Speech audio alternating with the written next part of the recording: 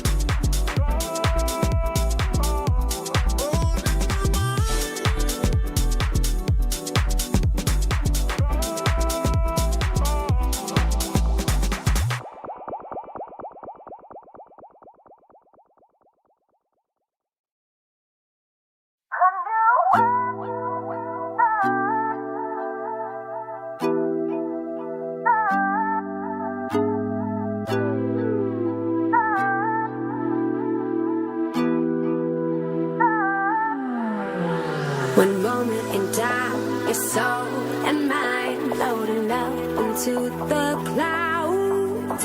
Two bodies under the moonlight, not even making a sound.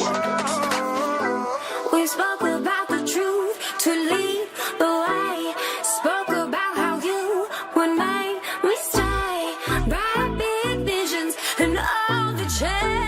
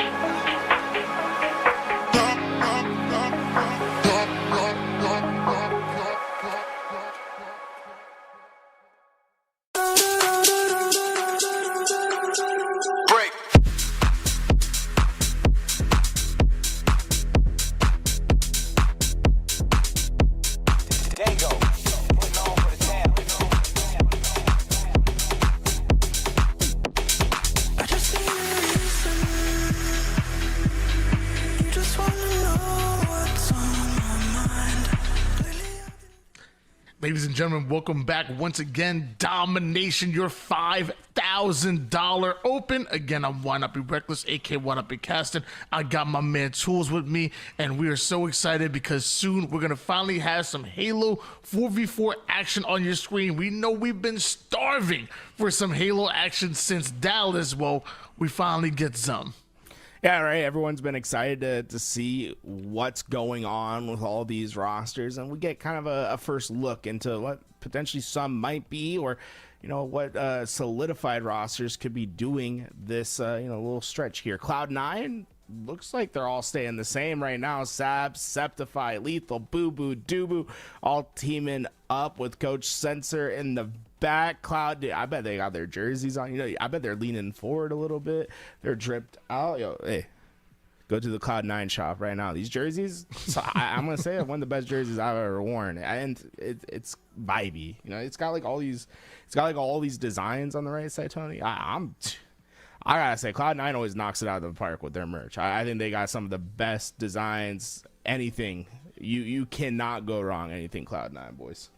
And not only are you looking good, but I bet this roster is going to be looking real good once we get into the action. You walked us through the roster, and I would love to talk about that a little bit more, especially as we're looking at the series layout. You got Sab and Septify, who have been underrated quite a bit since season 1. Like, they really have been standout slayers, stuffing the stat sheet for so long. You have Boo Boo Doo come in, who's been a bit of a journeyman. He's been on a few rosters, and obviously the world champion and Lethal, kind of reuniting Lethal and Boo Boo Doo from once was on Sentinels back together here on C9. And we have high expectations for this roster, and a great test for them is going to be Stronghold's live fire. When I think of C9, I think of a team that really wants to control the pace, slow things down a bit, but to kind of set you up for all of these traps, where live fire Strongholds really test how fast you can rotate, get that trip cap, keep your opponent on a cycle. So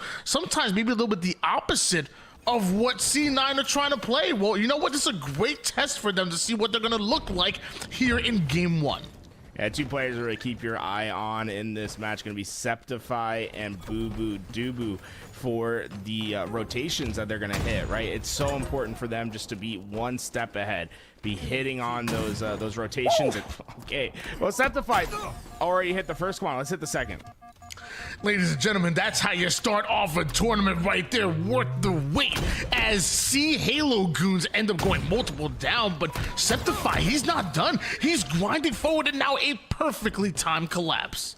Sab perfectly on that flank, able to just put the timing to work. And what's so great about watching professionals play is how they're able to minimize their workload and in special ways. It's timing, really, that it comes down to. Sab, Boo Boo, Lethal, Septify, these guys understand where the openings are going to be on the map and how to make the most of them. But low-key chaos. Nice kill there to take down the sniper, and unfortunately just did not get his turn with it. Although he was able to take down one, couldn't take down multiple, and eventually Cloud9 take back control, take back that trip cap, and now it's Lethal flying in with this sniper. Halo goons may have one, but it takes 2 to tango, and they're about to lose that one as well. Yeah, the trip got back into effect, and you gotta remember, my Lethal. Hey, thankfully for the Halo boys, they don't have another sniper to worry about for a bit, but they need to get themselves into scoring position. We're seeing professional play, and for those that didn't know, the Halo goons, the C is short for college. These guys are all part of that college Halo group, and I think right now they're getting a lesson on what it might look like after graduation, because this is some of the best rotational Halo play you'll see. These guys are just fine-tuned on the way that they're playing this game. But to be honest with you, I feel like it's actually valuable practice here for Halo goons. Like, I'll play with my buddies who are high Onyx players and whatnot, and I'm struggling just to stay alive on the map.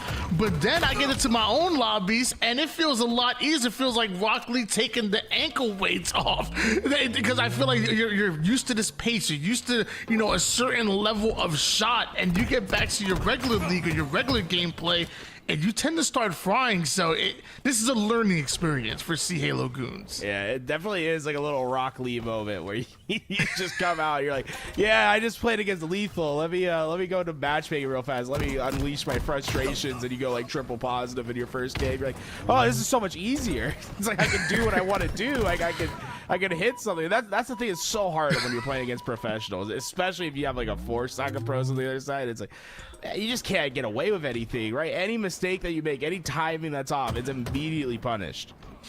Once you get in lobby with Lethal, you know, if you can keep up with Lethal's gunning, you can definitely keep up with Joe Schmo 6742. Exactly. Regular matchmaking games, but right now it's back-to-back read downs, and as we have almost 200 points in counting for Cloud9, I'm rooting for my boy Carito. I gotta see my boy get a kill. There it is. Let's go.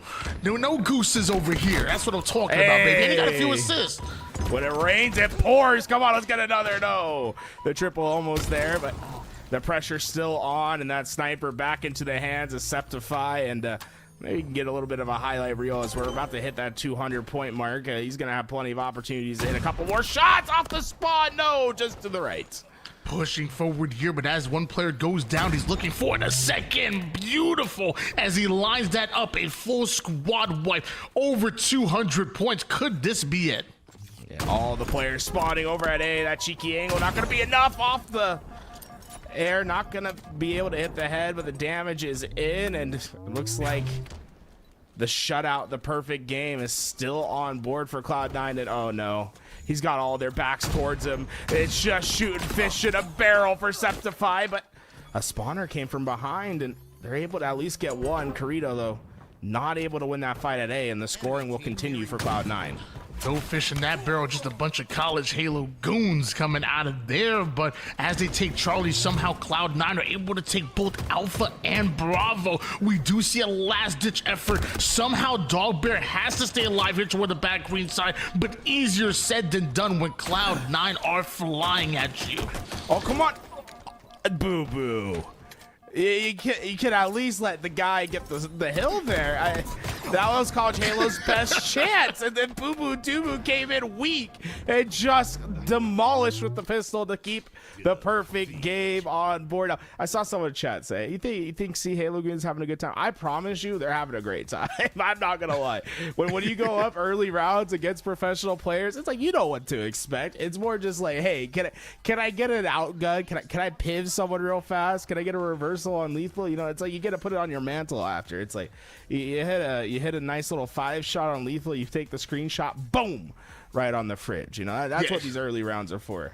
Yeah, if I'm Sea Halo Goons, I am clipping that moment. I'm gonna crop out the scoreboard. There's been no scoreboard, no stats, just the one piv that I got, which, mind you, he was probably half shields, and I'm just calling it a piv, by the way. And that's going on TikTok. How I destroyed a world champion. Yeah, I had my buddies that I LAN with all the time. They played against Optic Gaming early in a round one time, and they got a point on the Stronghold. I'd never seen a team more excited about getting a point on Optic Gaming before. They were downright ecstatic about it. I think Lucid almost had the craziest overkill on them too, dude. It was whew. Just report as a win for you guys. Nobody needs to know. We get a little glimpse of the chat, bro. At one point, it was like, that was not a part of the plan. Lethal comes in and says, hey, you know what? Report as a win. We good. Guys, that was not the agreement. Good old Lethal always there to josh around. We go into game 2. This is going to be on Origin, the map all the way back from Halo 5, making its return and quickly becoming a fan favorite with many.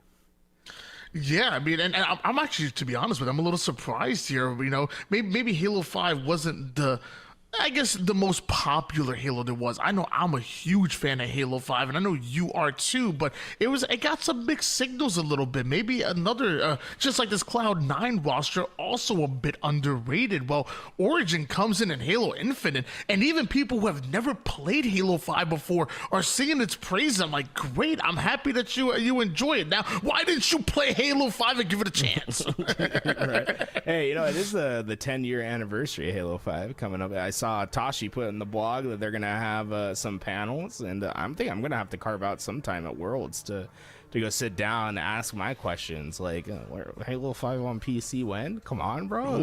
You know what I say? Hey, tell you what, if year 5 we just go, hey, we have one more year to the new game. We're gonna release Halo 5 on PC, and we're gonna play. Dude, I think there might be a riot if we did that. But I mean, to be honest with you, I want to play all the Halo campaigns, and I don't have an Xbox, so I can't play the Halo 5 campaign. Which, you know, I know there's some mixed signals about that as well. But to me, it sounded interesting when my boy was explaining that. I was like, I played so much Halo 5, never played the campaign. Be honest with you, I'm a fake fan. Never played the Halo 5 campaign. No. I should say I played the first level. That's it. First level of the Halo 5 campaign. Dude, that's The like first level. maybe Like 5 minutes of gameplay. You gotta see the cutscene of them all coming out, like the Avengers, bro. Hey, I like that. The trailer was sick, cutscene. but now we got some more gameplay on screen here. It may not be campaign, but it is a bit of multiplayer, and Dogbear willing to fight for this sniper over on the pyramid side, grabs a hold of it, almost gets the body shot onto lethal, but now surrounded, especially with Sab and Rockets. Ain't no way you're coming out alive on that one. Honestly, hey, Sab did what was necessary, because Dogbear picked up that sniper, and that's not a Cloud9 skin on that sniper. You know what I'm saying? Like, we gotta be better. You're in the Cloud9 tournament. I better be seeing those weapon skins change. I don't think that's how it works. Just because you're playing the C9 tour doesn't mean you have to have the C9 skin, but you would look better, and ultimately you would feel better, and that means you would aim better if you did have it. Right now, Cloud9 starting off with a 9-2 run. My gosh.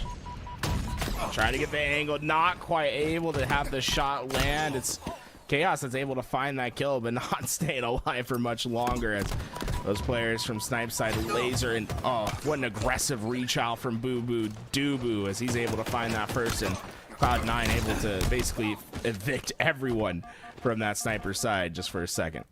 That was a momentary 3 down for Cloud9. An opportunity for C Halo Goons to show us what they're made of.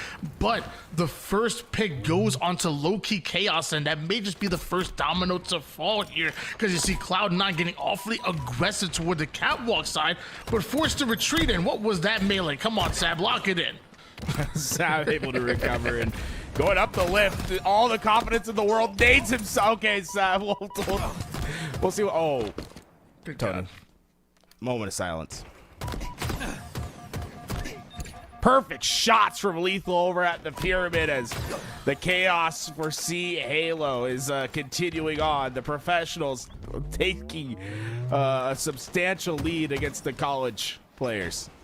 And on top of that, you know, Cloud9 honestly ain't playing perfect Halo themselves. We've seen a couple missed shots, uncharacteristic, like a missed melee here and there, but still, you're just seeing raw skill, raw firepower coming out of the C9 roster, and it is just too much here for C Halo Goons. 23-11. It's gonna get worse from here. Ooh, Boo Doo is about to show off something in his arsenal there. You saw him getting ready for some sort of skill jump. He might have something in his bag. I might have to be going into the lab after this series, Tony, and looking at what maybe ledges you can hop on. Rockets, Sab, they looked good to me. That's all I gotta say. I think that was on his foot. Imagine a world where Boo Boo Doo was about to take that skill jump, and like Cloud9 knew it. Like, hold on, we might be on camera. And he just pulls away from it, bro. Like he knew. He's like, oh, hold on, I gotta keep this in the bag for the next land, bro. Yeah, imagine doing it. It's like that's like you know, we have all these scrims and everything that happens throughout the weeks, and it's like you can't really show your world strats when that happens. But what if the teams were like, okay, in the early rounds, like when no one's watching, that's when we're gonna hit our world strats. So we're gonna have imagine being the poor like early bracket team that's like getting the world treatment from these teams. Oh my. 35-13 lead here for Cloud9, and Sab going for the 360. That's a world strat if I've ever seen one. Don't do it! Don't! Nah, he stole your kill. Do it, Sab. Do it. He stole that kill. That was your 360. You saw the dark forces coming in. That could have been some Sidious vibes. We saw instead Sab going to keep his reticle trained on the opponents for now. 8 kills, 5 assists to go along with it. It's only died 5 times. He lines dog bear up, but it can't exactly connect with that shot. And meanwhile, Odin catching a bit of a sneaky angle and some great shots across the map onto Lethal. The cleanups now are coming in, and see Halo Goons able to put 19 on the board. But as I look at the scoreboard, only 2 squad wipes away from pulling off the sweep for Cloud9. Ooh, nasty little late jump attempt, but not going to be enough for that kill. See Halo Goons able to get themselves to 21. Now it's like the question is, can they get Steak off the menu? But Septify back with that snipe, hits the shot. He's triple positive in our Slayer. Yes, at the fine, Lethal looking locked in. Meanwhile, Boo Boo Dubu is going for some ninjas. I mean, don't he often be wearing the hidden leaf headbands? Yeah, that man is a he living in the Naruto universe. Boo Boo Dubu comes out with a huge ninja, and Cloud9 come out with a huge series win. What can't Boo Boo Dubu do? He's force choking his opponents on land. He's getting hidden in the Leaf Village. I'm trying to think of like where he was, because we definitely didn't see him go over the head. That might have been a perfect ninja, but as you see a lot on Origin, there's a lot of little cheeky spots, a little hidden movement tech that a lot of players just don't know about yet. And I think we're going to be in a special treat come Worlds. I think players are going to have this map almost completely figured out where all the nooks and crannies are, and I think we're going to see some fantastic Halo gameplay on it. I think it was a great analysis there, but honestly, I think it was actually even simpler than that. That was obviously a substitution jutsu coming out of Boo Boo Dubu there to get that ninja, and ultimately the 2-0 series win for Cloud9. We are doing best of 3 series here in this tournament, and see Halo Goons should have another chance down in the lower bracket to make a run, and I'm going to bet dollars to donuts that their matchup in lower bracket round 1 ain't gonna be as tough as Cloud9. Hey, Gals, can we get the chat open? What are these guys talking about right now, dude? Someone's called, these guys are college Halo kids, and they're getting called unks in the chat. Like,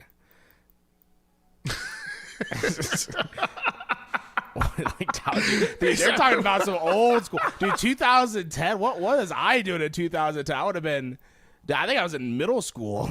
That's crazy.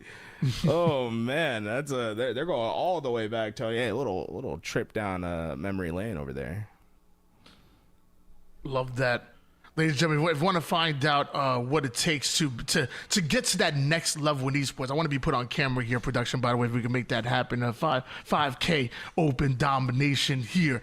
If you want to find out what it takes in order to make deep runs here in $5,000 tournaments, you probably often think, teamwork, coordination, maybe maybe got to work on your individual skill. And I'm here to tell you that ain't even right. What you need here is the right gaming chair. I'm sick of y'all going in and getting this cheap stuff online. Get yourself some quality, dag nabbit. I got the Secret Labs Cloud9 edition. Let me tell you, bro, first of all, this comes off and this goes to bed with me. Let me tell you real quick. I promise you it is that comfy, and I also promise you, if you want to be hitting shots, if you want to be hitting no scopes, if you want to take your game up another level, stop going with the competitors that are out here and get yourself some quality. Get yourself the right gear, because that's how you be shooting and looting. We come back from our break, we're going to have more of your $5,000 open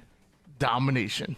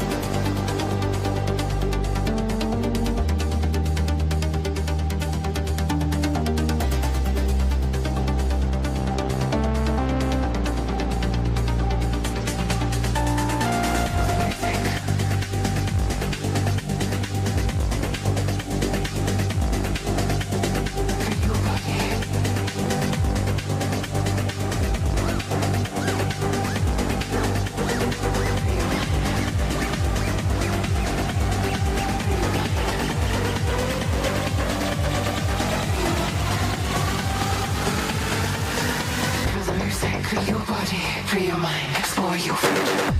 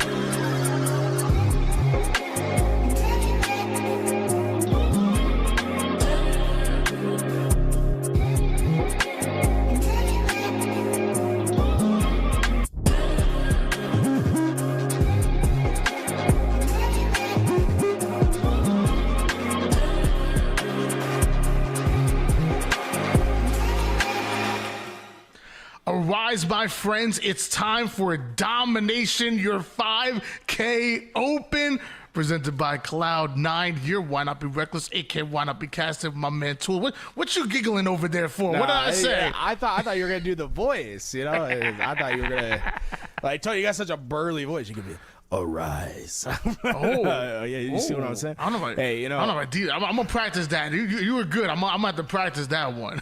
Right, we're talking a little bit about, you know, the weeb journey for both of us behind the scenes, because Cloud9 famously has had some great collaborations for their merch. I mean, that's why, you know, this merch that we're wearing, hey, this jersey, it's nice. It's definitely got some inspirations from the anime world. But, you know, I see some people wearing them Cloud9 One Piece collab things. I go, ooh, Cloud9 knows what they're doing. And we're saying, hey, our pitch right now is we want some Cloud9 solo leveling. You know, like, let's get a Cloud9 solo leveling collab going on somewhere. I don't know who we need to talk to over at C9, but hey, we'll see if we can get it working. Cloud9 Karma going to be going at it here, and Karma, that's going to be Wile E. Coyote's team. And I'll say, Cloud9, you might not want to be sleeping, because I call Wile E. Coyote. I think he's officially the open bracket reaper of the HCS. Okay. Well, we know what they're doing in the merch section, but now we get to find out if they know what they're doing on the virtual battlefield. Cloud9 going up against Karma. We got Grand Shites. We got Wally Coyote and Tigger. I didn't hear Nessity's on the squad as well. Welcome back, Nessity. Nessity, one of those players that made a pretty big impact in the open bracket scene in year one when he's playing on that status quo roster, but he's been in and out, and so far, you know, I hope that he makes his stay this year and tries to go far in the open bracket. And he's got such a lot of talent on him. Well, so does Lethal and the rest of this Cloud9 roster, who just put Karma 3 down, and that's going to be the first arm here for Cloud9. Although Karma coming with a ton of potential, Cloud9 are the real deal. And Septify already demanding presence on that B-side lane. Oh, goodbye, Grand Shiesty. Septify reintroducing himself to everyone at home. Bomb already moving up here, but it looks like Tigger was ready for it, anticipating the push, and with 3 down now for Cloud9, it's an opportunity for Karma to now grind forward. Coyote able to get good timing, but the punch just doesn't go through. Lethal will be able to get that trade because of it, but still the counterattack is on. Karma trying to get into the base of Cloud9. 3 players hiding in this back base, but just not enough damage yet to get that bomb into the arm zone. Multiple going down here, and now that bomb started to move past the util side. Tigger trying to cut this angle off and turns it into a triple kill. My man was on a run, and because of that, Karma should advance this bomb forward. Don't catch yourself slacking against a team like Karma. They will find opportunities to force their objective forward. Hey, these might not be your household names, but if you ever go to LAN and you're looking at the open bracket and you're looking at teams, you're like, man, I don't really know these guys, and they're knocking out some of my favorite open bracket players. It's usually Coyote and the crew. Like, these guys know what they're doing. They can find themselves opportunities in games, and well, this might just be the next big one. Tigger able to get not only the camouflage, a double kill, and the base of Cloud9 currently is being controlled by Karma. And Nessity with a huge kill and some extra damage on top. You're starting to see why that man was being scouted by Ryan New back in the day. But as I say that, it looks like that bomb is not going to be going down here until Nessity himself ends up making a play. A double kill to pull off the arm. And ladies and gentlemen, we are tied up at 1 apiece. On the board, and Karma had complete domination of the base, but as that bomb gets armed, that gives Cloud9 at least a little bit of space to try to work with, but so far, it's just kill after kill for Karma. Cloud9 struggling to stay 4 alive. That's going to wake up Cloud9 just a bit, but it looks like Grand Shiesty and the rest of Karma are simply ready for it. We switch gears over towards Lethal, finding an easy one shot there. Now that bomb advances forward, Cloud9 back in control. Fast play from Lethal, just going to get this back into position, at least get it into the base. One round of Slay is all Cloud9's looking for, and Lethal understands he must stay alive and wait for that reinforcement. So notice how he's not trying to be too aggressive, but not necessarily trying to take himself out of the play. Grand Shiesty, though. Nice shots from across the map will equalize the numbers, and Coyote not wasting any time, but maybe a little too fast for himself. Left the bomb behind. Felt like that bomb was being used by bait by Lethal and Cloud9, but Karma still somehow find a way to slay them out and advance that bomb towards the Utsil side. But it looks like Cloud9 are right back on the ball, and they are winning their pivs. 3 going down. Camouflage going to be coming up relatively soon as well. So Cloud9 has the opportunity to grab this camo and move that bomb forward. Must stay alive, Sab. Hidden and great awareness, stays into the fight. That will be perfect arms, and that's going to be the difference between your Cloud9 team and, you know, these teams that are better in this bracket that are, you know, a little bit less established, is how clean their efforts can be, right? When Cloud9 scores, it's going to be almost dominant in the way they did it. Whereas Karma, they had to overslay 3-4 times in that base, had to have complete control to get their opportunity. And Sab still having max value out of that camouflage, just now running out here, and you still have that bomb kind of trapped in Karma's base at the moment. Booba Dooba wanting to advance it forward, but knows he needs another slay or two. So Nade's going down, and Tigger's getting aggressive. Perfect shots into the killing spree, and that player was one shot. I don't think you needed to stick there, Boo Boo. Hey, sometimes we go for this style, boo-boo doo. I see you, you know, and trying to throw that fastball. Unfortunately, a little change-up could have been needed there. Oh, nice damage. That noob combo comes around the corner, and Lethal is just ripping them apart. One shot in the back base, trying to hold him off, and he will triple kill. Necessity, the only one alive as Grand Shiesty comes off spawn. And with that triple kill, you're going to see the constant pressure being put down by Cloud9, but it's Karma that are able to clear out their base. Septify tries to push that bomb in, but Karma defense looking tough. Down through and already back to the fight. Cloud9, they're 3 down, but that is Sav having no fear on his challenge still, and I love it. He knew that they were overloaded on the car lane. He just moved the bomb all the way to the middle and said, hey, you guys are going to lose your timing, right? You're going to get these kills, but you're not going to get that bomb anywhere because of the plays that I make. Camouflage about to come up here. It looks like Lethal and Cloud9 favoring that top mid control. But as I say that, Tigger with a huge back smack forced back, but that's just a distraction for Wily Coyote to come in and get involved. It's Cloud9, they go 3 down. It's Cloud9 that gets squad wiped. This is going to be camo and bomb for Karma.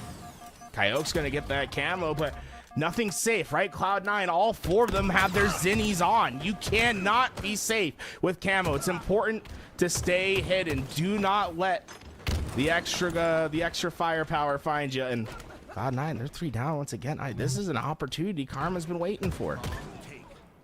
Brand tries to with the cleanup. A huge double out of him, maybe a triple. We already saw one earlier. Why not another? May have not gotten the triple, but Cloud9 still end up 4 down. We have Coyote still with this camouflage, and Karma still in the base of Cloud9. And this is how they got their first score, but Cloud9 just trying to keep that bomb away from the base, forcing Karma to overslay. And usually when you have to overslay against a professional team, it just doesn't go well. Lethal able to find 2 in his base. Knows that there's a 3rd that's going to be challenging. They go down, and that'll be a clean wipe. Karma officially out of Cloud9's base, and Cloud9 going to be able to take that mid-map control once again. Cross-map shots looking good out of Lethal. Somehow Grand Shiesty's able to survive, but notice that bomb has actually made it past the P side right now. It is Cloud9 looking to infiltrate Karma with that bomb. Karma on full defensive. I like this movement from Septify to get back. Force them into your space, because that's where you dominate.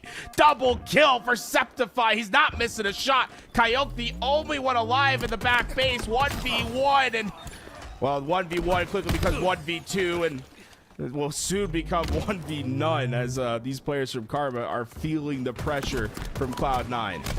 Grand Shiesty was somehow able to survive that engagement, lives long enough to get himself a back smack, and with that, Bomb now starts to move forward. Camouflage snatched up their second one in a row by Karma, but not able to pop it. Cloud9 baiting out that camo to perfection, and Grand Shiesty, oh, almost gets the stick. Nothing counts almost in Halo. You know what I said? We gotta have perfect play. I saw the vision. I saw the vision, Lethal. Unfortunately, he just didn't have enough ammo in his gun to complete it. Wow, what a play from him. That's Halo 5-esque. Well, like you said, almost not going to count on that one, and able to survive our Karma, and now trying to get the bomb out of their base at the moment here. Septify in a great position, but Karma knows exactly where he's at. Grand Shiesty gives up that height advantage to eventually go down, and this is the moment Cloud9 were waiting for. Coyote has been a thorn for Cloud9. Oh, what an aggressive play! His position known, though. That scan came through, and with that, Grand Shiesty's the only one alive. Cloud9, they're quickly making their way to Karma's base. His position top. He has to get the shots. Oh, the nade puts him off scope. Down to one shot, but Nestle has to be the saving grace to try to get this bomb out of the base. It's 3 down. It's only Nestle here, but Nestle somehow gets the kill, gets the bomb out, does some extra damage, almost gets the trade-off there. Some great ball movement, though. Septify on the catch, on the arm, and can he put it in? Yes, he can. The ninja doesn't even matter, because that's a 3-1. What a play by Cloud9. Awesome awareness from Cloud9 at the end. Said, hey, let me just throw this right up. Alley-oop and dunk by Septify. You wouldn't know it, but on the lands, that guy's got hops. Go play him in some 1v1. You'll get to know. Bro, hey, Tony, I love watching this Cloud9 team. They're fun to watch, but I'll say Karma put up a hell of a fight here, man. Like, these kids are really, really starting to pave their way. And like I said, if you ever get the chance to go to LAN and watch open bracket matches, I promise you, you will not be disappointed. If you go find Wile E. Coyote's team, or Coyote, as his gamer tag is now, and you go stand behind them, they're kind of some open bracket reapers. I'm not going to lie. They've knocked out some very, very good teams in the open bracket. And it makes sense, though. We've seen Tigger on some great teams, but we also see Wile E. Coyote back in the, I mean, he's since the Halo 3 days, the Halo 5 days, he's just been getting better and better with his 5,800 damage. We talked a lot about Nessie and his experience with status quo and being under Rhinu's wing a little bit.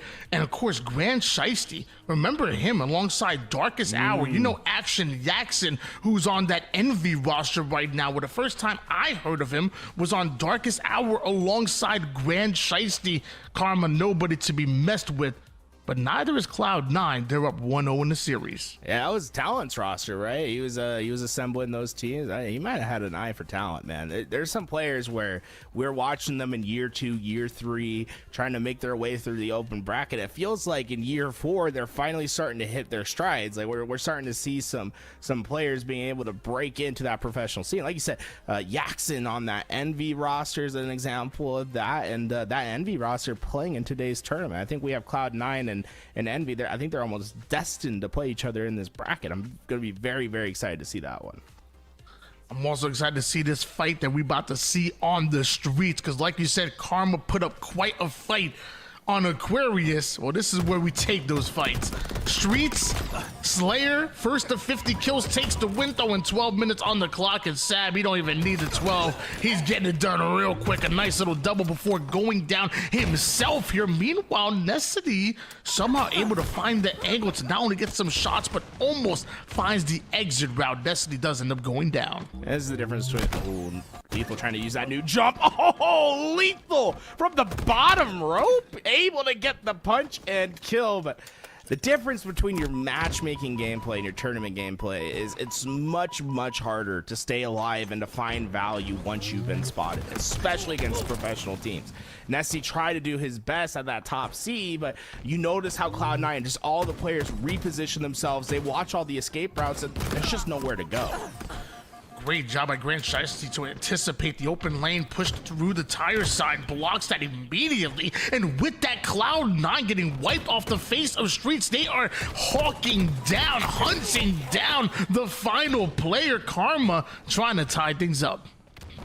And just a 2-kill differential early in this game, but it definitely feels as if Cloud9's dictating the pace, but that might just change. With Red Gun in the hands of Karma, they're able to find one, but the rest of Cloud9 there to clean it up, and that will change the power weapon's hands into Boo Boo Doo-Boos, and he's got enough for at least one with this Red Gun. Karma was starting to gain some momentum there, but as I say that, Cloud9 take control of the strong side, but having to trade out for that double kill. Grand Shiesty picking up on some of the weakened players. Karma are not giving up. We're back within 2 kills, make it 3 now. To the corner, Boo Boo Doo-Boo has 3 players ahead of him, and we'll just know that his life was going to be voided. We'll try to get some extra damage for his teammates to come in and clean up, but Karma keeping themselves well established. Don't let those players get traded out easily, and there was only 1 kill for Cloud9, but that's the thing that differentiates the good from the great. Just being able to be in a tough situation and to land perfect shots, right? It's just great execution from Lethal. Perfect shots out of Lethal, and now a perfect flank out of Sab. I'm not sure why the first one didn't go down easily because of that. Grand Shiesty survived, but will he thrive in this situation, or will the rest of Cloud9 just collapse on him? Because Grand Shiesty is wiped out of the arcade side. Tigger is now looking for the exit route, but everywhere he goes, there's a Cloud9 member surrounding him. But Wile E. Coyote comes in with a clutch double kill. Somehow Tigger buys so much time for his life that Karma get involved, and Karma tie things up. And Cloud9 were able to break into the lead once again, keeping him away. Septify not able to get the shot in time, but the cleanup's there, and Boo Boo Doo-Boo, a fresh Red Gun in his hands, ready, but not able. Wow, what a kill by Coyote. You know, not only does that take the power weapon off the map for Cloud9, but it reestablishes the spawns for Karma. They're going to be able to get that stalker rifle now, and Cloud9, as you see, they're very condensed on the map towards C.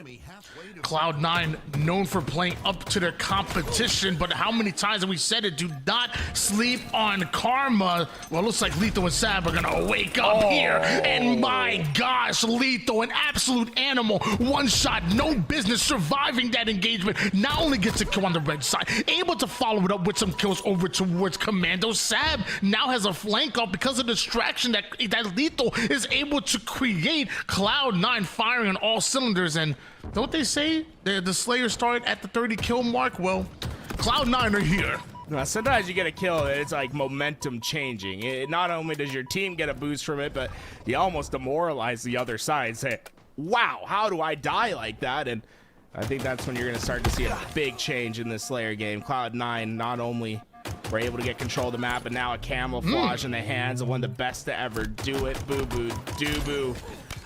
Only able to find 2, but you have to imagine the damage is done. What was such a tight game is now a 6-kill differential.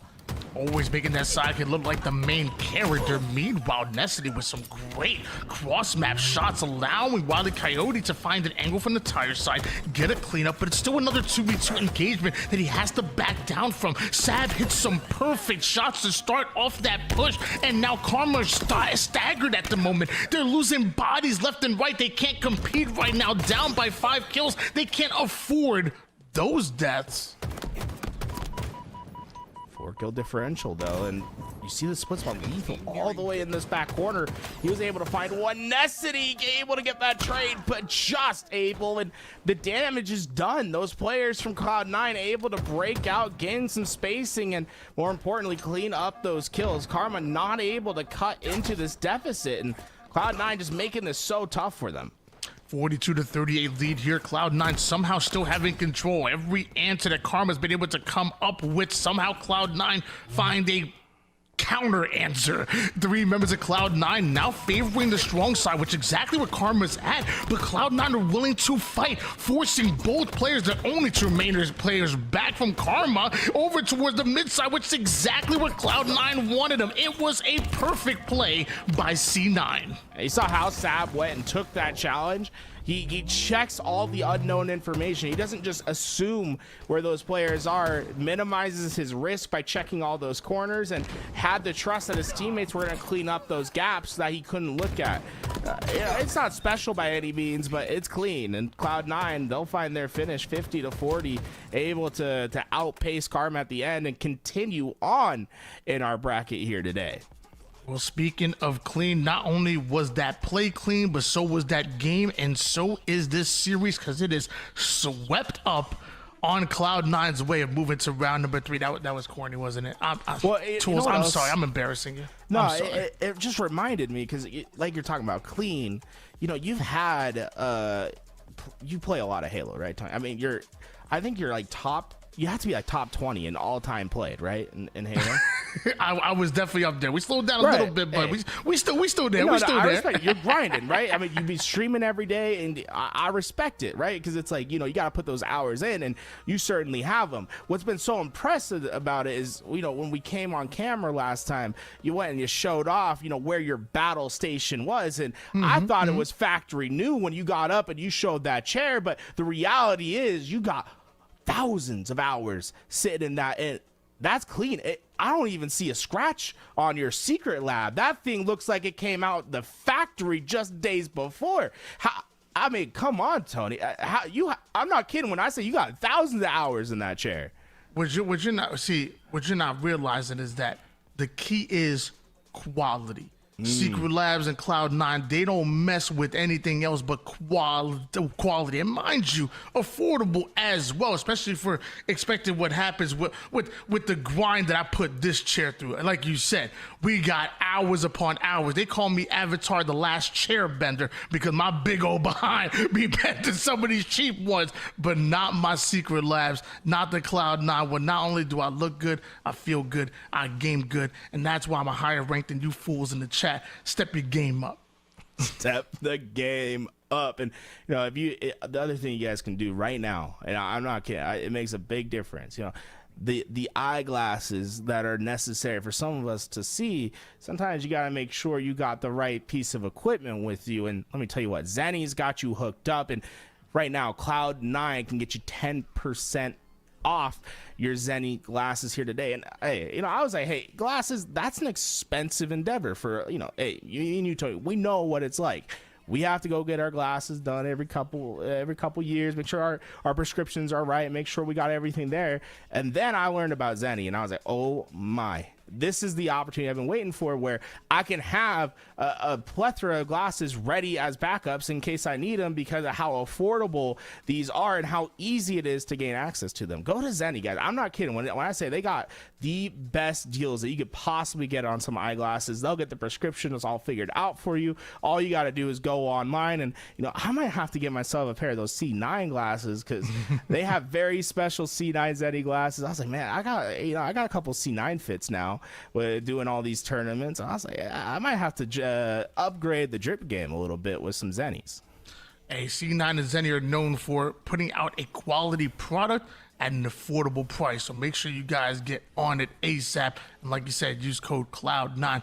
And you know what? You could use this short break to make sure you get your first two, maybe your first 3 pairs in this short break. When we come back, we're gonna have more Domination, your $5,000 open tournament.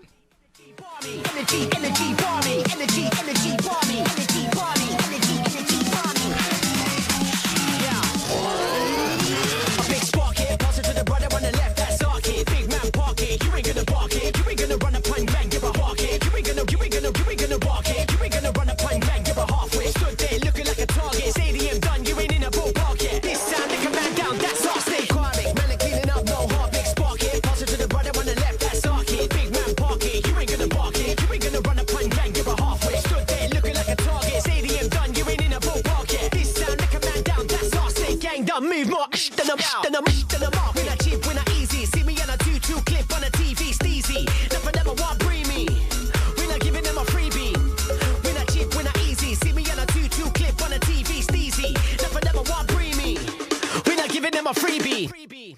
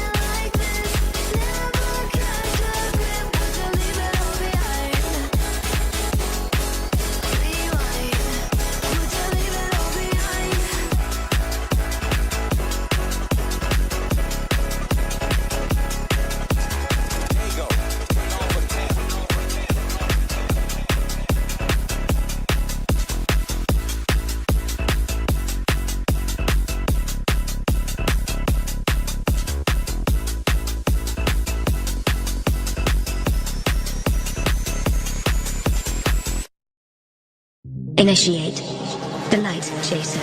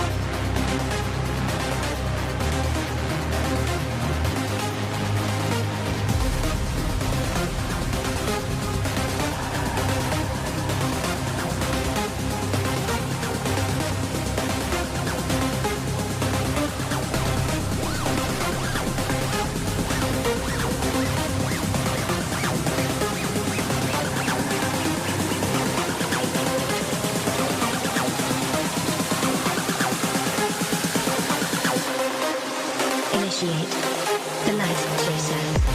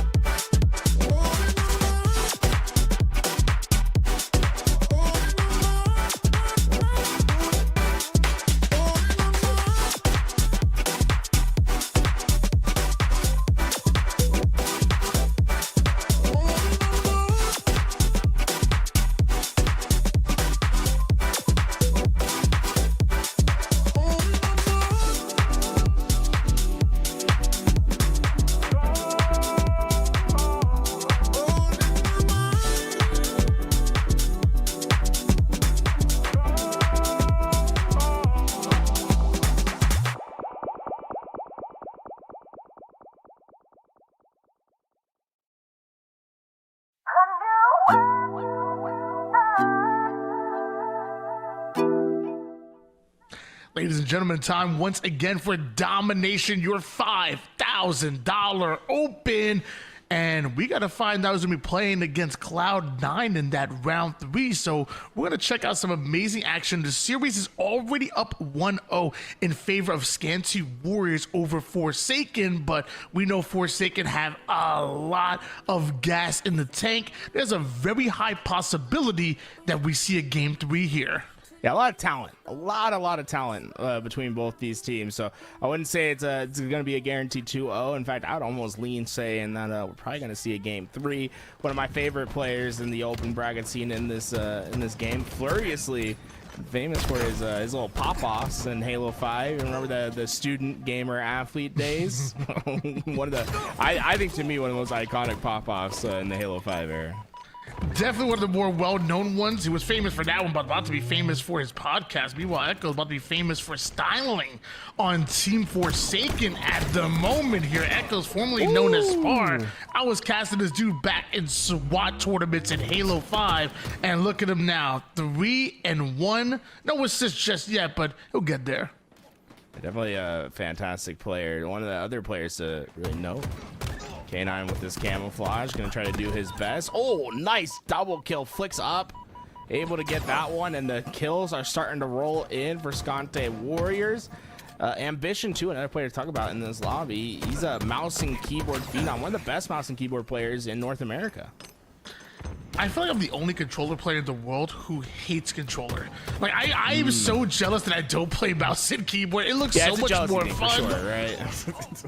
It is. It looks so much more fun, and I want to learn it, but it's like, dude, the amount of hours, and years I gotta put in to get there, bro. I wish I played on it. Meanwhile, I'm wishing Flores hit some more shots like that. My gosh, that was nice. What if it's your unlock though? You know, it's like you haven't taken the leap, and it's like really you're just like an average controller player, but you'd be god tier with the mouse and keyboard. And I feel like I would be. You haven't given the jump yet, you know? It's like maybe you'll become better. I'm not even joking. I feel like I'd be a better mouse and keyboard player than I would be actually a controller player. But one of these days, I'm gonna rearrange my desk and I'm gonna do it. I'm gonna fucking do it. You see, my only problem is I don't like to mix work and pleasure. So for me, that keyboard is there to type emails. You know, it's like it's there to be productive. If I'm using it for gaming, how many bridges can we cross? I'm actually the reverse way. I have one of those like Xbox controller like text pads from back in the day. I write emails with that. You can't admit to that, Tony. That means you're saying some wild stuff on the. I'm typing with the big 17-15 lead in favor of Forsaken at the moment. K95's getting yet another camouflage for Scante Warriors, but a one-shot zoom ends up taking them down. And hold on, Ambition and the crew still on the attack. Zoom gonna be shot out. That nade though was good enough. It hit the cankle, and with that, that's gonna really slow down Scante Warriors' push. But from the back line, K9 trying to rip them apart. He's lost like a puppy in the shroud screen. There was nothing to see, just chasing his own tail. And eventually the players come from behind, and Forsaken is able to recover in a pretty dire situation. K9 not able to 5 Fluriously, and Fluriously and the rest of the team Forsaken making them pay a 2-kill advantage, the bait and switch, but somehow able to pull out of that situation. Chaos getting awfully aggressive there and ends up going down because of it. That's a 3 down for Scante Warriors, and Forsaken have taken control. That's a couple times now where Team Forsaken have been able to get a couple crucial kills in close quarters engagements. Really starting to maximize the space that they have and use it to gain kills. 28-23 Team Forsaken. I mean, this is the biggest lead we've seen in the game yet. Switching gears over towards Kruvu, 11-5 right now. Stalker in the front pocket here, Bandit in the back. Meanwhile, active camouflage coming up, and that Stalker, along with his positioning by Forsaken, going to be fantastic for attacking the mid-map as Team Forsaken now surrounding the remaining players from Scante Warriors. Chaos, the only player that remains. Can he bait out this camouflage and stay alive? Here comes the Shroud. Heads up play by Forsaken. Trying to get out though, won't be able to. Chaos, great timing to not only find 1 but 2 with the camouflage in tow. A big swing for Scante Warriors right when they needed it. This game could have been gone if they let that camo get away and have impact. Instead, they have a chance here, and Scante Forsaken, they're going to be meeting at the back of A. It looks like a triple push out of Scante Warriors, if not all 4 players driving through the purple side and right over toward that back PD. A couple shots go down, a trade out in lives, a flank seemingly out of nowhere. It's gonna be huge for Team Forsaken, maybe devastating for Scante Warriors, down by 4 kills at the moment, but an absolute dot, I believe you say, of a nade. That was like that was across the map too. I can't believe how well placed that nade was, to be honest. And oh, another one that just devastates that player hiding underneath the trash. Switch gears over towards K95's, runs right into the tire side, and a trap for Forsaken that was laid out. Back to a 4-kill game right now. Meanwhile, Echoes and Scante Warriors trying to slow the game down, but Forsaken are still pushing up. They are still putting down that pressure. Kruvu now with the flank, but doesn't know the Ambition is there. A huge kill by Ambition. Can they win out the rest of these fights? There it is. Man, Ambition plays on that high DPI as well. It could be nauseating sometimes to see him try to get kills, but it's a big advantage in some of those positions, having that mouse and keyboard, being able to flick where you need to. Nice shots from Zoom. 16-8 right now is Kruvu. Quite the performance, and we're somehow not done yet. The man can end up with 18 or 19 kills if he plays his cards right, but Glitchy just head on strong right toward the camouflage, ends up giving up his life, but luckily his teammates around him are slaying out. This game not quite over yet, but Team Forsaken just right at that finish line. 2 1-shots ahead of Glitchy, but only able to find one. 49, just 1 kill to go, and I don't know how much Spire can stay alive here. Won't matter. Eventually, Team Forsaken able to find the kill elsewhere, and we go into a game 3. Well, he was able to stay alive there. Can't say the same for the rest of his team that go 3 down on their way to 50 deaths and on our way to a game 3. Quite the fight that we saw on the streets, and also quite the game by Crew. I didn't see what the final stat line was, but I know at one point he was like 16 and 8. Even had like 5 or 6 assists to go along with it. What is he? And it ends up 16-9, but 7 assists and a 9.3 KDA. Also got to give a shout out to College Halo's finest and Dalton Zoom Doctor coming in with that 7.0 KDA. 15, 11, 9 assists. That's crazy. 31 kills. Not even counting the assist, but 31 kills out of 2 players in a Slayer is pretty impressive, if you ask me. Yeah, I would tend to agree with that statement. We saw some great damage down. You know, over 4K damage in a Slayer is tough, and we saw multiple players reaching that threshold. And with how close these teams are, I would expect ourselves to get into quite a battle here on Recharge Oddball. I'd be expecting a longer paced game here. I disagree with you on that one. I feel like I average over 4K damage every game, every Slayer. Every Slayer easily. Slayer? Oh, yeah. I've never even seen 399, 99 or below. And not one time, bro. 4K club all the way. 4K club. Dude, I wonder what the average damage is for like a pro player on Slayer.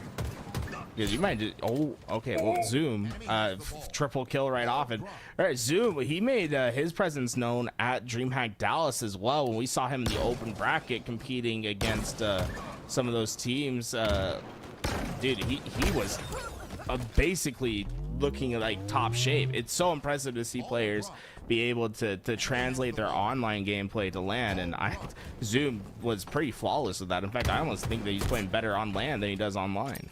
It was a 6-1 start from Team Sagan over Scante Warriors, and actually I should say only Kruvu and Zoom Doctor, because they have all of the kills right now. Rotating that ball toward the back C side, it's forcibly played off the map as Scante Warriors get the kills they were looking for. Yeah, with that 3 down for Forsaken, they got a great chunk of time early in this game, but there's going to be a battle for map control to get to the second. Glitchy early to this bat ledge, but he's got to be concerned about these players that are creeping up in the pipes. 2 from Scante Warriors that can take control of a pivotal part of the map. Double out of Echoes clears out the gold side. There's still 2 remaining members of Forsaken, but Echoes is watching every single angle on the map, and now the rest of Chaos is Scante Warriors trying to activate through that. But notice how Forsaken spawning over toward the back A side. Double push right on in. They take down 1 but can't take down 2. Ooh, big win by Kruvu. I'll give him his 6th with the grapple at hand. Zoom's going to be able just to grab that ball away. They know the spawns are coming towards A. Well positioned, but the timing not quite there. Scante was able to get through, but this rotation might just be perfect. They're trying to keep it 1 step ahead. Not only have Team Forsaken been great in the Slays department, but also objective efficient as well. 38-0 start, but as they're trying to rotate that ball, Scante Warriors catching them off guard a little bit, and Flursley digging deep in the bag to get the commando kill. Can Ambition stay alive, trying to tuck himself into these corners. Those nades. They didn't hear the sound of him taking that damage. They don't try to hunt him down. Zoom just got around that corner. Ambition still has chances with this camouflage to make an impact. Big shots out of Ambition too, barely taking any damage whatsoever. He's gonna be able to double push this back blue side, clears out tower just to make sure, and Kruvu left behind, left to go down. He knows there's 1 more player being sneaky there, at least thinks there is. Sorry, nobody's home. Nah, we got tricked out there because we can see the observer mode. That player looked like he was around that corner. He's just in white tower. It's like, oh. Four go down for Scante Warriors. And Team Forsaken, they're well set up for this next rotation now. They know all the spawns are going to be at A. They have that ball at back C, early play position. And I do like this route that Chaos has taken with his teammate. They need some sort of pipes control to at least have some sort of angle to collapse in on ball. But it's going to take a long time for that to develop. Although we've seen Scante Warriors be able to force this ball out of the hands of Forsaken multiple times, they haven't gotten any time of their own just yet. But now half the members of Team Forsaken hit the black screen, and finally we see Scante Warriors scoring and also slaying out at the same time. Echo's going right at Kruvu. The final remaining member is Glitchy, but a player spawns right there, and Echo's not going to be happy with that. He doesn't get his kill, and now an opening for Forsaken to push the ball. His timing window is just off. Like, we're talking about half a second off. Great idea right there from Echo. It's just, unfortunately, the game not cooperating with him. And Scante only able to get 12 seconds. Right, it was 76 unanswered points from Team Forsaken. Scante Warriors not able to really maximize their ability with that last ball rotation. Instead, they're gonna have to rely on their slays once again. Always say you don't got to be great to start, but you got to start to be great. So we see the first 12 seconds going down for Scante Warriors, and maybe this is what they needed to wake them up. Meanwhile, Furiously getting assaulted with this camouflage and shot combination, but the drop down and the attack onto K95's masterful. One more player onto the gold side, and looks like he knows it, and Chaos knows where he's at as well. A lot of confidence from that challenge from Furiously. Unfortunately, that shock rifle just not putting up the damage necessary for that kill. So Scante is going to be able to at least get a couple kills here and potentially grab this ball, but that ball just in a very frustrating spot. Despite winning these slay engagements, it's not the easiest one to get to. It takes them quite a bit of time, and they're rotating into a player that's ready and waiting. 76-21 lead in favor of Team Forsaken right now, and Ambition trying to milk every last bit of that ball time before he's forcibly playing it out. And although Chaos able to get the kill, that ball reset now to the other side of the map. Ambition needs to probably not play there and recognize the situation. Team Forsaken was well set up for this ball, but hey, sometimes bad position doesn't matter if you just go out and you win all your gunfights. Team Forsaken, they go 3 down right away, and K9 wasted no time grabbing that ball. This is the most efficient that we've seen Scante yet, and Sue, that's perfect timing. It's just that nade just, I think, blew up mid visor. Some explosive plays coming out of Zoom. Doctor, he's also the Doctor of Pain. Turns it into a double, and ain't nobody around here. Actually, no, it's Scante Warriors are 3 down. That was a huge play coming out of Zoom, and maybe a game-winning one at that, because Glitchy has now rotated this ball all the way toward the back gold side, and Scante Warriors right now are nowhere to be found. One player's going to be able to break in, but I don't think they have enough time. Needs to get to that ball. It's down on the ground, but still a lot more work, and it's just Ambition too. No, he's out of ammo. Tough way to have to give up that round, but Team Forsaken did really well at positioning themselves at the end of that round 1. They had players that were watching the crosses both at top gold and at A, and then their middle players were playing towards that Needles area. What? That's your teammate. No, moment of silence. Moment of freaking silence. Redemption. I think he just forgot, like, what the... he just straight stuck his teammate. Ambition showed us at the end of that round why you should always have a secondary weapon. In the beginning of that round, why you should always check your angles before throwing grenades. Sometimes the mouse and keyboard giveth, and sometimes it taketh away. Right now, 10-10, 3 assists, 23 seconds worth of ball time as well. Meanwhile, Glitchy on screen, a little bit slow on the kill department, but a lot of objective time for him, and he gets to show what he's made of with that shock rifle. I love the fact that we can put skins on our shock rifles now, by the way. Love to see what everyone's been clowning. Dude, you guys don't even want to see my needler. I wish there was a needler for me to show it off on ranks. My needler be chromed out now, Tony. I bet you pick up the needler and Argyle all the time, bro. Oh my gosh, K95's nasty. Yeah, with that, I mean, that should be a good chunk of time for Scante, trying to get everything organized with their players. And with that, they still have plenty of shock rifle ammo and a grapple to hit rotations with. But Team Forsaken, they're ready to take this challenge. Honestly, I'm surprised Scante didn't try to rotate this faster. Instead, they're going to try to take the fight in the pipes.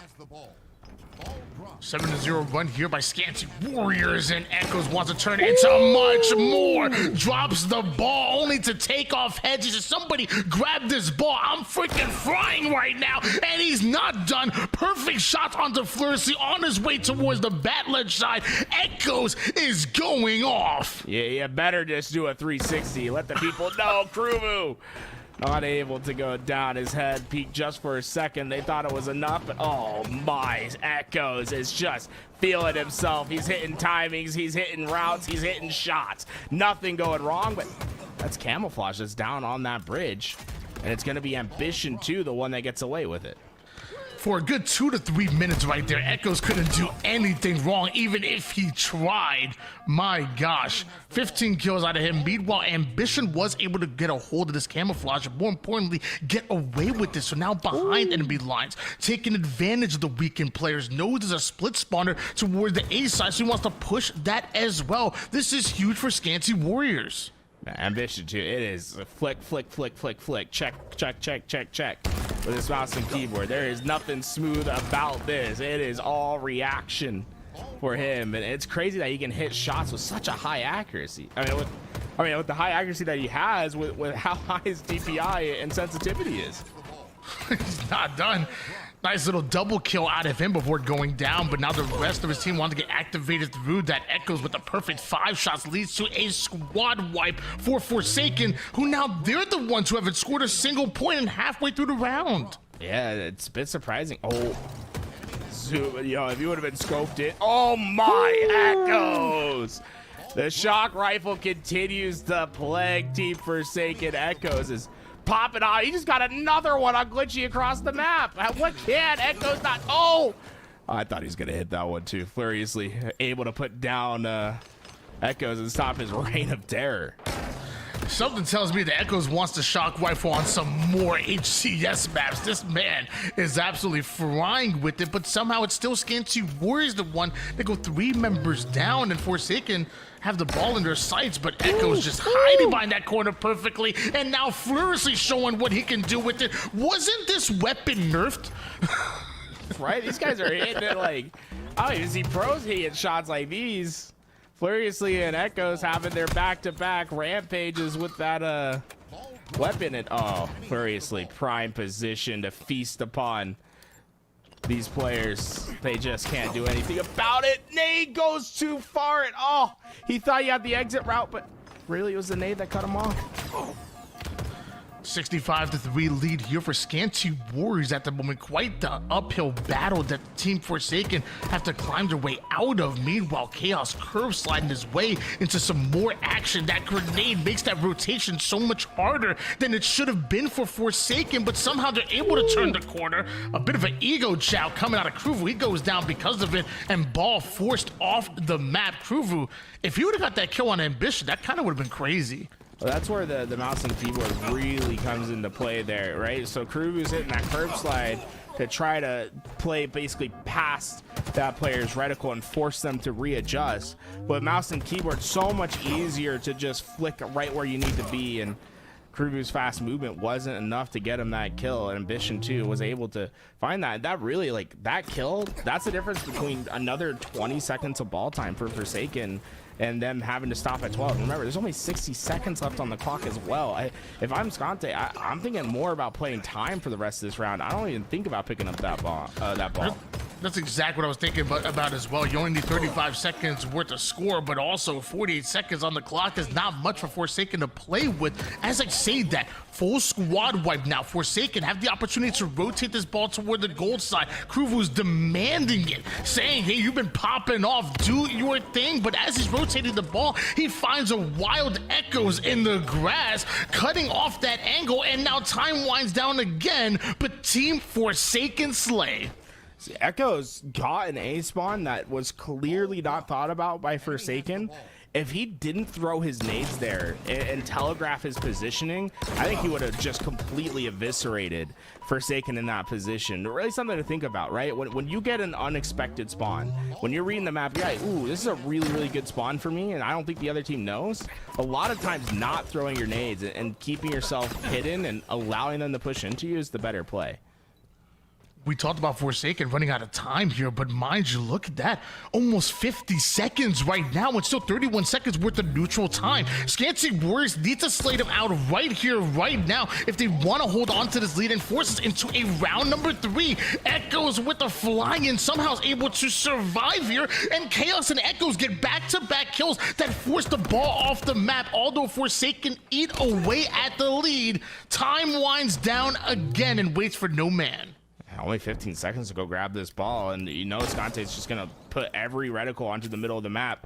They need a couple opening kills to get themselves through. The first, they get traded. The second trade comes in, and now this feels impossible as two players just have to rush towards the ball, and they will be able to play the defense. Nothing that Forsaken can do. We go to a round 3. It's game 3. It's round 3, and at this point, it is do or die for both of these squads. Who's going to be the one advancing forward through the winner's side, and who's going down in the lower bracket? Mind you, the winner of this faces against Cloud9, who's just waiting, watching, and learning from the games that we see in front of us. Big double cut of Flurry will open up the map quite a bit. 3 down goes Scante Warriors. Ambition 2 also goes down as his teammate spawns, and now essentially down numbers as they have to try to hit off this rotation. They're gonna have to give up a lot of opening time here. Oh, nice shot. Dude, this shock rifle is blessed. Every single player on the map right now has gone absolutely off with the shock. Can't exactly say the same for the Bandit of Glitchy, not able to find the weakened player. Now that shock, since for anybody to grab, Forsaken may be scoring right now, but Scante Warriors should be on the push. There it is. I can't believe Echoes is still alive. Oh my, oh, Echoes. How did he live? Grab shock, able to get the damage down, and that puts Forsaken stuck at A, and oh, it's just easy pickings for K9. He's able to find one, and the rotation's already set up by Chaos's position. This is great time that should come from Scante. 27-14 lead here. Scante Warriors may be scoring at the moment, but Forsaken found a way over toward the tower side. Off screen, Glitchy goes right at Ambition with half the members of Scante Warriors going down. Team Forsaken want to advance that ball toward the back blue side. 2 nades on the pad, both blown up, and maybe a little bit of splash damage done to those players that are spawning at A, but look at the positioning. They have essentially what is a gigantic U in positioning on the map. These players are going to be spawning all the way at A, and there is no route for them to take that's going to be safe. It's going to be hard fought to get to this ball. Can we talk about the fact that the man on screen right now, Flurry, has almost 40 kills, 22 assists as well. He is absolutely going off at the moment, and now he has a grapple to move even faster than he was before. The man was already moving at a lightning speed, and now on the attack for Chaos, who's just able to get away with the camouflage, somehow Forsaken with the denial grenade, and Chaos takes down Flurry and survives with the camouflage, forcing a play ball and another opportunity for Scante Warriors to get to the gold side. At least they're able to get to that ball fast enough to stop it from Forsaken having any chance on that challenge, but there's a lot of work ahead of Warriors to make this comeback a reality. Chaos maximizing his camo potential, man. Flurry was one shot away from taking that thing down early, just missed the head, and at least a little bit of reprieve. Oh, no grapple. You can see him wanting to grapple that ball back onto his side, but Warriors starting to at least gain a little bit of momentum.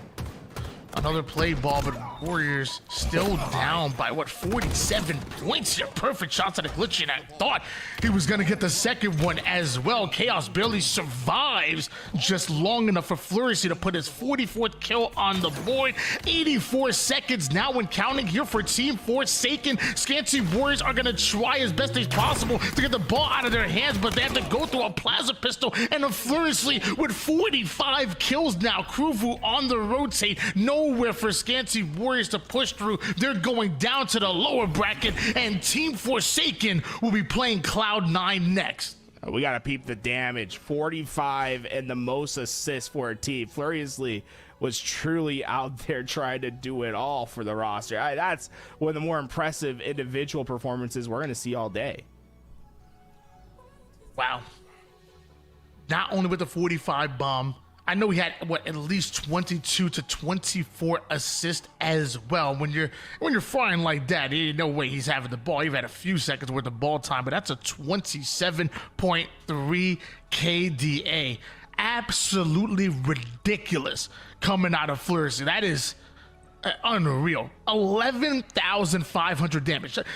I do that amount of a damage in an 8-hour like grind. This man did it in one game, brother. That could be 3 games worth, right? If you 11.4 in tournament play, incredible work from him. You say you didn't have a lot of ball time. I don't know. Can we see the ball time as well? Because I think he was picking it up at least a little. I'd imagine like 20, 30 seconds. 14.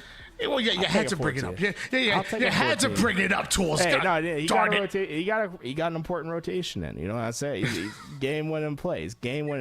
Also makes Crew like a lot more impressive as well. As he had a ton of ball time as well as you went 34 and 34 kills.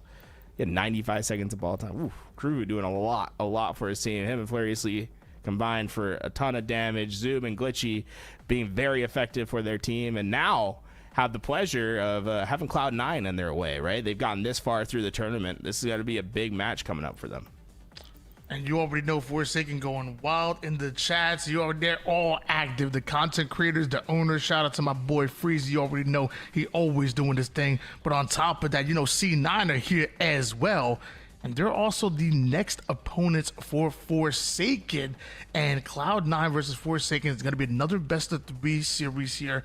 $5,000 on the line. It's your domination tournament. When we come back from our break, we're going to have these two Titans going at it. So make sure you get your water. Make sure you use Cloud9 on your next Zenny order. I know you're probably going to do that right now. Trust me, 10% off goes a long way because you already know a quality product at affordable pricing is what we're all looking for. When we come back, we got Cloud9 and Team Forsaken.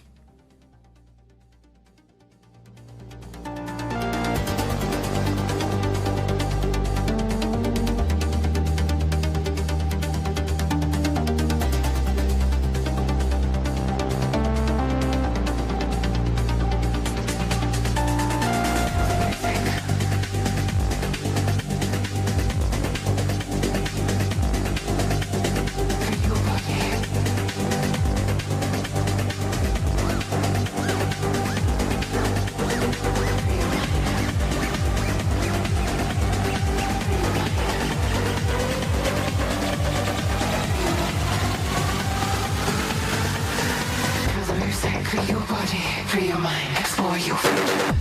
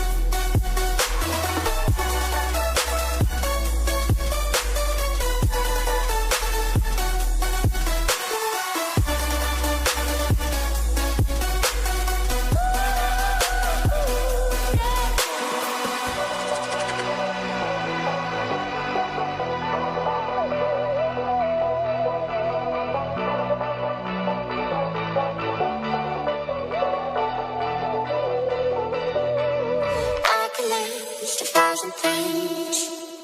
Keeps me satisfied every day. All the little things you do and say.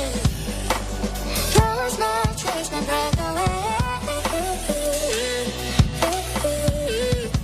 I bet that I got so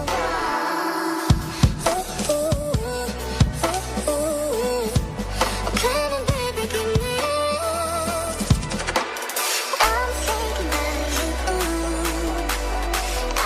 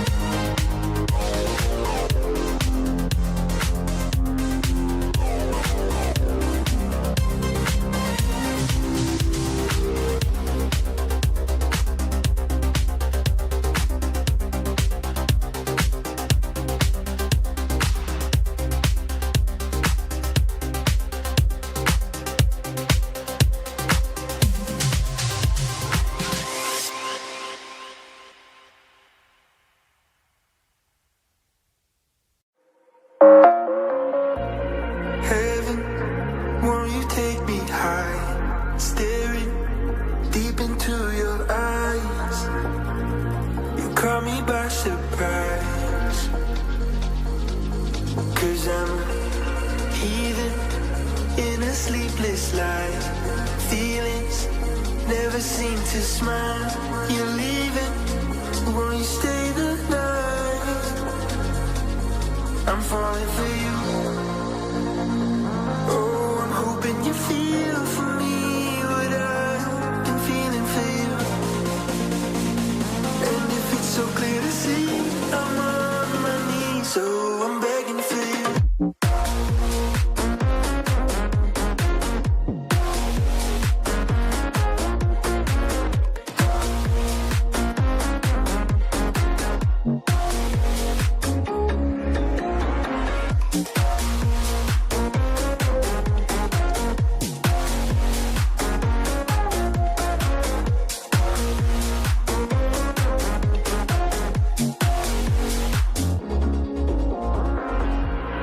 Heaven, won't you take me high? Staring deep into your eyes.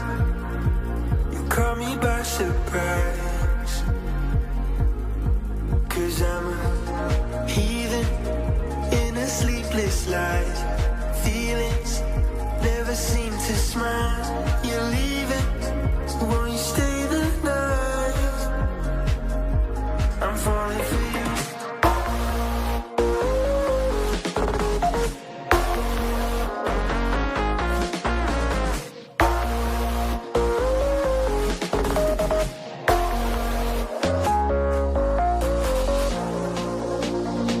Oh, I'm hoping you feel for me what I've been feeling for you.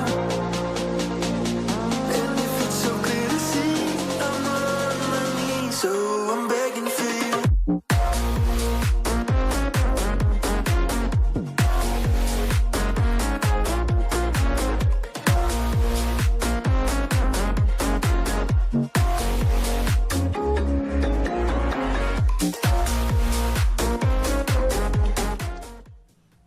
We are back with Domination, your $5,000 open, and we have another matchup for you guys. I believe it's going to be Cloud9 going up against Forsaken coming up next. I'm Why Not Be Reckless, aka Why Not Be Casting. I got Tools with me. How you feeling, baby? I'm feeling great because we have two very good teams that are going up against each other. This is the winners quarter final, so we're getting further and further into this tournament, and it's going to be a big one, especially for Forsaken, right? This is a team that wants to try to hit that next level this year.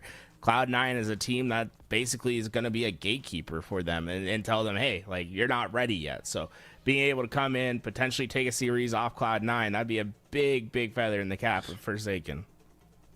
And in case you weren't here during some of the earlier matchups, this Cloud9 roster made up of Boo Boo, Doobu, and Lethal, and of course, Sab and Septify. Sab and Septify competing under this Cloud9 banner. Literally just last year, they come in, you bring on Boo Boo, Doobu, and Lethal, and you have a dangerous roster. Meanwhile, on the other side of things, you have Team Forsaken, Kruvu, Zoom Doctor, Furiously, and Glitchy. They just won their previous matchup against a very, very good Scante Warriors roster, and now we get to see what they got up their sleeve for Cloud9.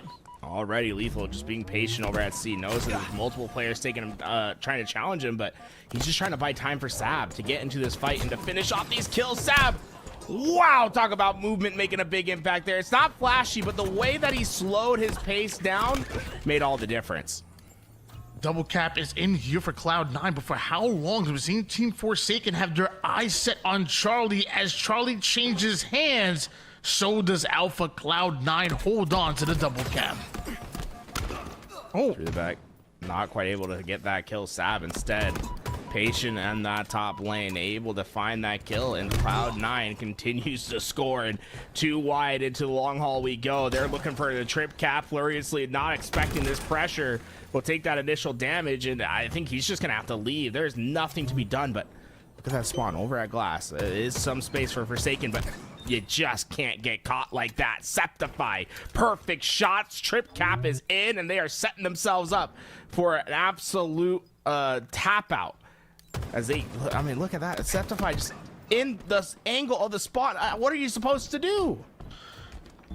Over 70 points here for Cloud9. Team Forsaken get to score a single one. And the moment they come off a spawn, they're being absolutely assaulted. Cloud9 flying on them. Reticles trained the moment they come up. And right now, Cloud9 dominant. Team Forsaken have to hesitate, have to slow the game down. And ultimately, Cloud9 continue to score while they do it. Trying his best, Zoom trying to stay alive, but I don't know how. Oh, whoa, big win. He was one shot. Lethal couldn't get the reticle on, and Zoom gonna at least get their team a home base to work with, but that's it. It's just a home base. They need much more. A place where they can call home. As of right now, Team Forsaken though. Kill after kill after kill, and just like that, not only taking two, but going in for the triple cap for Team Forsaken, and furiously, right at Sab, Boo Doobu the next one to fall, and some clean kills starting to chain together. Team Forsaken are scoring. Trip cap's in. Now, how long can this trip cap stay? Trying to stall, Glitchy will do just that. Zoom gets the kill, resets in, and Cloud9 will go 3 down once again. So this trip cap becomes a bit more prolonged as they get themselves set up. They're gonna try to force a long haul spawn, but Lethal getting that back C spawn is at least gonna give them some spacing. That this should be relatively free, unless we see some miracle play from Forsaken. No, home base will change. Cloud9 bit stabilized. We're seeing Team Forsaken go on a similar run to what Cloud9 did to them, which started off as a 70-0 run, a 139-60, still in favor of Cloud9, but Team Forsaken getting the kills necessary. That's until Septify shuts them down. I do love how confident Team Forsaken has been on some of these challenges. Even when they know the caliber player they're going against, they will not back down from the challenge. Dude, I swear, the punches be moving people these days, Tony. You see that? It just absolutely it pushes him out of his space, gets the kill because of it, but Cloud9 scoring for now. Some of these spawns clearly have hands, and so does Krufu's on his way to a 10-3 performance here, outslaying everybody in the lobby, and not only taking Charlie, but also having some cross-map shots at the same exact time. Is this blow to try to take down the tower player, which is going to be Septified, hits the black screen here. Lethal finds himself out in no man's land, but luckily Boo Doobu has his back, and look at all the carnage. Bodies are hitting the floor. 3 players went down. Kruvu, the only one alive, will try to keep his space at white, but I like this from Boo Doobu, right? He could have pushed into A, but being cautious instead, we'll try to go for the guaranteed kills, and he's getting those just like that. Perfect play from Boo Doobu. That's going to allow them to eventually get back into A, and this could be another trip cap situation quickly for Cloud9. 200 points and counting. There's the trip cap you were talking about, and it's gonna go from bad to worse, because not only is the trip cap locked in right now, but the spawning players of Forsaken are split, and Boo Doobu on the attack, a killing spree being earned. Septify now with the shock. This could be it. You're maybe going after one, but right now Cloud9 are thinking 2, if not 3 steps ahead. Septify with a one-shot player in front of him, gonna absolutely obliterate him with that grenade. Alpha changes hands once again. The trip cap may have been stopped, but Cloud9 are still scoring. Septify did a great job playing off damage there, right? It's going to be so natural to close space. Instead, like, if they don't get damage on you, there's no reason to close the space. You can keep your distance, win your fights, win the game. Really, I thought we saw some great individual moments from players on Cloud9 where they're showing the difference between your top level amateurs and your professional players and how they take micro engagements, how they play in the 1v1s, and how they maximize their ability to win gunfights. I recall the Sab at the beginning of the game, right, hitting some nice change of space, change of pace movements, and then at the end with Septify doing a fantastic job of just maintaining distance when you have damage advantage, right? There's no reason to close space if you're up in shots. A nice 69 points coming out of Forsaken, but it was not enough, because when Cloud9 had control, they refused to let go of it. The Slays not even all that heavily in favor of Cloud9 to at least not reflect a 250 to 69 kill, or I guess point win in that matchup. It was the objective efficiency and ultimately what they did with those slays that caused that game 1 win. As we move to game 2, Slayer on Aquarius, camouflage in that mid map.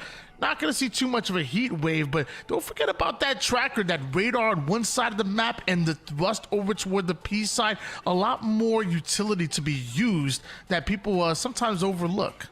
Aquarius also a map that really benefits from a team shot. With how open the lanes are, it's very easy to be caught out and get exposed by cross angles, by teammates pushing up together. Teams that usually have higher assists win the game, right? The more connected you are on Aquarius, the better. That's where Team Forsaken don't just charge in by yourself. Use multiples.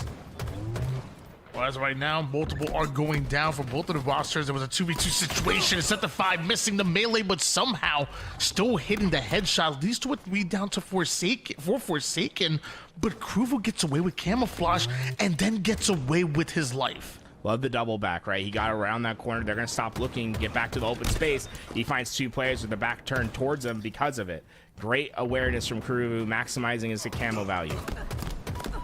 He was actually pretty decent in that game number 1 as far as stat-wise, and starting off pretty well here. 3 of the team's 6 kills, but eventually Kruvu goes down. We switch over towards Glitchy in a 1v1 of his own, making a 1v2. Does enough damage onto Set5 to be hunted down. A big cleanup out of Flursley, some extra damage on top, but somehow Cloud9 continue to hold on to a 2-kill advantage. A very chaotic beginning of this game as well. We're seeing hyper-aggressive plays from both sides.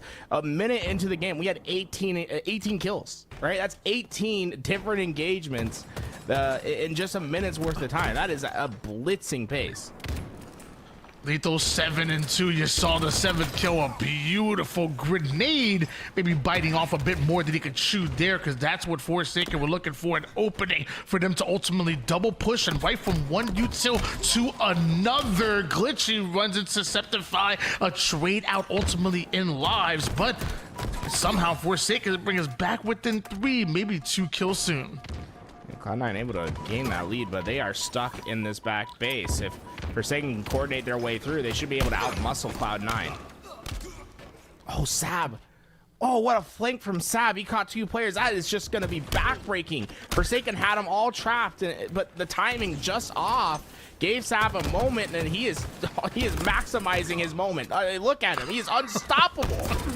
He's Sab still going. and Cloud9 take back the lead. The double leads to the killing spree, and also activate Set5 with this camouflage. Just one more player toward the back base who causes a spawning player next to him. Can Set5 deal with both? Apparently not. Kruvu and Glitchy clear out the back blue.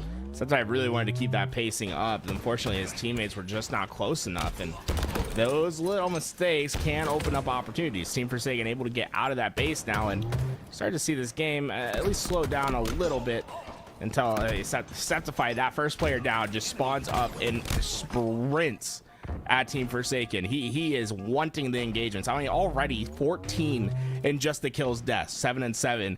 Add another 5 assists to that. He's almost hitting 20 engagements early in this game. 27-22 lead here for Cloud9. We're seeing Boo Boo Doo Boo and the rest of Cloud9 really favor this P side. You see the weakened player and they pounce on him almost immediately. The thrust back. Somehow Boo Boo Doo Boo is going to survive here. And look at Set5 covering his back, puts his body as a shield. Zoom can only hope to trade out his life, but he won't even get that. They continue to funnel in, do Forsaken, and eventually Cloud9 alleviates some of that pressure. It's a 5-kill advantage, but here come Forsaken. It is aggressive on both sides. The second they get damaged, you see players just marching forward, and it doesn't seem like many can stay alive. Lots of trades throughout this game thus far, but they just have been starting to favor Cloud9. Camo in 10 seconds, and Cloud9 have complete mid-map control. These next few slays are going to be important for Forsaken. And Cloud9 favoring to actually just stay on the 50% portion of the map for the most part. Back-to-back kills though for Forsaken. Right as camouflage is coming up, Flursley gonna steal this one away. And right now Cloud9 have no idea where he's moving. Cloud9 just misread the situation. Forsaken, they thought they were going to be a little bit more cautious than they were. They tried to wrap 2 players over through the P side to get a flank. but they lost on the util side while that was happening. So those two players out of the fight and out of position to deal camouflage. And you see already a 5-kill swing for Forsaken because of it, and a camo still to work with. This game not over yet. Fluriously and Team Forsaken trying to claw their way back into this game here, 1 kill at a time. We're down to 4-kill advantage. Oh, make it 3. There was a momentary 3 down for Cloud9 as well, and Furiously wants to push up the util side. A well-placed grenade, but somehow still ends up with the trade. Right now, Team Forsaken need clean kills. You're down by 2. Once again, it's just great awareness from Cloud9 in their one-on-one fights. When they have to win in the micro, oftentimes they're finding their way to do it. Closing down that space. Once you have more damage put on you than you've given out, find a way for a trade, and that's where Cloud9's been effective. They find their trades when they shouldn't be able to get them. 1-kill advantage on board now with Flurries. He spots a player over toward the mid side, doesn't over challenge that, but feeding information now to the rest of his team. Player somehow escapes, but there's a 1 on the low side. It's going to be Sab. Zoom tried to take advantage, but another trade goes down. They're looking for maybe 2 or 3 clean kills, get themselves an advantage, but Cloud9 playing for the trades. Yeah, Forsaken's, they're hanging into it, but they haven't really gotten the control that they need of the map. 2 players go through the car. It is a meat blender. Both players on opposite utils. They take advantage of that aggression. That's going to be a 2-kill swing that will not be answered. And with that big of an advantage this late in the game, that's almost closing the door on Forsaken. Just 2 more to go. Forsaken. Oh my! Almost found themselves picking up a big upset and forcing a game 3. However, it's Cloud9 that hold on, and I see a bit of respect crouching. It looked a little bit like it. You know, a little respect here, respect there. You know, sometimes we got them respect bullets too. I didn't see any respectful bullets going into bodies. So as long as it's at the knees only, right? I think we're fine. It's when the bullets start going through, you know, that's when it can become a little too much. I'll say Forsaken really did hold into that game. It's just at the end, right? Those little mistakes. That's where Cloud9 were able to take advantage and eventually get a 45-50 win here in game 2, and they will advance to the winner semifinals. Once again, Kruvu doing a great job of stuffing the kill stat sheet. In that game number 1, he did the same thing, but it was Zoom Doctor coming in with that 4,000 plus damage. And Cloud9 ultimately. Did Septify just shoot 76% accuracy? There's no way I just saw Septify shoot 76%. Bro, damn, yeah, almost hitting the 80s. Look at that. Look at 3 players from Team Forsaken are shooting in the 70% as well. That's insane. I think that just shows how close the gunfights were. Like how aggressive everyone was being. Like the nades weren't missing, the punches were connecting, the shots were a little bit easier.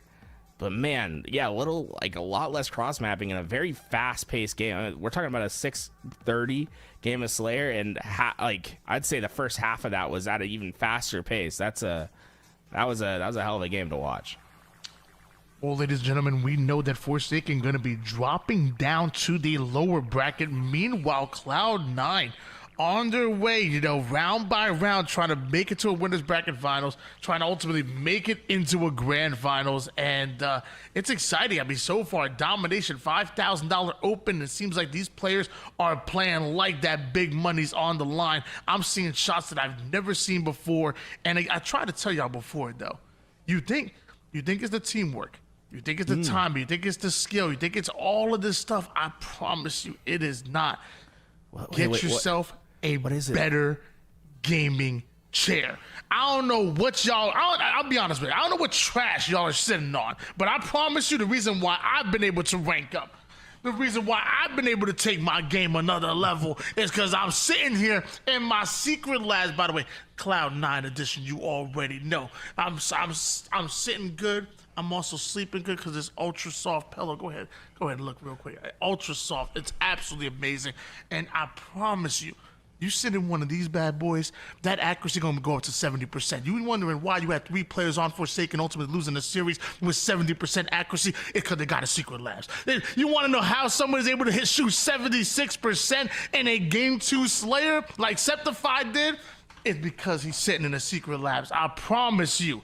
Get yourself some quality product. Your butt will thank you. Hey, you know, it's like, and that's the best part. It's going to help you shoot 76%, but when you're done with the game, you want to watch or relax with some movies, you just hit that recline, you know, boom. Oh, you get yourself a little backspace. You go almost all the way into a full lay if you want, but you go up, you go down. Let's see. Oh, you going to get, your recline coming in. Oh, look at him. Oh, yo, you got to move the microphone. Move the microphone, Tony. Look at that. Look at him reclined. Yo, full screen that up. Look. We're in game mode. Look, game mode, relax mode. Boom. Soft pillow. Keep it relaxed. Get to watch all the gameplay. And folks, he's been sitting in that chair for thousands of hours. That thing looked brand new to me. Memory foam on that head pillow, so it keeps it relaxed, able to go. And then, hey, even down below, you can't see it right now. You know, we only cast shirt up. But he's got them 4D armrests to put his arms down, keep himself relaxed and ready to fry the competition. Hey, folks, the secret lab chair, it is built different. And the best part, it's not even the chairs. We got the desk, too. Dude, I don't know about you, Tony. You're going to pick up the desk? The secret, I was about to, but it doesn't make it. I'm not going to be able to lift it up because this thing's made out of all metal, bro. It's like 150 pounds just to pick it up. So maybe even 200. I remember this thing was a pain to get up, but once I got it set up, bro, it's sturdy. It does its job. If you get the, you can have one that goes up and down, standing desk ready. And my favorite part is the, you can get these magnetic rolls. You can change what the look of yours is. So I got my Cloud9 roll on, but I've been eyeing some other ones too. You know, if you ever want to change the style up, boom, easy swap in and out, and everything's magnetic. So my cable management has never been better, Tony, because boom, magnet here, magnet there. I keep everything hung up. It's the best desk I think I've ever had by far. Well, ladies and gentlemen, all we can do is give you the secret. It's up to you to activate on that. If you want to take your game up another level, you got to be sitting with the right gear in order to get there. Ladies and gentlemen, we come back. We're going to have more of your Domination $5,000 Open presented by Cloud9.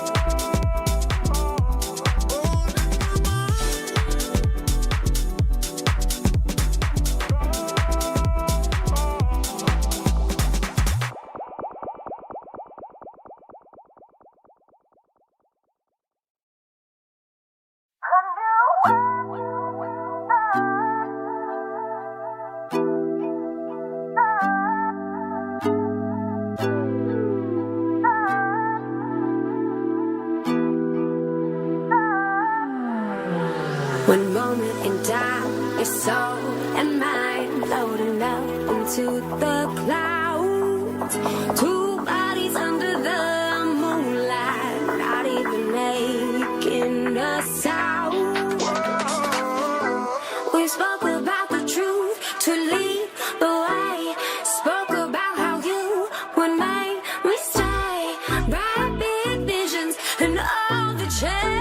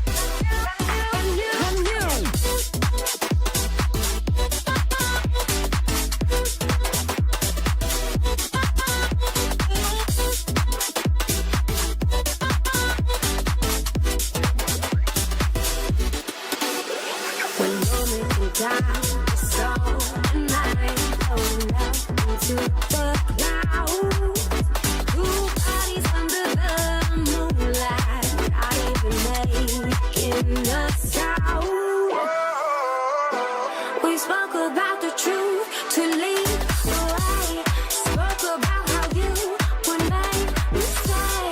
Bright big visions and all the change.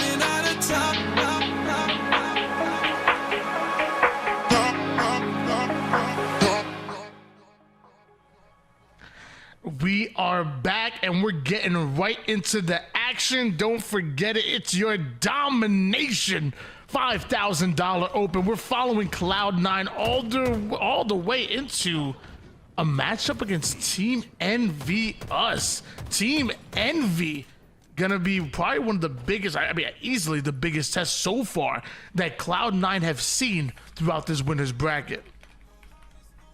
Yeah, Cloud9, I think, has had pretty easy sailing up to this point. But Envy, obviously a team that just came off their best performance, I think, for every player on that team. I don't think any of them have ever gotten top 6 before. Maybe Precision. Do you remember, Tony? Has there ever been a top 6 for Precision before? I don't know if you've ever gotten that on Sentinels. I'll be honest. That's a good question. Very good question. Yeah, I don't have the answer.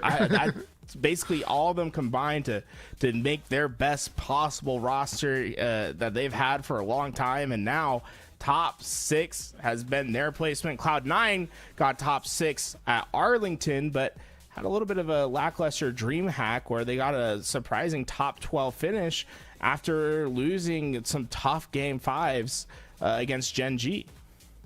Yeah, we definitely had some high hopes for Cloud9 ultimately going into Dallas. We had some high hopes for plenty of different teams as well, but sometimes the tournament just doesn't end up going your way exactly, and it makes you hungrier. Like going into these scrims, going into these tournaments right here, right now, we're going to see Cloud9 moving a bit different and really trying to hit every single goal they want to get to on their way to the next major, because something tells me Cloud9 want to make a deep run.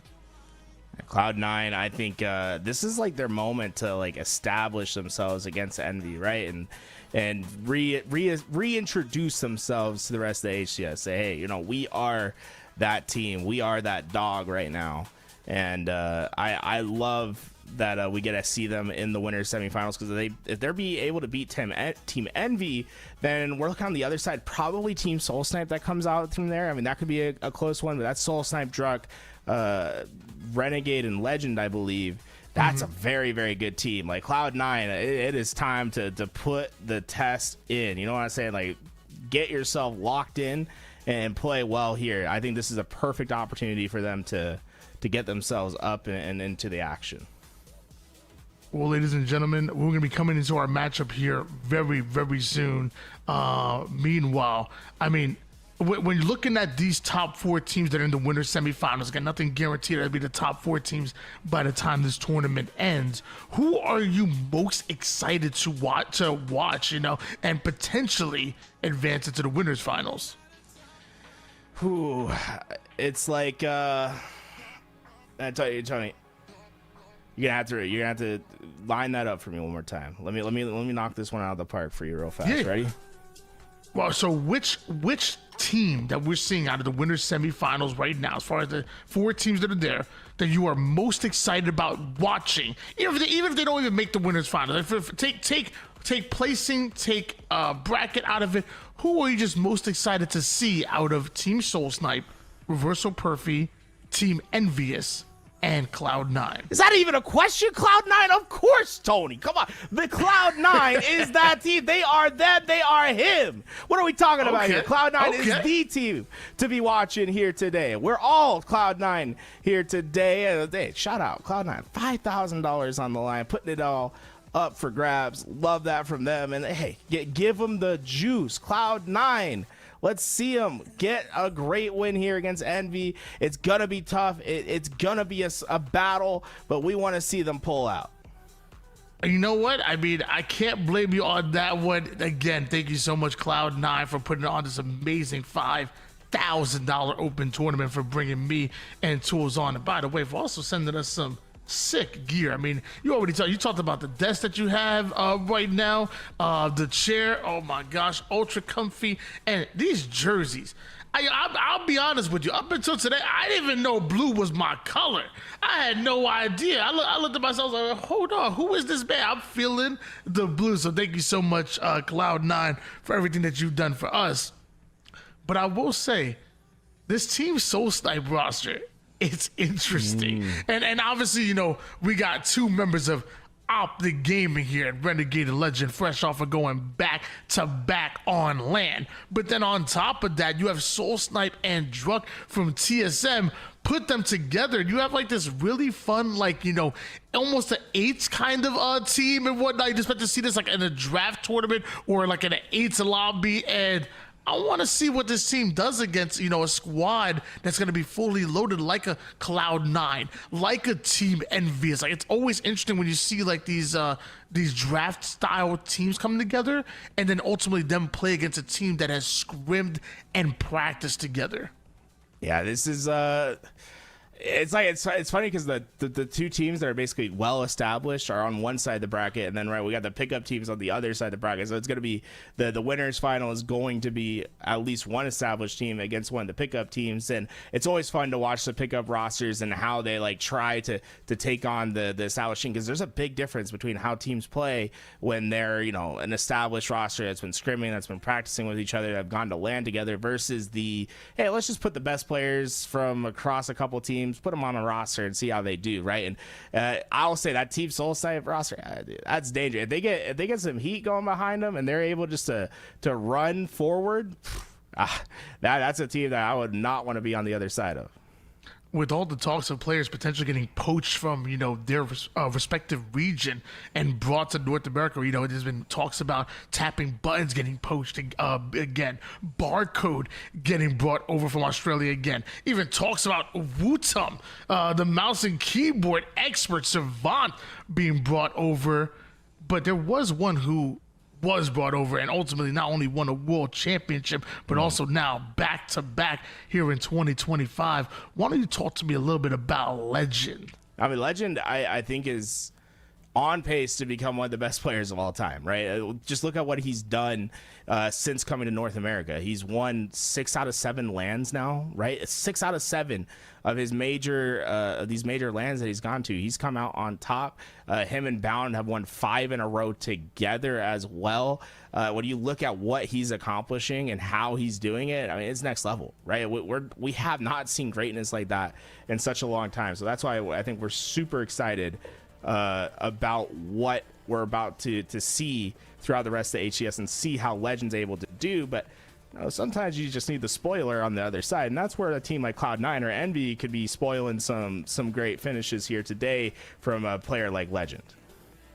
Well, like you said, he's won 6 out of 7 events so far. Man is a MVP, and he only knows 2 things, and that's grind Halo and eat McDonald's. Apparently he's a really big McDonald's guy.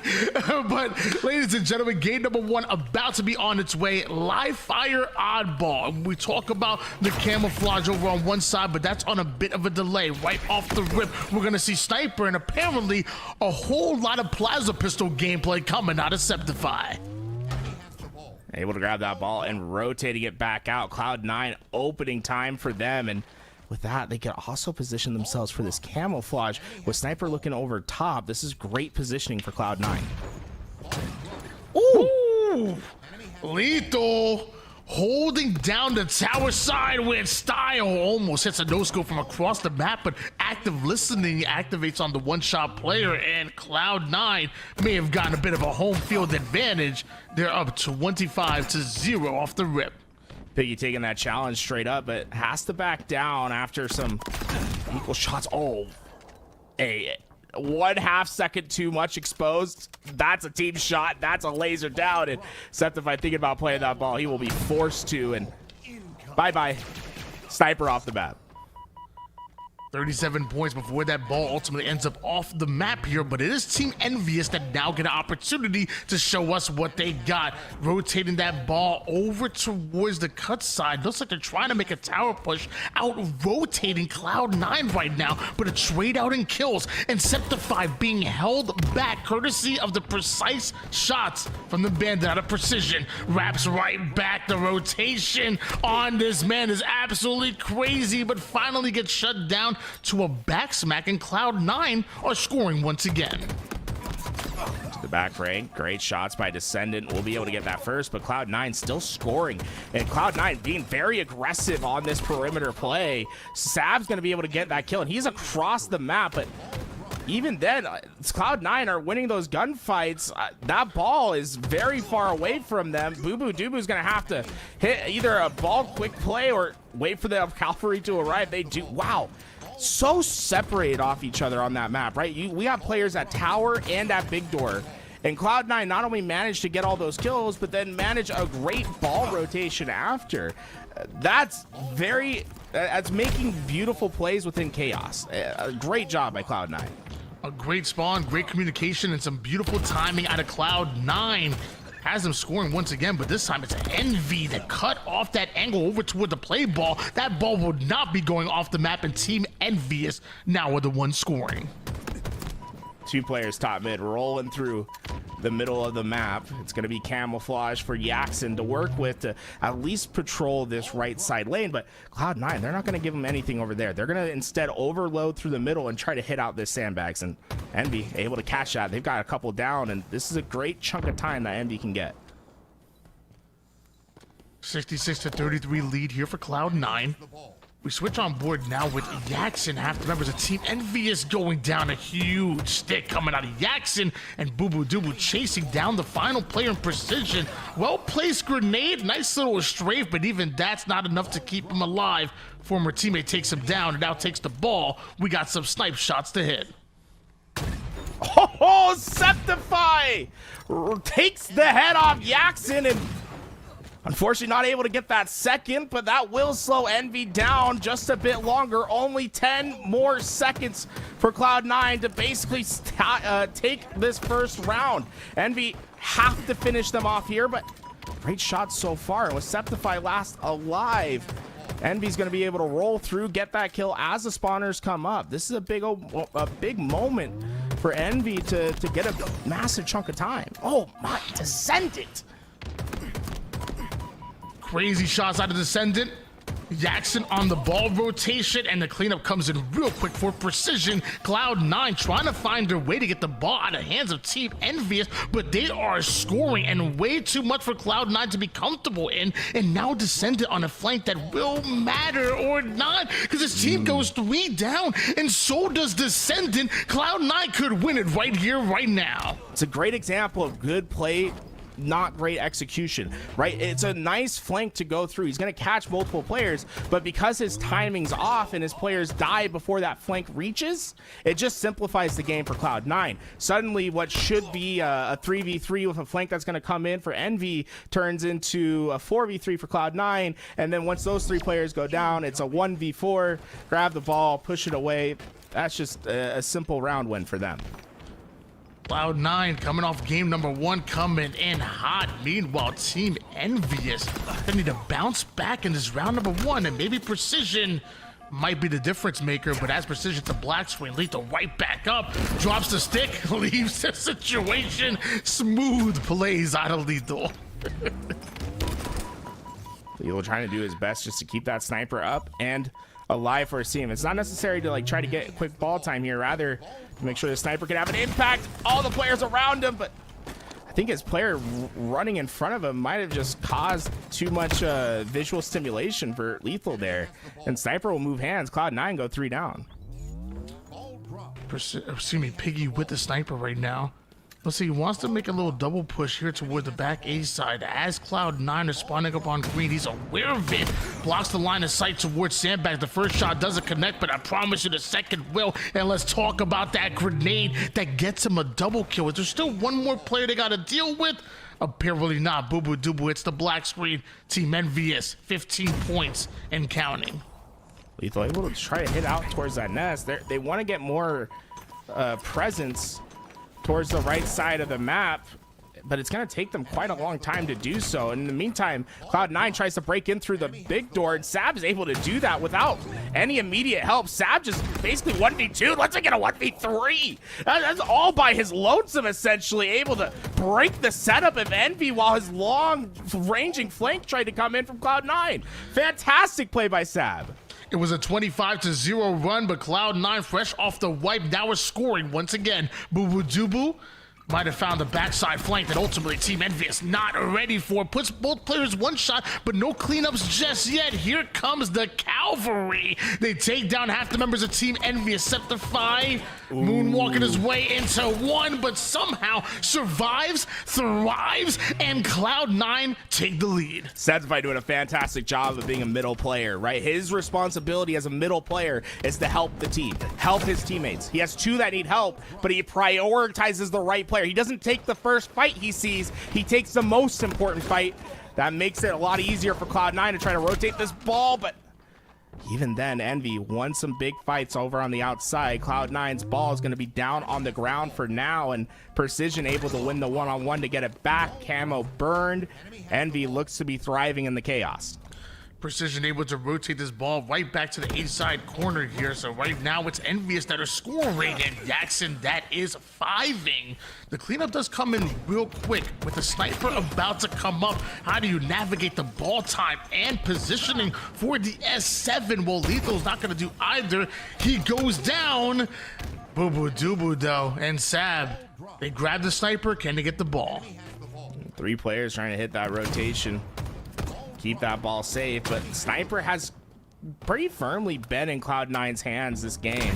A few moments where we've seen Envy have it, but that Sniper just hasn't been having that impact necessary for Cloud9 this round yet, but that could all change with just a couple well-placed shots. Oh, nice little no-scope out of Lethal leads to Precision showing off his no-scopes. Double.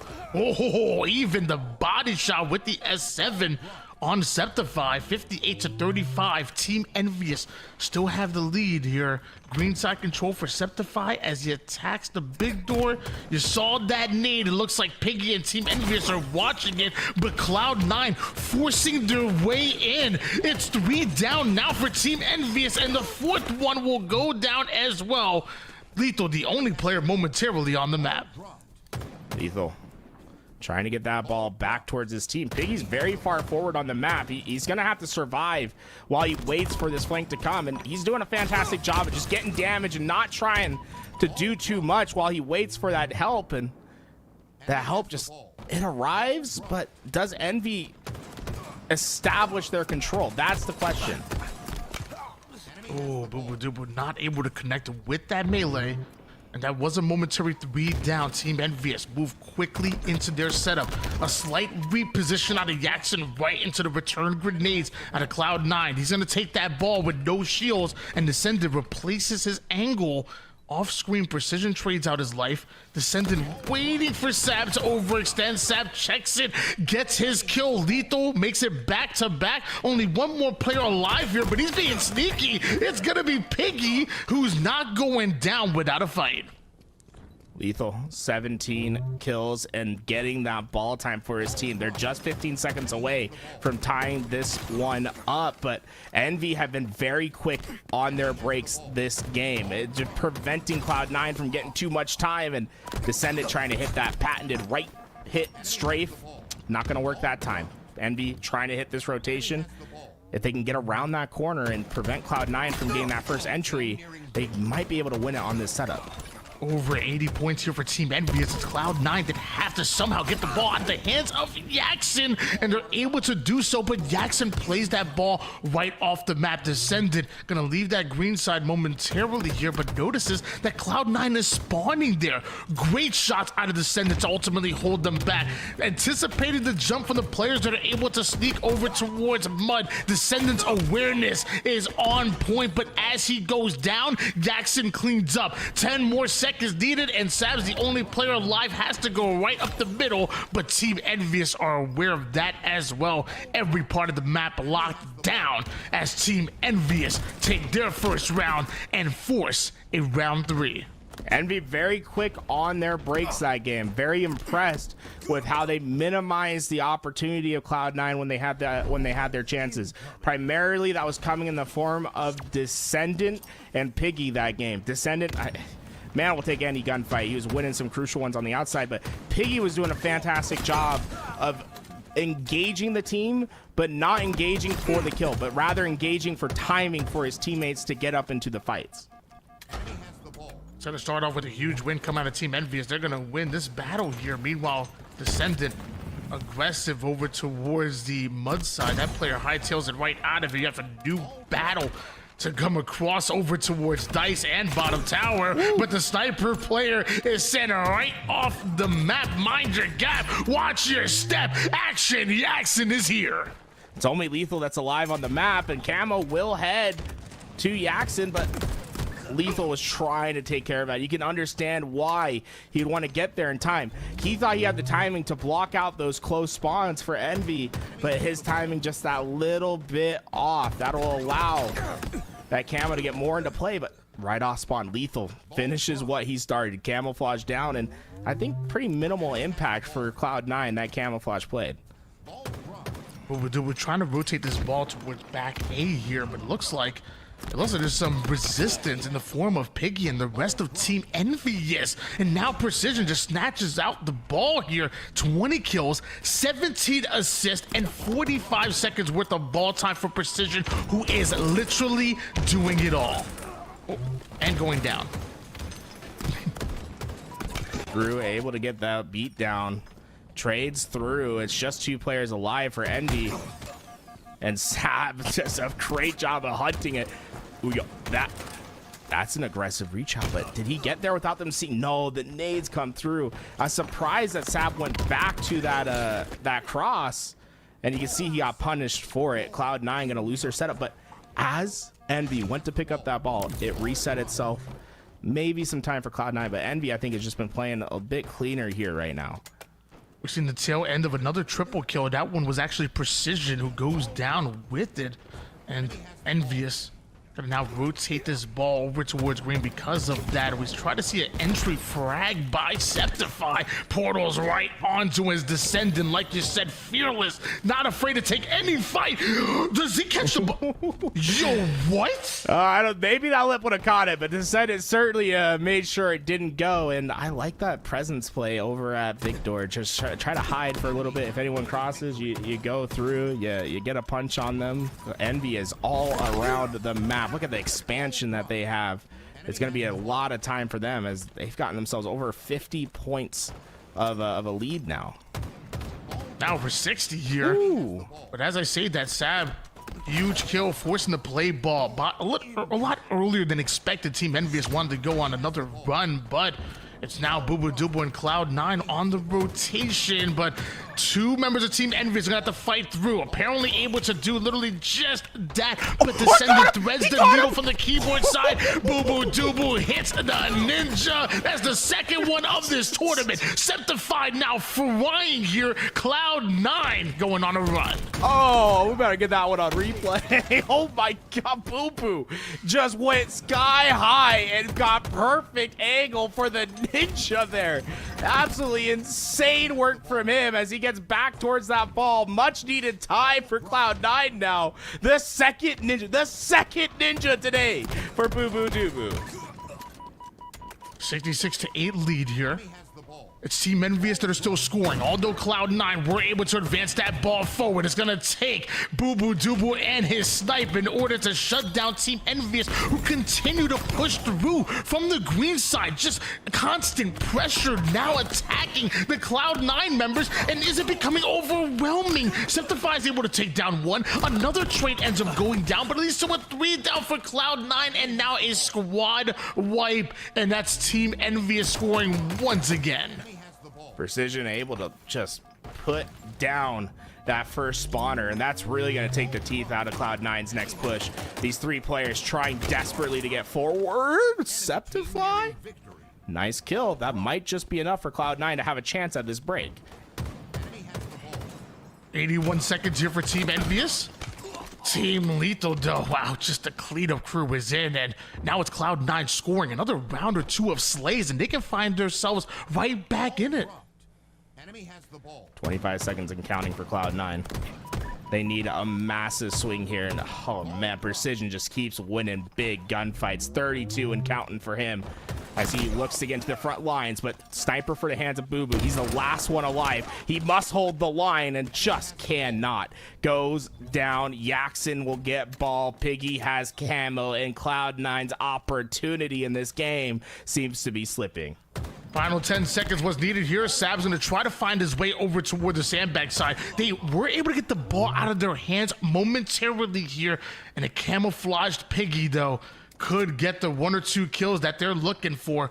Mind you, Boo Boo Doo Boo was able to take down Descendant. That ball rose forward and away from Envious, but a sneaky play is what's needed, and Piggy's gonna try to make it, although he takes down one and the nade onto Boo Boo Doo Boo. Boo Boo Doo Boo refuses to go down easily. The rest of Envious are here. Lethal and the spawning crew are trying to push up over toward the ball side. They only need 8 more seconds. Cloud9 have to be perfect, but I don't know if it's coming. They're getting opportunities. They've gotten 2 fantastic spawns in a row to at least try to slow down this ball, but they just need to win more gunfights. Nades, perfect. That'll stop them at 99. But they need to be perfect, and they just cannot. Precision enforces his will that last round. 35 for him, and his engagement's just so high that game. It was really causing Cloud9 problems. Cloud9 came out swinging in that round number 1. And I thought maybe with all that momentum, they would take it and maybe even make it look easy. It was looking a bit scary, but Envious with an absolute bounce back in that round number 2, forcing us ultimately into a round 3. And that was an exciting one, but one that ends with Team Envious with their game 1 win.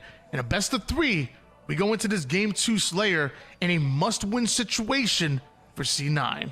C9 looked so strong in that first round, but it felt like Envy was able to get their feet underneath them as the time went on, and they're able to get themselves in that position. Look at Boo Boo Doo Boo's stat line, by the way. He had 23 kills. He also had 23 assists to his name, but then that just makes it more impressive when you look at precision, right?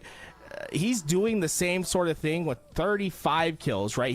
He's getting 12 more kills, and he's keeping his deaths low. Precision just seems to be next level for his team, man. It's feeling like we're seeing the birth of a superstar. Yeah, and I pointed out I think maybe about halfway through that round number 2, like not only was he doing in the kills department, the assist department, but also crazy amount of ball time as well. He legitimately was doing everything that his team needed to, and ultimately it is Team Envious that get the win. Cloud9, though, known for their slayers going into game 2. It's going to be on recharge. It really feels like a map and game mode combination that Cloud9 can win it and ultimately force that game 3 on Fortress. So we'll have a little bit of stall as before we get into our Slayer. But I'm excited, right? We get to see that shock rifle back, man. The last round, Tony, the shock rifle seemed to be just absolutely on point for everyone that picked it up. We have some of the best sniper players in the game. I would expect that thing to be playing a huge impact. I mean, it literally has all tournament long. I said it before, and I'll say it again. I thought the shock rifle was nerfed. In my hands, it definitely looks nerfed, but in anybody so far that has been in this tournament, it has been it's been a game changer. It's been a playmaker, and it's been so excited to watch as a fan here. But it looks like before we get into that match, we're gonna take a look at some of the highlights. Look at him. Bro, what? That's what I was saying, bro. That's like one of the craziest ninjas I've seen. One. Yeah, I do. I saw it happening. I was like, oh my god, but he doesn't know Boo Boo's up in the sky. That's the craziest ninja. Yax is like, what? What happened to me? My gosh. That's now the second ninja that we've seen from Boo Boo Doo Boo so far. The man was wearing the Hidden Leaf headband for a reason. My man is fresh out of the Naruto universe and making absolute plays, man. Boo Boo Doo Boo, fresh off of a crazy ninja, but not off of a win. Let's not forget, Team Envious did come out with a huge win in that game 1. It took all the way to a round 3. This Slayer recharge is a must-win situation here for Cloud9. If they want to find themselves in the grand finals, they really want to make it through the winner's side, and this winner's finals, I guess, is on the line here. And right now, Cloud9 one loss away from missing out on it. Man, that's the tough thing with best of threes, right? Like the game could just slip out. Like that game one was so close when you think about it, right? Cloud9 was so dominant in that first round, but a couple slip ups and a couple more rounds, and suddenly you find yourself in a situation where it's do or die now. You don't have any more reprieve. Like you have to just get into this game, play your best Halo, and be ready to get this to game 3 and to have another chance on Fortress. Ladies and gentlemen, we're waiting for the lobby to get put together here. Don't worry, we ain't milking y'all on purpose and whatnot, but I'm waiting for everything to kind of line up here, and we will have our matchup very, very soon. Actually, maybe sooner than I thought. Slayer Recharge. First to 50 kills will take the win.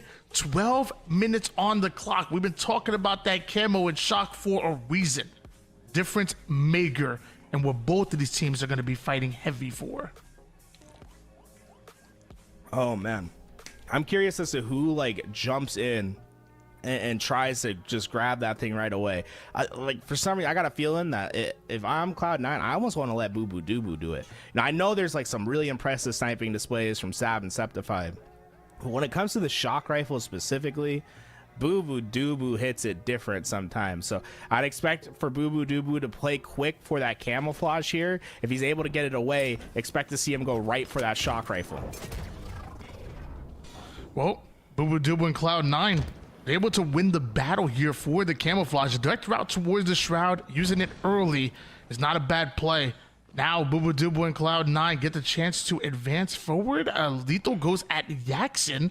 Meanwhile, there's two stragglers from Envy over toward the A side that are pushing right through the A side catwalk and are shut down immediately. 5-1 start for Cloud9. And there it is, shock rifle for Boo Boo Doo. 4 going down for Envy, and they know this spawn should be at the long haul, but they played really fast. They split out these spawns.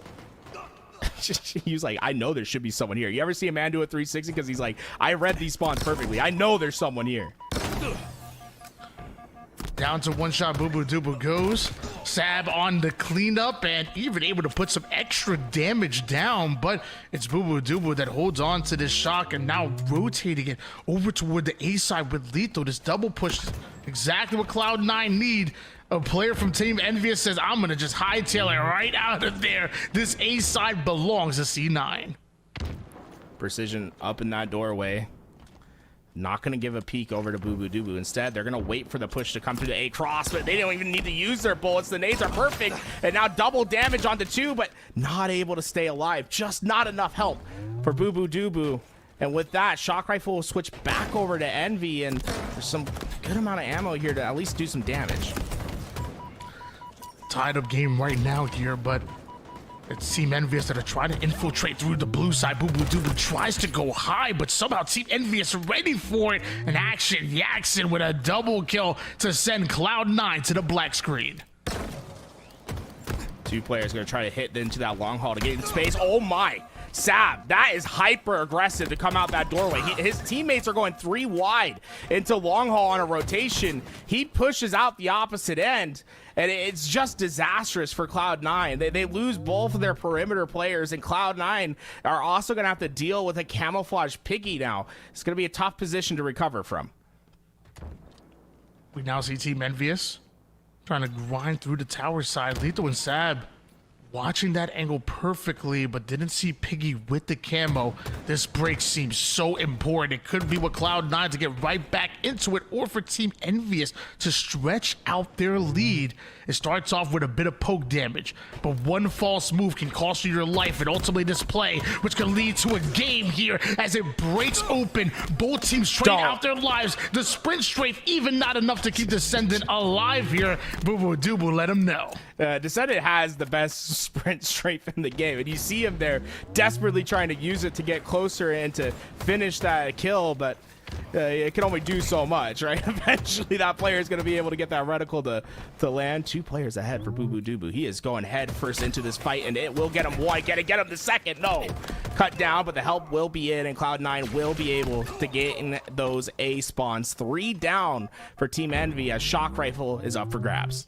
23-18 lead here for Team Envious, and Sab looks to maybe close the distance with this shock play, but Boo Boo Doo goes down. Luckily, Sab is there quick with the cleanup. 2 more members you gotta deal with. Jackson on the Jiggle Pig and Piggy on the cleanup from across the map. Cloud9 ends up 3 down, and Envious increase their lead. Really impressed with how Envy is able to come in and help each other's gunfights, right? Like Sab is thinking he has a free kill if that player re-challenges. He doesn't expect Piggy to fly out that window and to turn that 1v1 into a 1v2 as quickly as they do. It's really been catching Cloud9 by surprise, some of the team help that Envy has when you just don't anticipate it. Just about a triple before going down, ends up leading to Cloud9 losing all their members, but Sab with the camouflage, who apparently is the most important player on the map, survives 2 engagements but couldn't get away from the 3rd, and still down by 8 kills for Cloud9. It's 4 players from Envy that are basically making an L across the left side of the map. 2-on-2 on both sides. It's going to be a win for Piggy, but he'll be left by his lonesome. It's just a 1v1. Him and Sab on the map. But the spawns are going to give away Piggy's position. And Cloud9, I'm curious how fast they play through this. They could try to get to Piggy before this help comes, but it looks like they're going to slow their pace down instead and just try to find their picks one at a time. Just 15 kills needed here for Team Envious.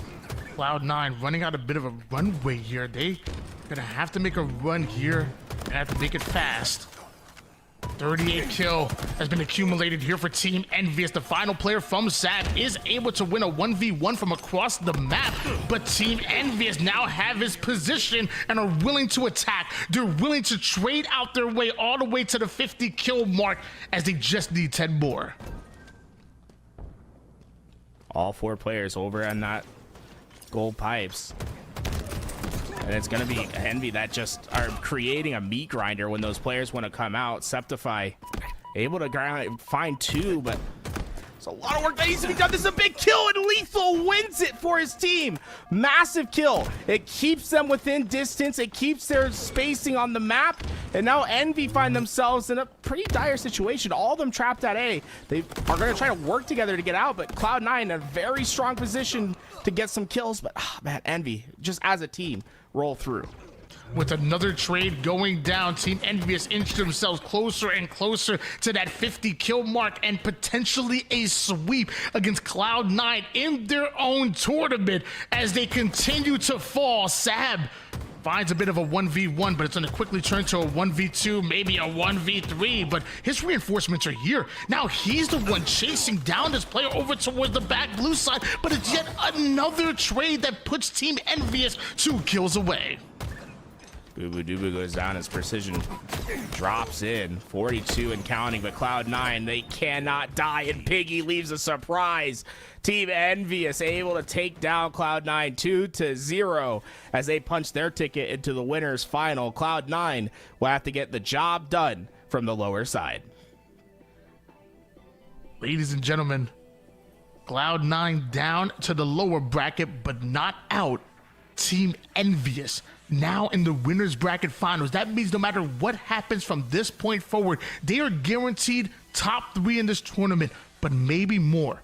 A win propels them into a grand finals. A win puts them into the favorites of winning the lion's share of this $5,000 prize pool. Team Envious have a ton of momentum on their side, but there's still another side of the bracket. Yeah, still plenty of time to come back and make their run through this game and try to get to the grand finals. That's where we want to see Cloud9 right here today at the Cloud9 5K Open Tournament. But you know, that vision, that line to how to get themselves back into that position might become a bit more clear. They get their prescriptions filled with Zinni. You know, they got the best glasses, the best price for those glasses. I think it's the best way. If you need multiples, right? If you need to have a specific glass for a specific fit, Zinni's the way to go, man. C9.gg/Zinni. Use code Cloud9 for 10% off all your glassware needs. Yeah, it feels like in the vision industry, it's very rare do you find a place where you can get quality product that's affordable but also fashionable. Zennies probably is the only company out there that's offering all three at the same time. But then on top of that, Cloud9 give you an additional 10% off. Hey, if you want to see that camouflage, if you want to see your future and it be bright in the proceed, you got to make sure you get yourself some Zennies and make sure you use Cloud9 while doing it. When we come back, we have more of your Domination 5K Open presented by Cloud9.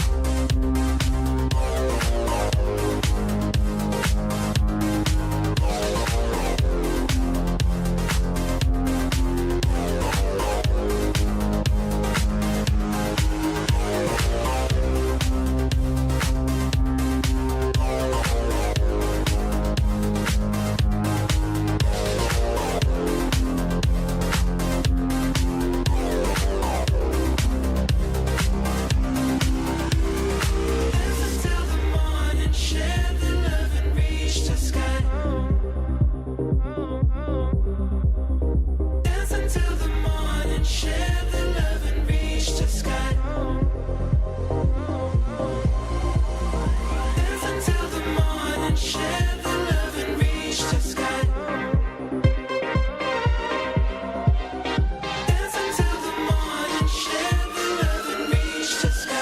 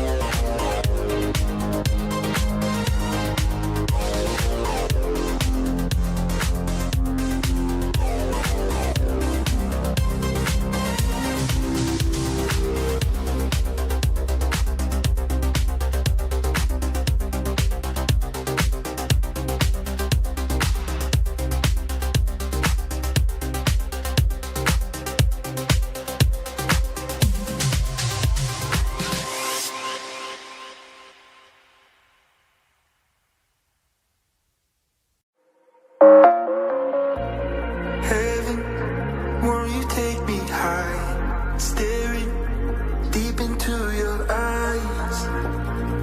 You caught me by surprise. 'Cause I'm a heathen in a sleepless life.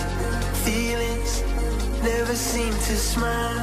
You're leaving, won't you stay the night? I'm falling for you. Oh, I'm hoping you feel for me what I've been feeling for you. And if it's so clear to see, I'm on my knees, so I'm begging for you.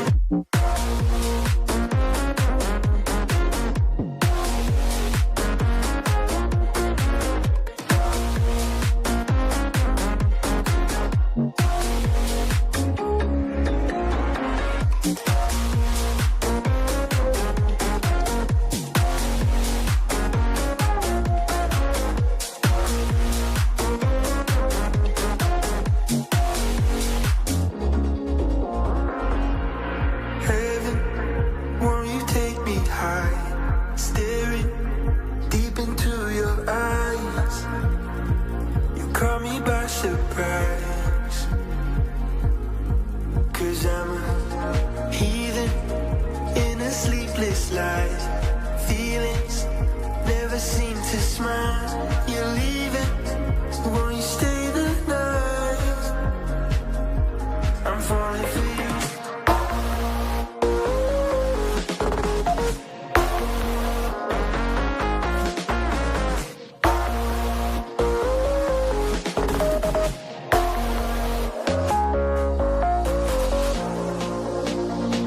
Oh, I'm hoping you feel for me what I've been feeling for you.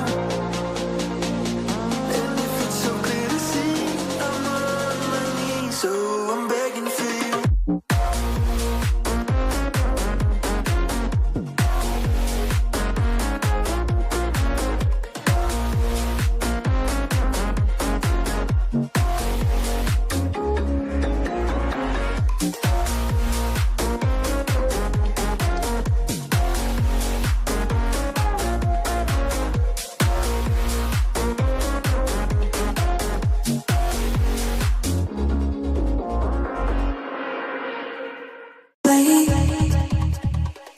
Gotta get away.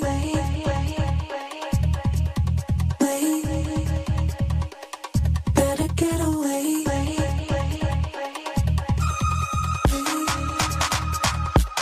Better get away.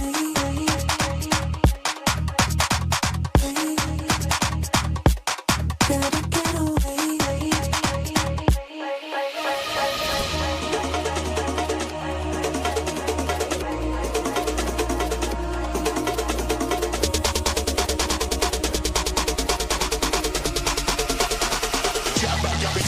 Always wanna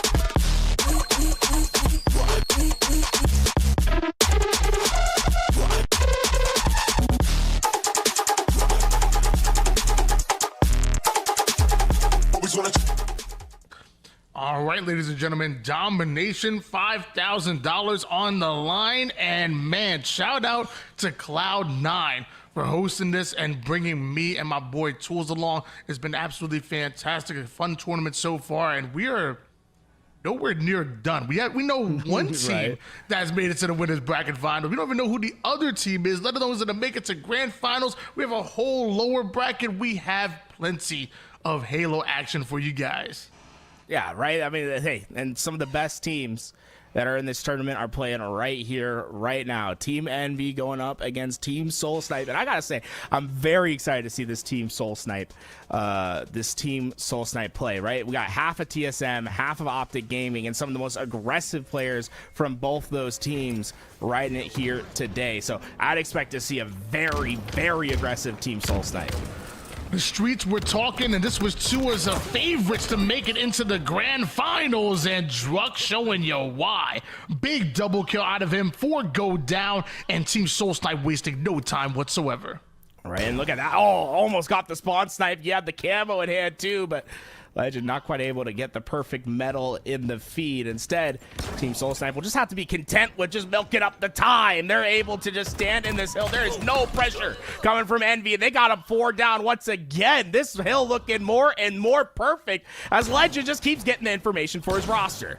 Camo and shot combination is a dangerous one at that to have in the hands of Legend. Like you said, just feeding that information exactly where Team Envious are going, but Team Envious are able to break out of their spawn. They are able to take over the yard side, and right before Team Soul Snipe take over that hill, Team Envious are here.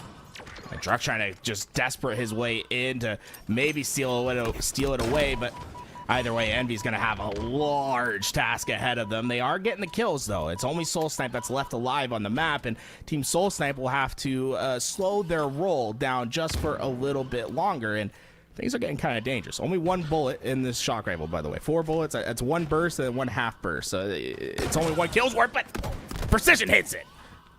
That he does, and that's the first kill that ultimately Team Envious need in order to hold on for dear life. But what a grenade coming out of a Legend. Some good damage across the board. Only 2 more members you got to deal with. Now make it 1. It's Action Jackson, the final one to fall. That's going to be hill number 1, and Team Soul Snipe immediately attack the next hill. Right in, able to get themselves positioned. Look at Team Envious. They're all stuck over by that lift side. Instead, damage is going to be done by Renegade, who is so far forward in the hotel, but they get that 4 down, and they have everything blocked but Nest. It's just a perpetual Nest spawn trap right now. Gnarly position for Team Envy to play out of. Renegade, great job anticipating the push over toward the blue side, attacking Team Envious where they spawn, allows Legend to grab hold of the camouflage. He takes down the 1 shot. Does he get the stick on the second? No, it's actually a frag that goes right between the legs. Player standing into that hill. Druck tries to get the damage in, not going to be able to stay alive as Precision works alongside Descendant, and they will push them out. That's a clean break, but deja vu, right? They get the break right when Team Soul Snipe has 90% of the hill. It's going to be so much easier for Soul Snipe and the crew to try to get this break. It's going to be a tough hold for Envy.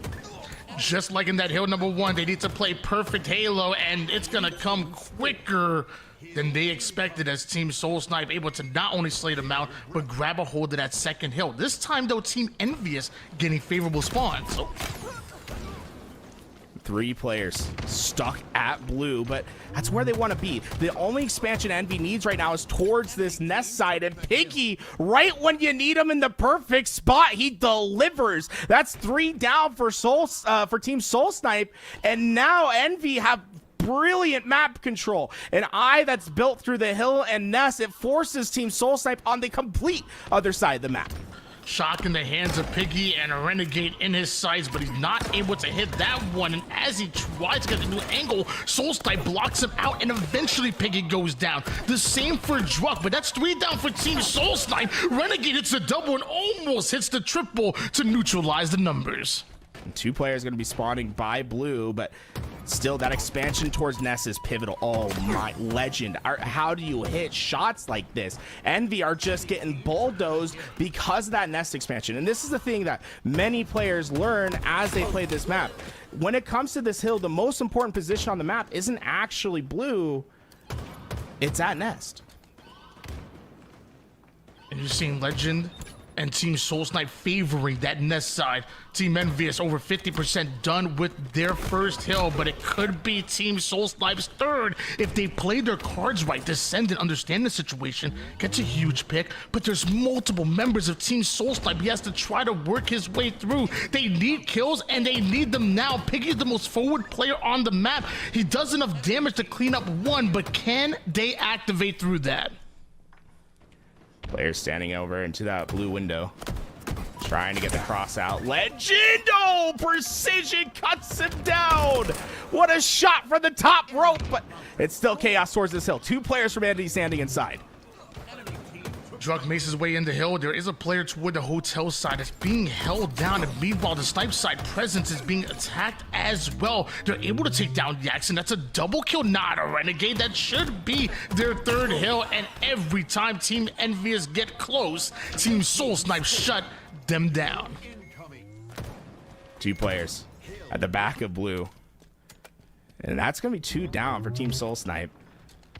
But they have a 3-0 lead. Envy still have plenty of time to work with. That's the best part of this for Team Envy. They got the time to work with here, but it's going to be perfect play just about that's needed. Precision, I mean, he's almost delivering on it, man. Precision is a one-man army. Looks like Renegade and Team Soul Snipe should be able to find their way through the yard side. Denial grenades force them to hesitate a bit, but eventually Druk gets in and wins a pivotal fight. Active camouflage comes up, and it's Legend, the one that gets away with it. Although Team Envious clean out the hill, Legend gets away with camo. Trying to stay hidden with this camo to get into play, but are they going to be aware of Legend's long-ranging flank here? He could really cause some chaos, but how much time does he have left on this camo? Perfect time. Oh, he's gonna get 2. It's gonna be 3. Legend, perfect place from Legend. Gets them the double kill reversal. Are you kidding me? Legend just completely broke the setup basically by himself. Team Envious about, what, 75% done with that hill? But of course, Legend and Team Soul Snipe denying it once again. If Team Envious want their first hill, they're gonna have to fight for it. And by the time Jackson's here, everybody's gone. He's now find the backside of this push, but now Renegade sets his sights on him. Legend's now gonna try to get involved as well. Even Soul Snipe from across the map gets himself a kill. Descendant may have taken down one, but Team Soul Snipe still have a clear advantage. That's 2 more down for Team Soul Snipe, but they've done this before where they've gone multiple down, but still are resilient towards the hill, but Piggy might just shut him down. Double for him. Perfect shots, and the spawns are controlled from Envy. Exactly what they needed. Keep an eye on the neutral time. 2 minutes and 19 seconds. It's a long road ahead of them, but there is the time to do it. They have to force themselves out of the hill, though. Soul Snipe. He ends up taking advantage of that. He's right in the hill and also doing damage on top of that. Renegade gets his pick from across the map here, but the perimeter is still being fought over. Descendant has to get in there, and he has to get in there now, but Soul Snipe is watching it, and a trade really favors Team Soul Snipe, who are the ones that have the lead, and they're looking to put their 4th in a row. 3 down go Team Envious. Precision has to make a play, and ends up doing so, at least to 1. But not Renegade. Renegade shuts it down, and they're still trying to win on this hill. They said, screw the neutral time. We're going to try to get it done 4-0. We don't want to have any doubt in this game. Into the hill, though, Envy able to get it. You have to think, you know, hey, they're still in a dominant position, but Renegade maybe could have milked out a little bit more of that neutral time if he would have stood outside that hill. Despite that, 1 minute and 47 seconds, Envy's 3 down, and despite having camouflage, this road is not going to get any easier. Team Soul Snipe are well positioned to at least combat this hill. And less than 2 minutes on the clock, and Team Soul Snipe actually still electing to go in for that 4th hill. They, like you said, they want no questions here if they win it.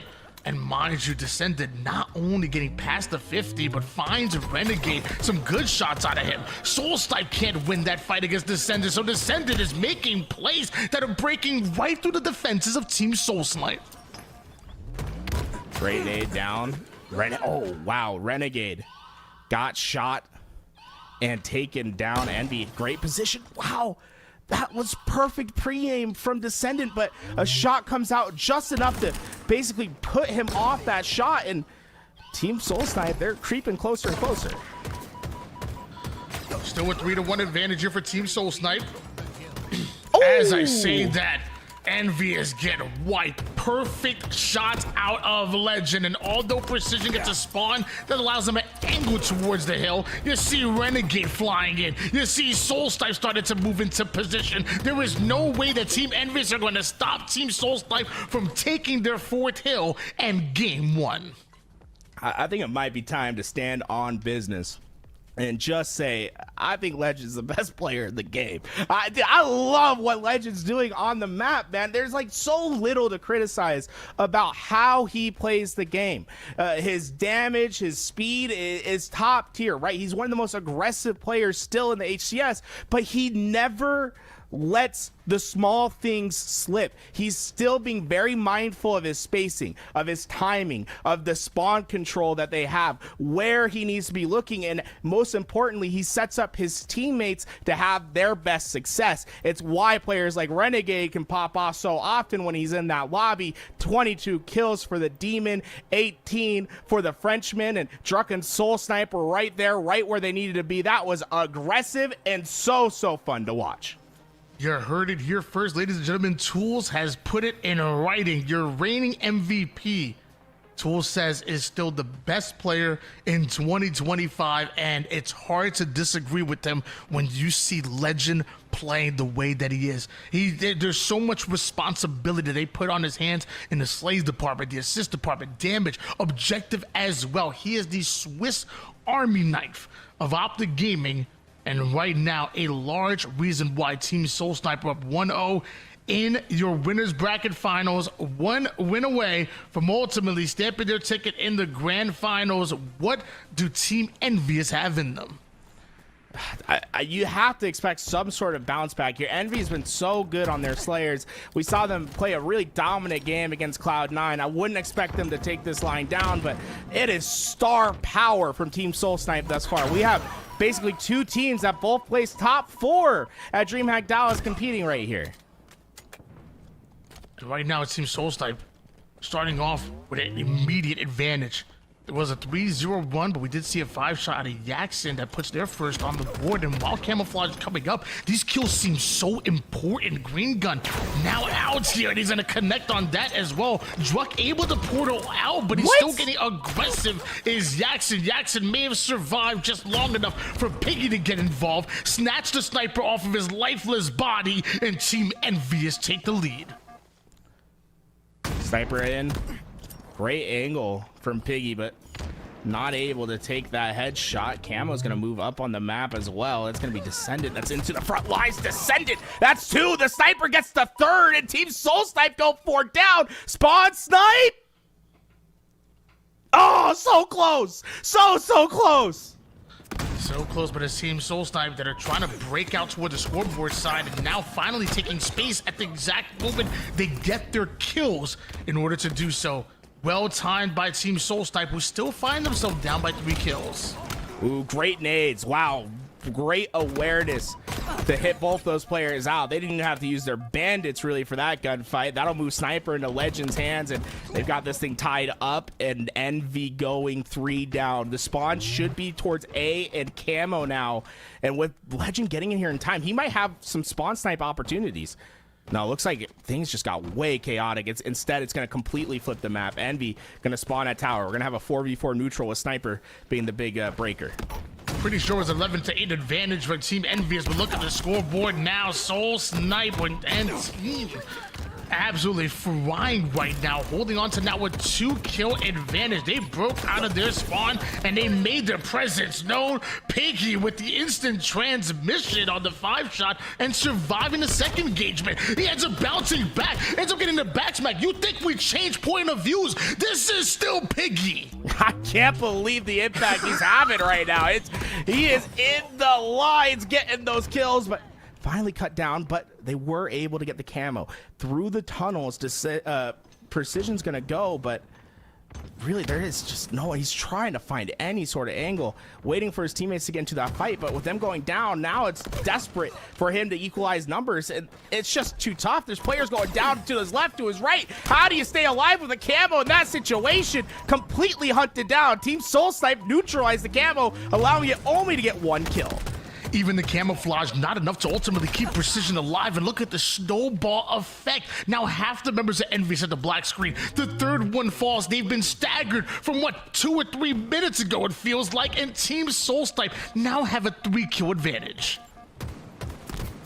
Shots in, trying to get into that gunfight, but Precision with the help just in time to get the damage necessary to get those kills, but still 4-kill lead for Team Soul Snipe. Druck gonna give up that sniper in Envy. Every time you think things are about to swing for Team Soul Snipe to run away, they've gotten the power weapon in their hands. But they have a 5-kill advantage as well to Team Soul Snipe. Precision able to put that player 1 shot, waste as much ammo as possible. Actually might have been all the way empty, but still 6-kill advantage. Druck maybe 1 shot, but he's looking to get into yet another engagement. To drop down ends up turning into a flank, and although he's able to take down 1, he also leaves Jackson 1 shot. Renegade able to push through the door. Oh, QT out, killing spree for the Optic Gaming superstar. As he comes right back, he has a player right in front of him. What can't this man do? Oh, 5-shot again, double kill for Renegade. The Demon's double positive. We have seen some fantastic Quantum Translocator plays so far in this game, whether it was Piggy earlier or a Renegade now. The QT seemingly the MVP in this matchup as we switch over to our reigning MVP from last year. I thought he was in a 1v1. This man's in a 1v3. Feels like a 1v20, like he's Drake. 41-31. Team Soul Snipe now 2 squad wipes away from pulling off the sweep. This game was close till it wasn't. Soul Snipe and the crew are running this game away. Envy, you still have at least a chance. It might be a slim one. We're talking 1% odds, but can you make something happen? Camouflage in the hands of Descendant and a miracle that's needed. Well, in order to capitalize on that 1%, you know camouflage has to be involved, and so far it's in the hands of Descendant, who goes sky high, going in for the back smack onto Soul Snipe. Back within 10 kills. Is it doable? Players hiding in the back tower for Envy. 2 players. Oh my! You had to think when he saw Renegade on the other side, with how he's been playing these gunfights, you almost thought it was guaranteed to go his way, but slowly and surely, they're right back into this game. Remember, folks, it was 33-45, now 40-47. That was a 7-2 run that they just went on. A 7-2 run would put them at 47-49. If they can keep this pace, they might just be able to make this comeback a reality. Just 3 more kills needed here for Team Soul Snipe, but taking nades left and right is Piggy, including some from his teammate. The 48th kill was there, but so far Team Soul Snipe haven't found the 49th. Staying alive for as long as possible, but Legend takes him down. Just 1 more kill. There it is. Team Soul Snipe, they advance. Dude, that was such a nice play too from Druck. Not from Druck, from Piggy to try to stay alive there. He felt like he needed to be aggressive to try to get that kill and to help them go forward. And that's the problem when you're down by so much, is that you have to do more, right? You have to get even more value than you'd normally get from your life. He just a little bit too far the challenge. Legend gets the punish. And Team Soul Snipe played a fantastic series here. The speed, the aggression, the Slayer iciness. There was so much to like about what they're playing, but Envy's right there, and they could have a second chance in a lower bracket run. Look at the stats right now. one thing that takes my attention right off the rip is the 16-8, 5 assists, and a 9.7 KDA out of Renegade. That is quite the game in a Slayer to shut down Envious. So many times we saw Envious clawed away so close to what looked like maybe they were going to take the lead, was like maybe they were going to force a game number 3, but Renegade and the crew just started to move different, and now it's going to be Team Envious going down to the lower bracket. I think Envy is going to be a monster down there, though, but we have some other monsters that are waiting, and when we come back, I think we're going to be getting ourselves into a Cloud9 match pretty soon. I'm excited to see what that lower run looks like for this Cloud9 team, right? They look so good earlier in this tournament. I know there's some great teams that are be knocking on their door, so we'll have to see who gets to have that challenge Cloud9 once again. But man, Tony, this has been a fantastic tournament, man. I felt like we just saw some of the best games these last couple series. And there was a lot of people that saw the teams that were signed up for this tournament and had Team Soul Snipe making it into the grand finals through the winner's side. Maybe if you did it, maybe you need to get yourself some Zennies. Make sure you use Cloud9 for 10% off of your next order. So this way you can see everything clearly, just like Soul Snipe and the crew did. We come back, we're going to have more of your Domination $5,000 open presented by Cloud9. One moment in time, your soul and mine floating up into the clouds. Two bodies under the moonlight, not even making a sound.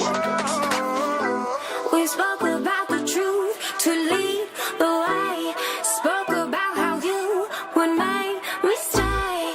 Bright big visions and all the change.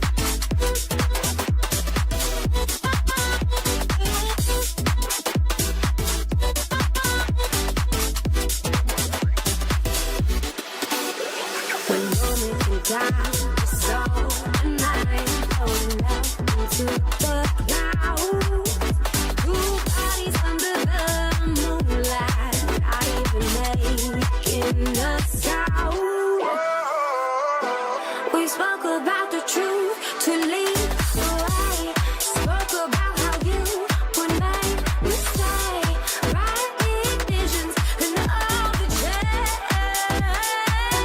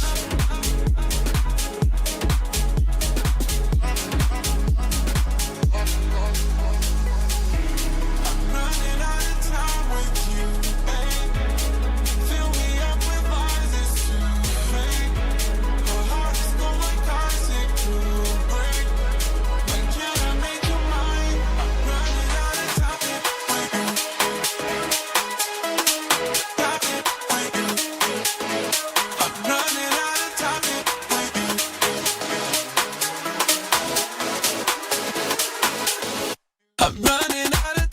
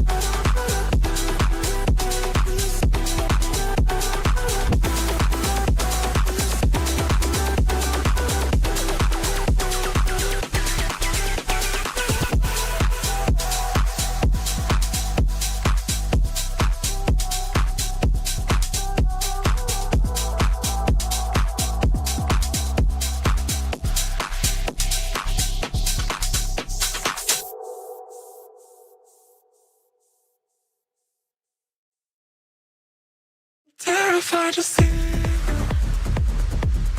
hiding in the darkness, colder when it's twilight.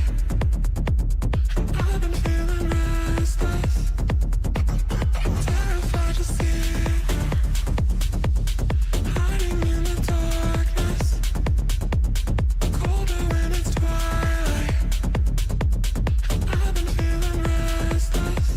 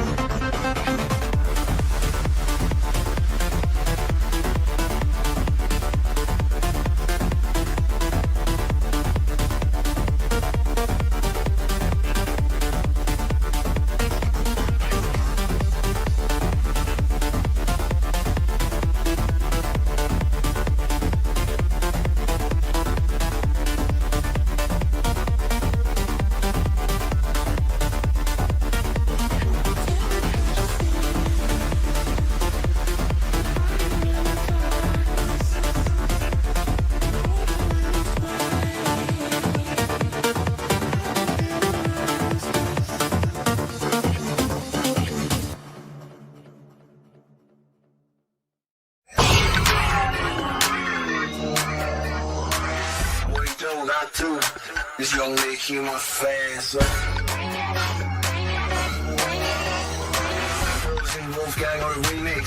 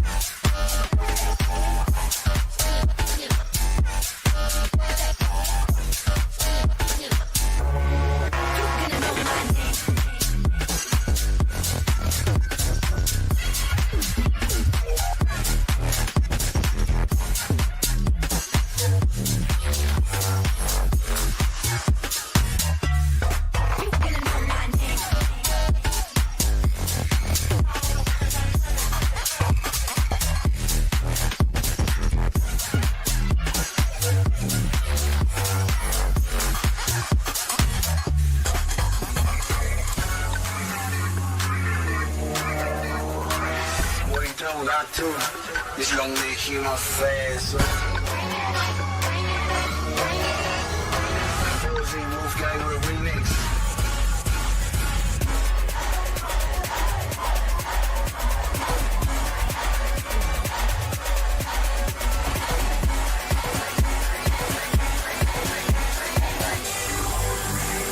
I told y'all to take it down.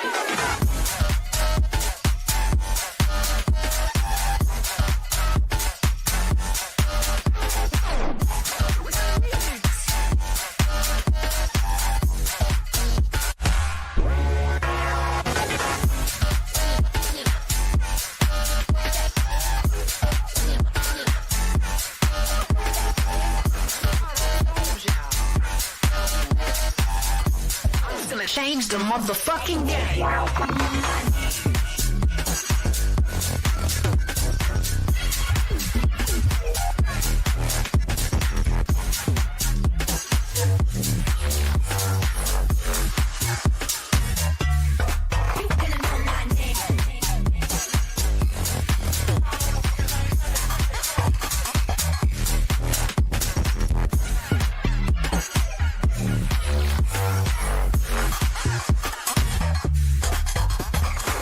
What he do, not to.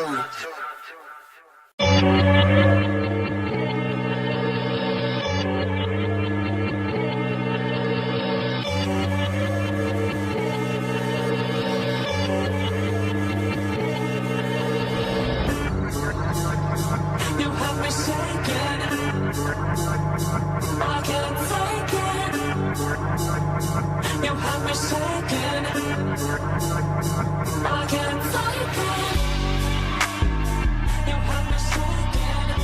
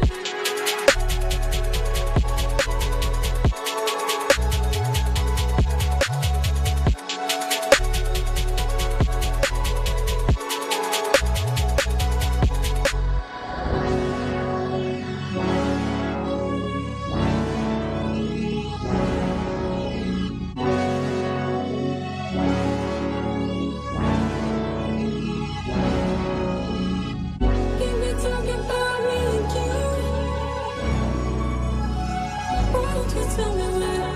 Can we talk about the truth? Why don't you tell me where?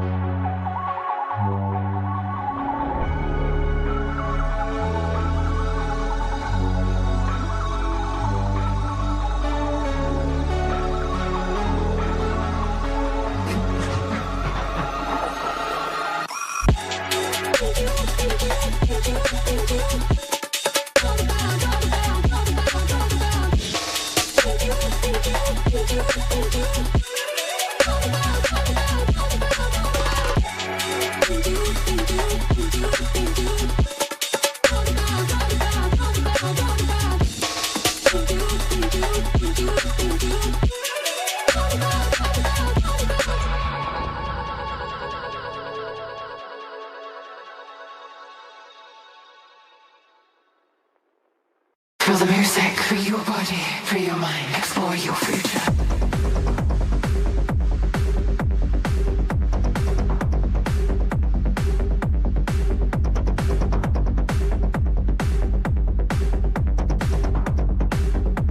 Explore your future.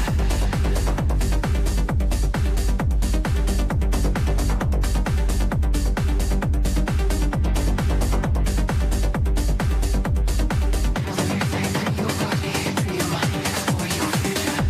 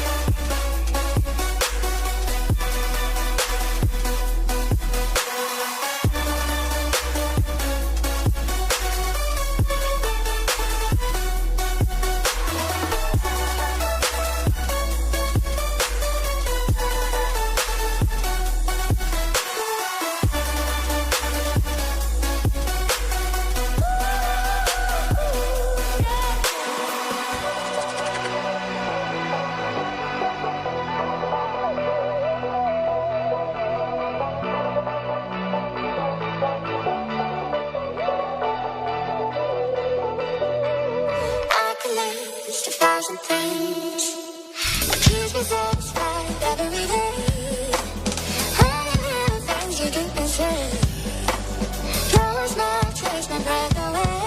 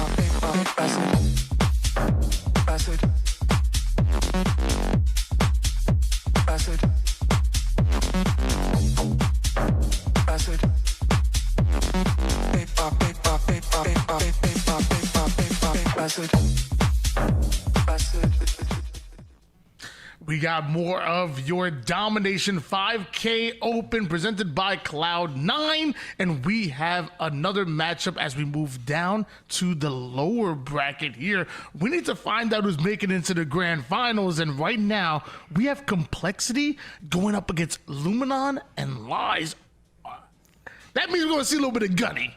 Yeah, a little gun flexion gonna be played. You know, for a second I thought, I was like, oh man, is Luminon and Lies like teaming up and making a new team? And then I was like, oh no, it's just like half the team from Luminon, half the team from Lies. Took me a second there. I was almost excited for some sort of collaboration. I was like, oh no, I forgot. We're like in middle of roster mania, so things are going crazy. Complexity though, still the same complexity that we saw at DreamHack Dallas. Avicii and Cherish still playing for the team, and Mental is so good at the game. I don't even want to tell you about my matchmaking experience the other night, Tony. Mental, I think Mental almost made me uninstall. That's how good he is. Sorry to hear that, Tool. Don't worry. I have a feeling you'll get him next time. Meanwhile, Ziad and Agency trying to get him this time here. What looks like the P-side presence by Menso no longer, though, as the cross-map shots over on the car side. Both teams fighting so much for this camouflage, but right now it seems like Complexity are winning that battle. Able to grab that bomb and trying to get it forward into a position, but so far slays are what's needed, and it's Cherish that's going to be providing one for Complexity. 2-on-2 with camouflage up for grabs still. It's Ziad and Cherish, the two players that can make an impact, and Cherish patient as ever. And even then, I love the presence to push forward, right? That camo is going to be there.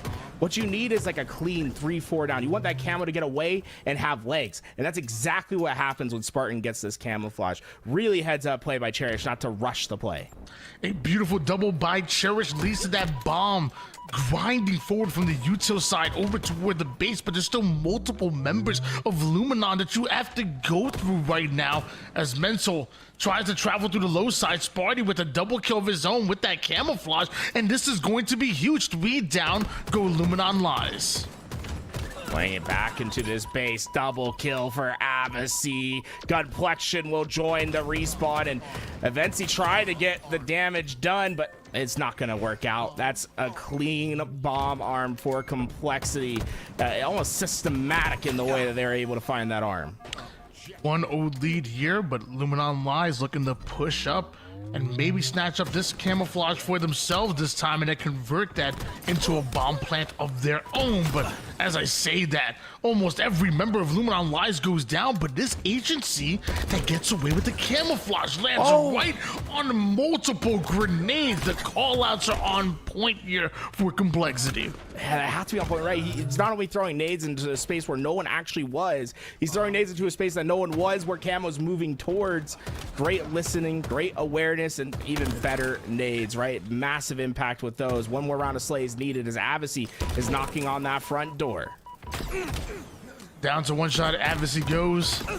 And as he's taken down, Cherished ends up pushing out Gunplexion. A whiffed melee by Ziad is going to force him to have to trade out his life with Spartan. We see Agency trying to find a way out of this base, but look how multiple members of Complexity are able to angle him out. And eventually, a bit of a missed double melee does create an opening for Luminon Lies. And Atrox is finally going to be able to get that bomb out of the base, but they are still feeling that pressure. Spartan just running it down the middle of the map, trying to get that damage in. But with him going down and another kill heading for Luminon, this is their chance to get it moving.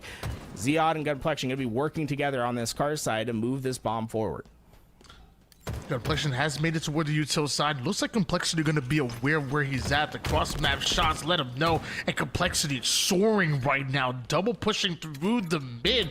Luminon Lies, though, doing a great job of ultimately trapping at least one member of Complexity. And Complexion goes right after another. That's 3 down for Complexity. Now Complexion and the crew are going to move this bomb forward. Will this be their first arm?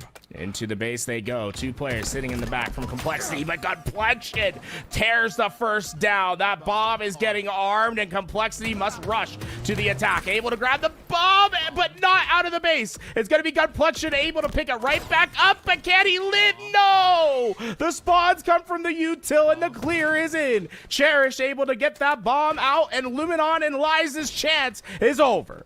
It looks like he was anticipating a skill jump over toward the front side, but the util spawn catching him by surprise and so close to capping their first bomb.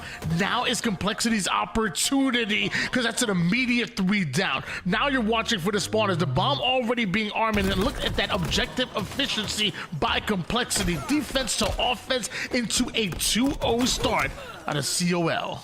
Yeah, with that, Spartan's still alive in this back base as well. He could cause some chaos right away, and he opens up that spawn. I do like getting back to the half line, right? It's not necessarily important for you to be in the base, but he basically influences all the spawns. So now Luminon Lies are completely on that car side, and if Complexity gets a first pick, they could take advantage of that space and timing.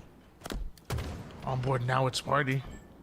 Half shields, but having the information on where Ziad is going, trying to call that out to the rest of his team as they're favoring the car side. They deal with the one weakened player, but now it's Cherish on the double back with that thrust. Both players one shot, but Ziad will survive and then somehow finding the backside of Mental as well. Complexity were moving this bomb forward. Meanwhile, Ziad, he was looking for the kills.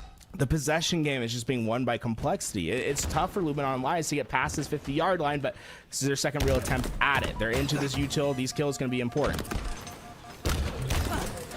Ooh, nades everywhere. Nades going down. Maybe a bit of friendly nade damage as well, but that's a squad wipe, and that bomb, it's going the opposite way.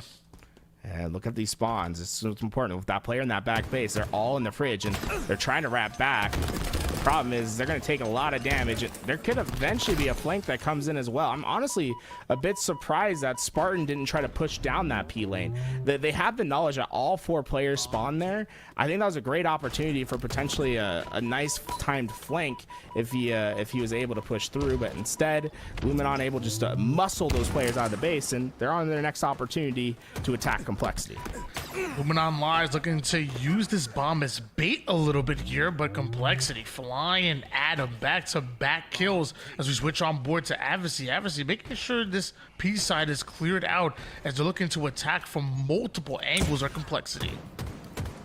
Right through the middle of the map, Avicii. This is a very aggressive routing, but is not punished whatsoever. He's going to be able to get into that base, and they're just causing chaos. I mean, Mental's ready to grab it if Spartan's able to throw it up, but Ziad Osman able to get the kill. Oh, are they both gonna live? That is actually crazy. Mental surviving despite being one shot for way too long there. And there's only one player you got to deal with, and he's able to do that. And Avicii gonna let him know a bit of body disrespect. And although they're able to take down the bomb carrier, Avicii's right back on it. Can he sneak it in? So close, and there it is.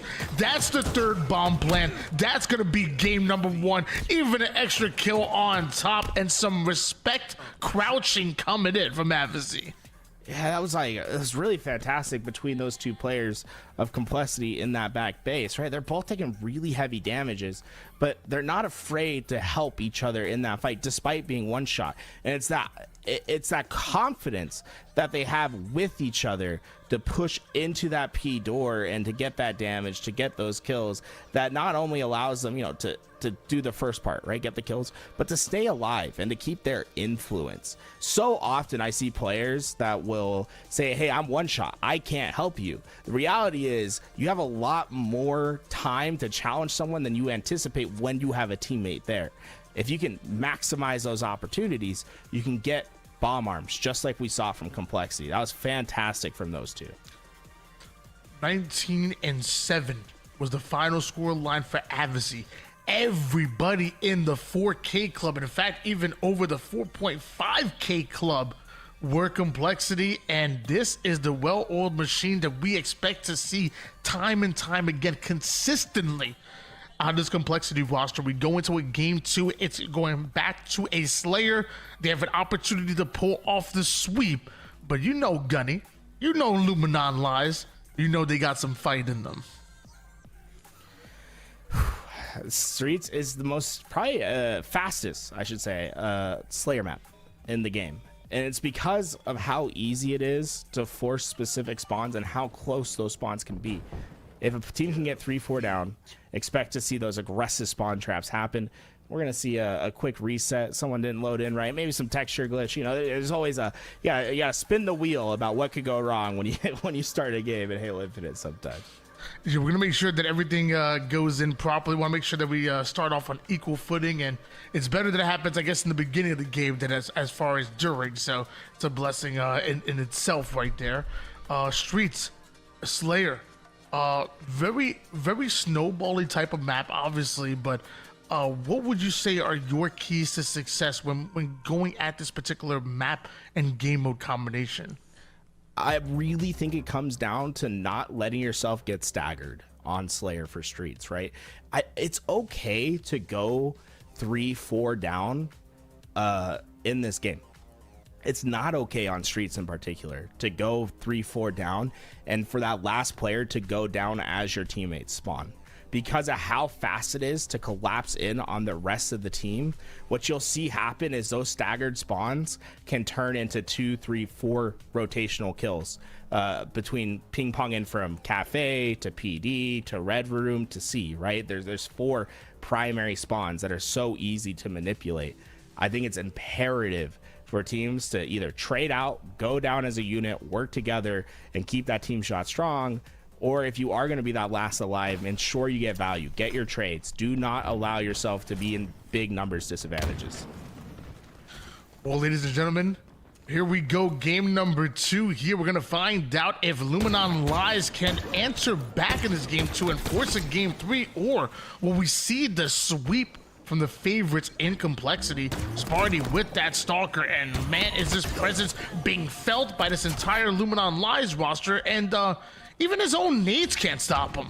Nah, that's just about perfect from Spartan. The shots are great from him as well. When he gets that red gun on you, even from back in the day when he was first making his name in Halo 2 Anniversary, you could tell that his shot was something special. Avicii able to get one with the cheeky back smack, but that's going to be it for Complexity. I like this back down, right? This is what we're talking about. Don't get staggered up here. Keep your line until your spawners come in, then work together, and they're able to find that first kill now, collapse in on the rest. He's 3-0 and now found a player that's a bit overextended. Take advantage of that immediately. And then the cross-map shots onto Luminon Lies, who seemingly are just trying to find the exit route. But no matter where they go, Cherished and Complexity, again, swarming on them. The moment they spawn up, Complexity are ready to attack. Spartan able to push into this left lane. 2 players there, but oh! Look how he never even tries to not challenge. This is what I love. He has 2 players alongside him. Force them to take you down. Even if you die, you know that player's going to join you in the death screen. Spartan is playing fantastic Halo right now. He's 5-0, and he has 4 assists. That's 9 engagements where he's had a positive impact. Complexity simply holding on to control. That's until a well-placed grenade by Ziad, slowing them down just a bit. And with active camouflage coming up, this is an opportunity for Luminon Lies. Oh, gun collection, nice movement to get back, but it's not going to be enough to get him a second. Did get that trade out, but with them going down at that time, camouflage was up, and it's going to be Avicii that's able to grab it away. Luminon not going to be able to even contest that fight. 21-15 lead here for Complexity. Avicii still with his camouflage, sees the weakened Ziad, doesn't even have to get involved in that fight for Mental to be able to get his kill, and a trade out there, but Avicii sneaking right behind the rest of Luminon Lies. This is not good. The Trox about to find out the hard way. Back smack, but another stolen kill. Unfortunate. People being selfish. Avicii, I'm sorry. No, obviously he's like, let me go on this long fight. Like, he's very careful about not losing that camouflage. And every time he gets about to get involved, it's like, his teammates get the kill anyway. It's like, they're like, we don't even need you with this camouflage right now. But either way, Cherish doing his best to stay alive, and the kill has just the leads. It's completely bloomed for Complexity. A 10 kill lead now, double digits as we approach the mid game. Mentor's gonna find his way over toward the high side. Great job finding the weakened players. Your active listening leads to a 4 down for Luminon Lies, and now Complexity so quick to attack the next spawns. Not exactly staggered. I think I see 3 players that come up, but it's only gonna be 3. The next one spawning from across the map, a double by Spartan, and it's not just the initial kills, it's the follow-up ones as well.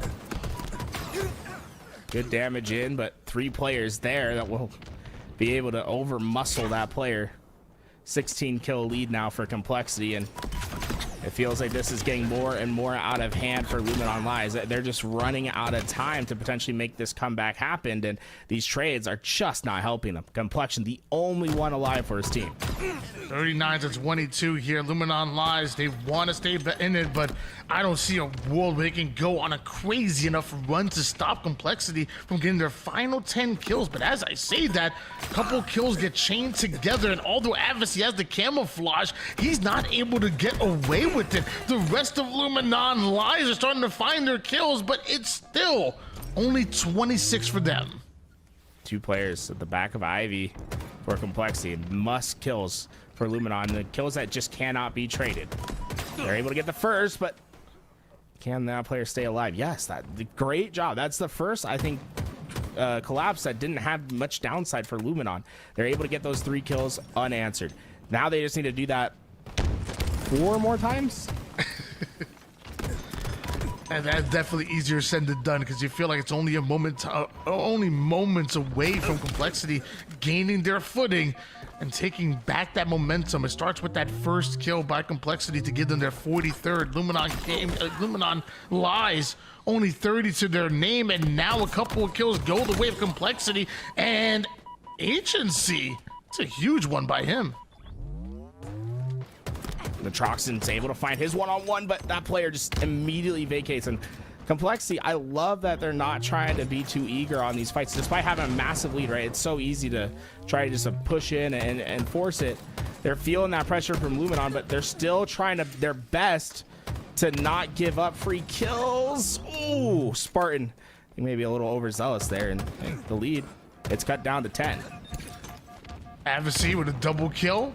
Only his 5th kill so far this game. It's been a little bit unfortunate for him, and yet somehow Complexity still dominant on the score line. That goes well for Complexity. You know, the rest of this tournament, Adversary's going to be flying just like you saw right there, and Complexity completing the 2-0 sweep. Can I just say, I love that we have the star back in the kill feed.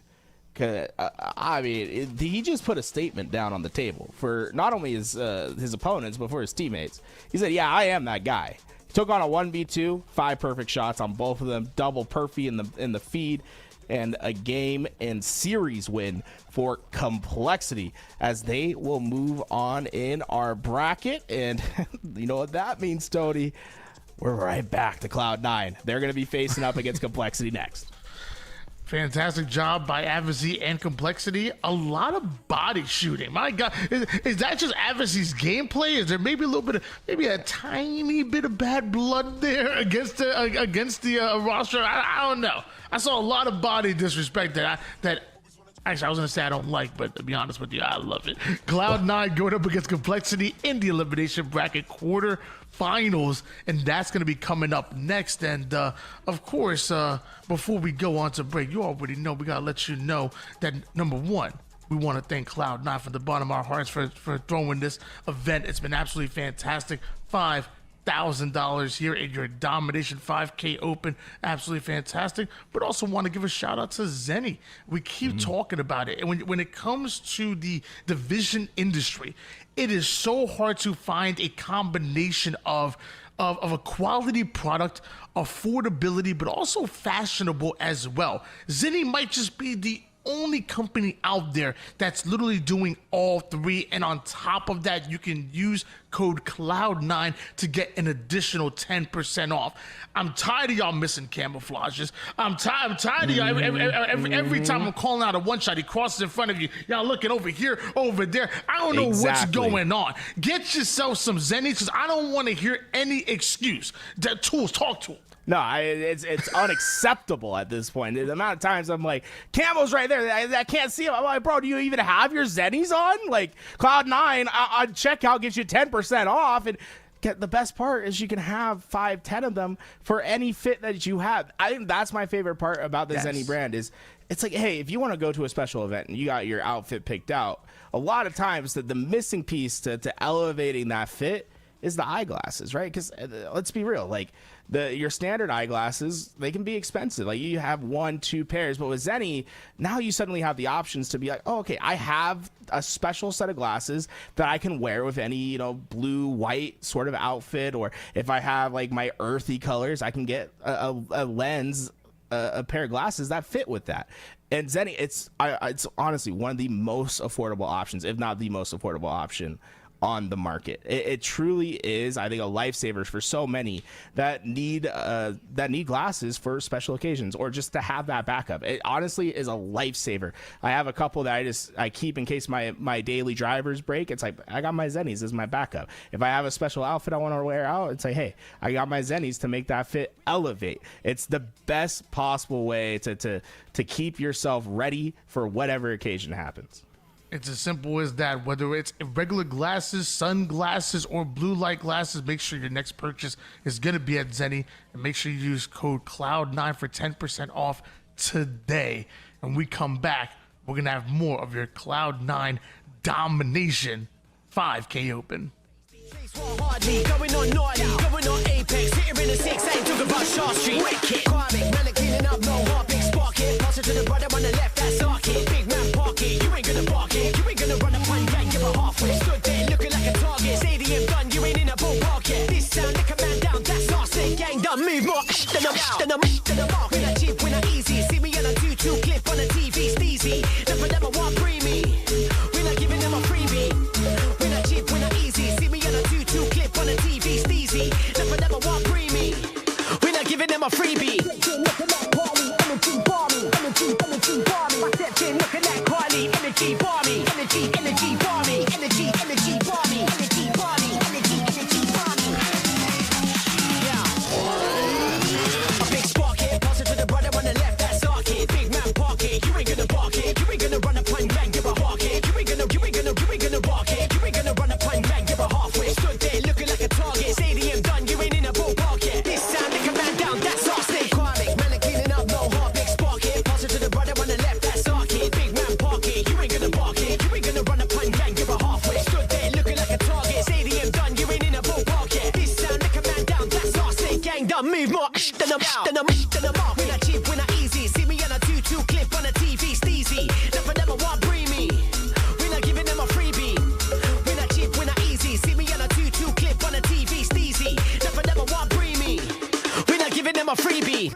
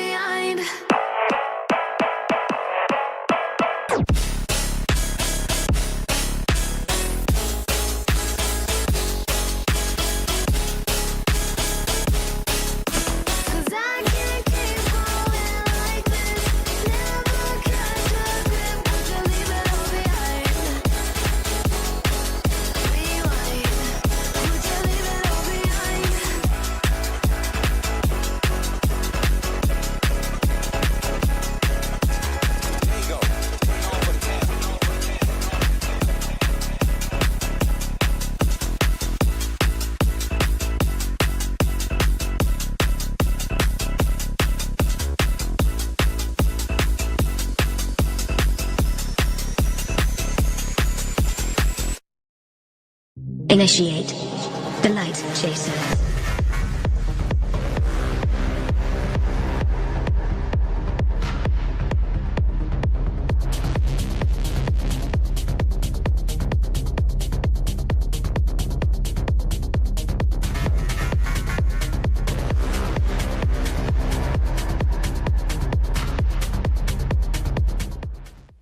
What is up, gamers? Welcome back to Domination, your $5,000 open, presented by Cloud9. Why not be reckless? AK, why not be casting again? And of course, my man in the matching shirt is my dude Tools. And let me tell you, do we look, yo, chat, do we look good? I feel like we look good. Let me. Yeah, you got your felt C9 on. Ooh. Yeah, you gotta get some brighter lights, Tony. You know what I'm saying? We got boom spotlight on that thing. Make that C9 pop. My bad. I don't shine bright like you. I'm shine bright. You gotta look like diamonds. Rihanna. Right? Hopefully. Hopefully you guys are also ready for this next matchup. And as the tournament gets deeper and deeper, it's harder to predict the favorite, honestly. Between Complexity and Cloud9, this is where things get tough. I still want to say Cloud9 might be the favorites, but dude, it's Complexity, dude. Sparty, Advocacy, Mental, it's tough to really predict the favorite as we get to this point here in the tournament. I'm gonna be biased. Cloud9's my favorite. I don't care.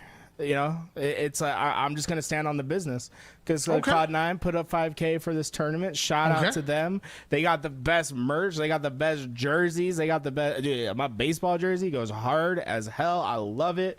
They got one of the best skins in the game. Do you remember year one Cloud9 skin? Ooh wee! But that's the first one I bought because of how hot that looked. I'm excited to see what they're cooking up next. I believe that's supposed to come out this summer sometime. Tashi, please, ASAP. I want to get myself dripped out with Cloud9. And my favorite part, when my sniper hits, Tony, pop! Cloud9. I let everyone know. Rep until the day I die. We love Cloud9 in this building. Okay, I love that. I love that. So you know what? Let's really figure this out here. So you said Cloud9 Complexity. Who you picking? Cloud9, of course. Why? Okay, all right. My boy Septify is gonna go crazy. All right, Cloud9 TSM. Cloud9. Are we kidding? Cloud9 SSG. Cloud9. Cloud9 Shopify Rebellion. Bro, you think they stand a chance? We're on Cloud9. I got one for you. Cloud9 or Optic Gaming. You kidding me? Cloud9, baby. Day I die. Okay, Cloud9 on business. That's what I'm talking about. Well, Complexity may have something else to say about that because they believe that they could win. And going into this Fortress bomb is where Complexity and Cloud9 are going to duke it out. And I will say, I love me some two snipers maps. Fortress ain't my favorite game mode or map combination too as far as play, but as far as watching, I want to see two snipers go and at it. Who are you most excited to see with the snipers in their hands for both of these rosters? Well, first of all, put Septify with that snipe in his hands. I promise you the kid's built different. You're not going to see people's heads popping up. He's got one of the most under-talked about snipers in the game, period. Just got to say it. Put some respect. Now, it gets a little bit more interesting when you go to the Complexity side because we've had a history of great snipers on this team. I think about what Spartan and Mental have been able to do. Mental, at some points, has looked like one of the best snipers when he was on Shopify Rebellion. Last year, Spartan, he made his name in Halo 2 Anniversary back in 2014 by being the hot hand sniper player. He was incredible with that weapon in his hands. But surprisingly, the player that I think is going to be taking the sniper responsibility, and for good reason, is actually going to be Cherished. Dude, the way Cherish plays with the sniper is so smart. He's very good at finding the right angle and making the shot easy for himself. I do think that this team is probably going to be better for, like, Complexity will be a better team if they let Cherished put that sniper in his hands.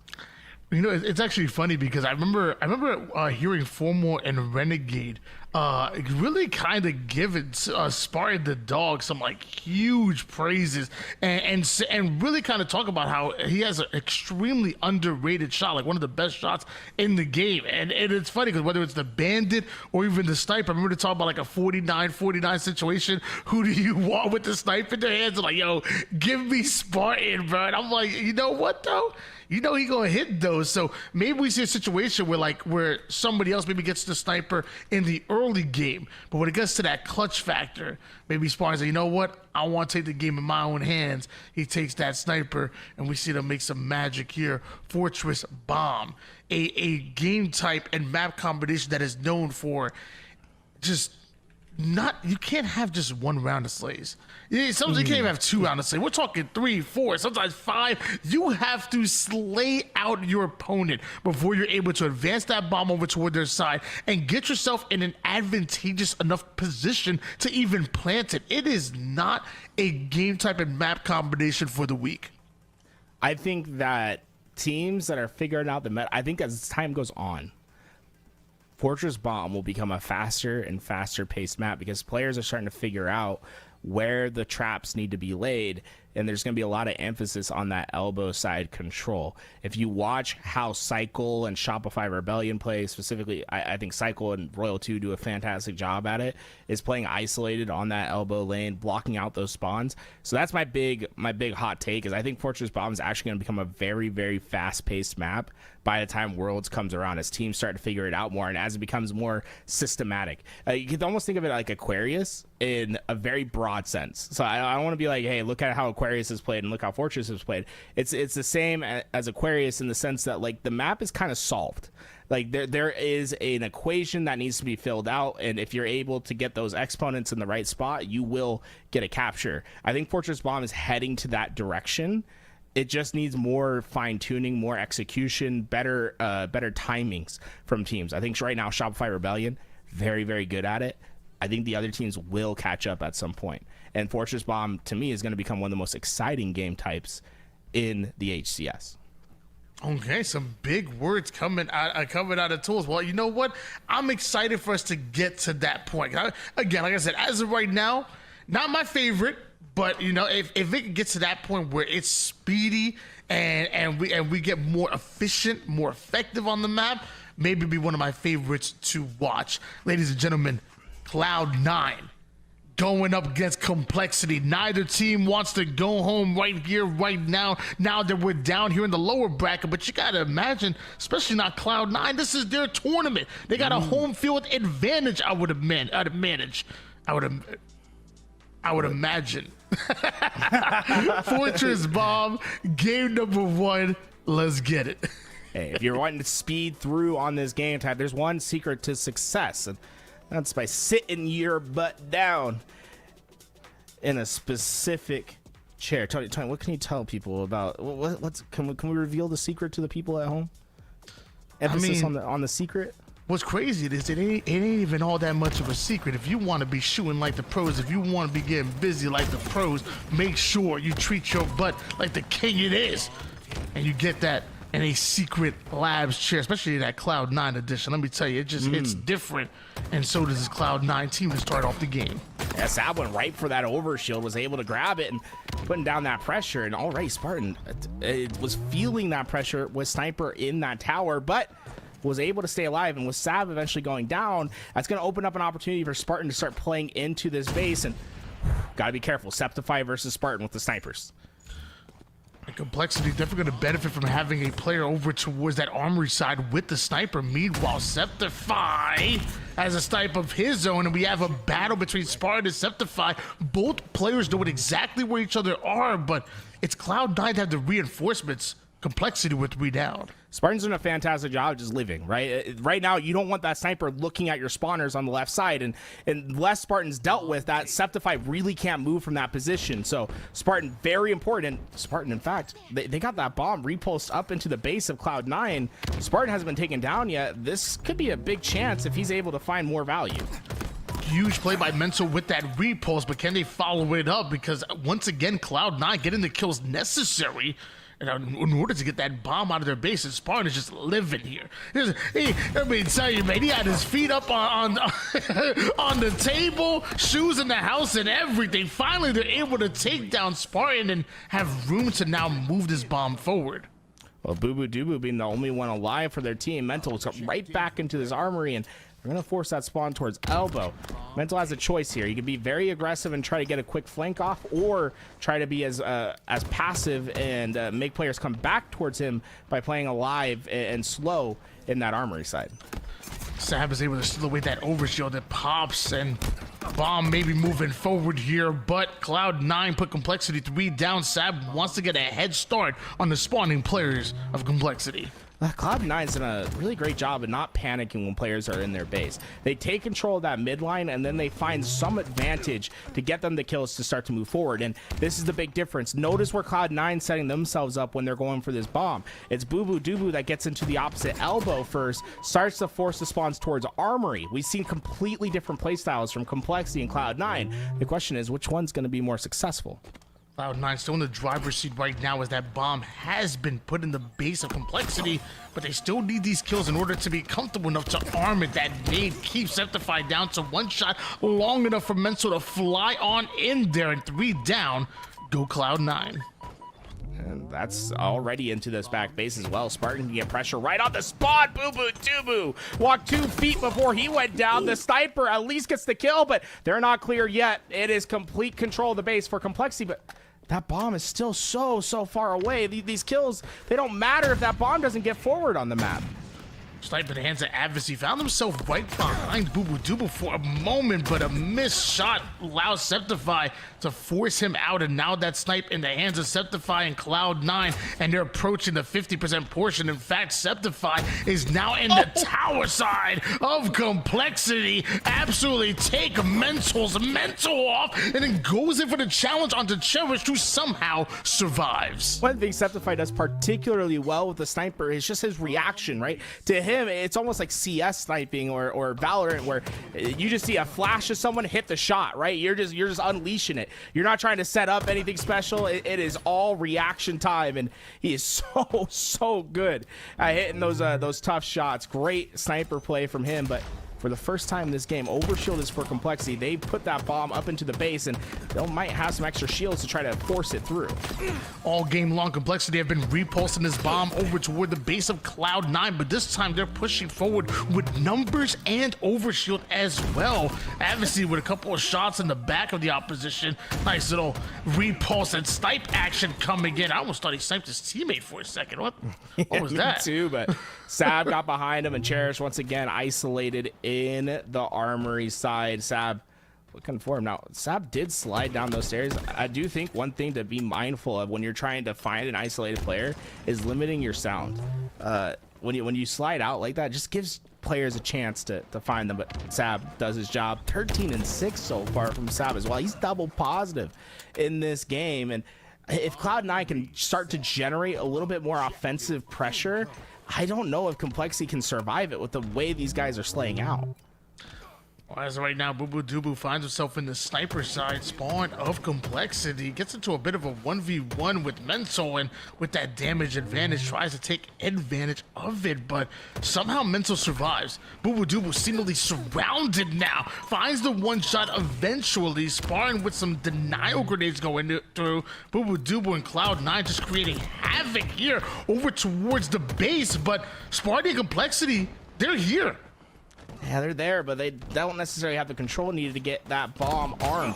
They still need to find some more presence in that base. I think the big problem for Complexity thus far is they haven't been able to insert anyone into that elbow. Instead, it's been heavy armory side focus, and because of it, every time they get that bomb close to the point, those spawners come off elbow, they get into that tower, they make things chaotic for Complexity to get that final step through.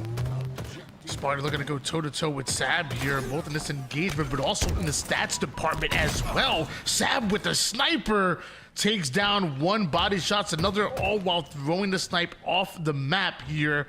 Meanwhile, Sparty looking for his next target. He's gonna find 2 members of Cloud9. Now a third, but a killing spree on Deceptify will go sky high to try to take him down. Who other than Sab to slow down the offensive complexity? Oh, but Avicii's there to follow it up.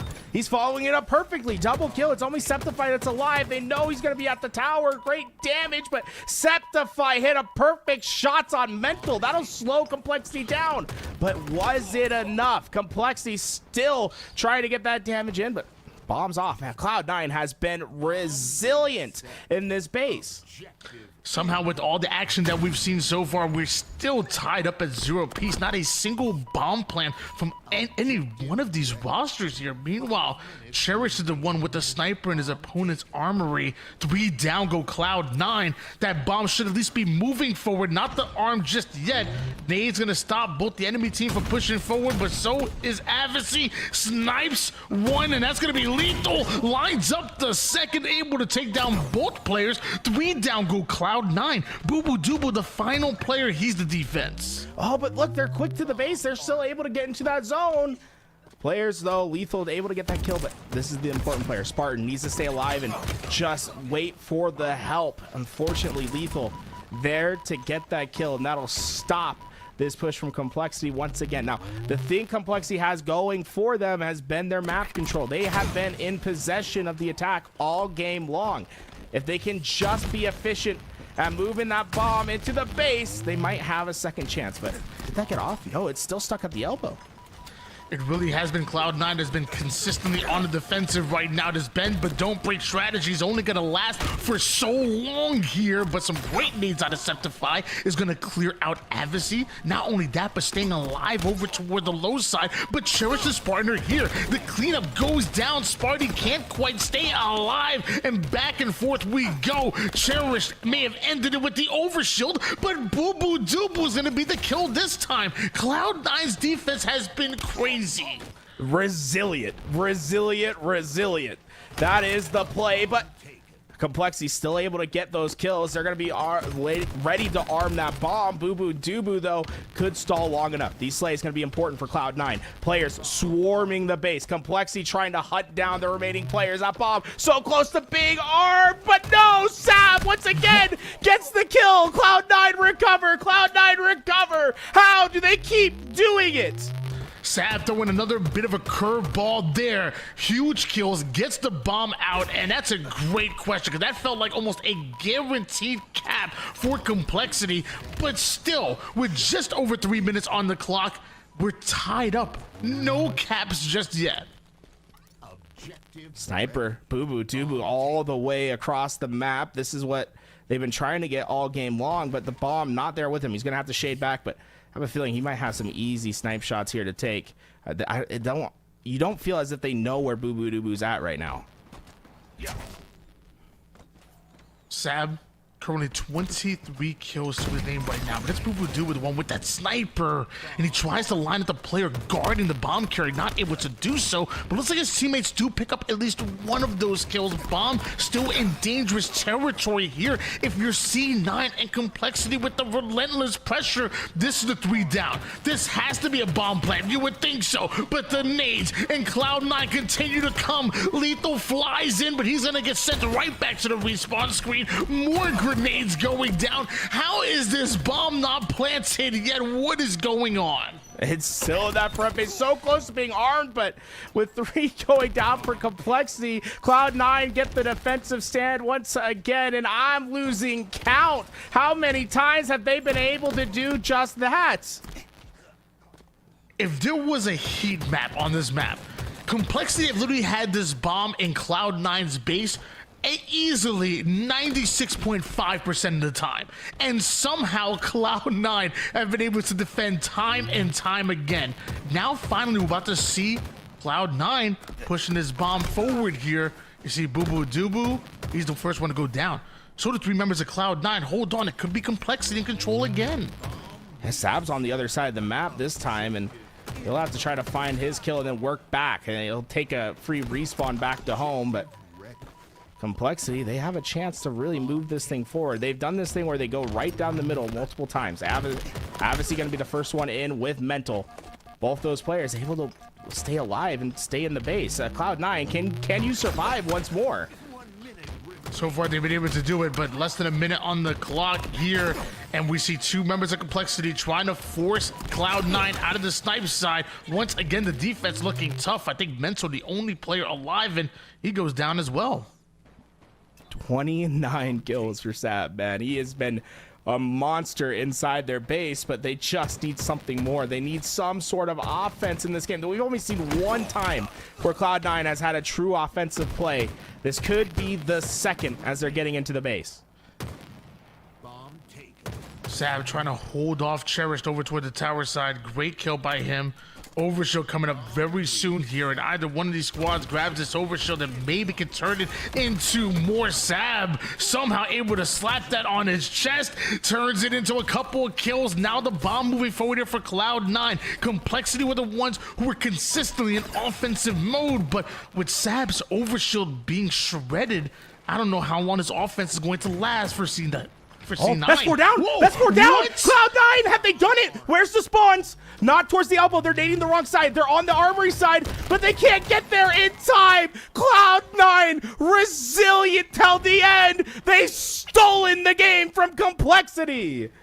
Complexity doing a fantastic job of ultimately burning that overshield, and I thought maybe that was going to be all they needed in order to slay them out, but no, it was just a distraction. Fantastic job by Cloud9. And what, I mean, Complexity had what, 6 or 7 good chances to plant the bomb, what it felt like, but wasn't able to do it a single time. Cloud9 maybe had 1, maybe 2 at max right there, and they were efficient in this game 1.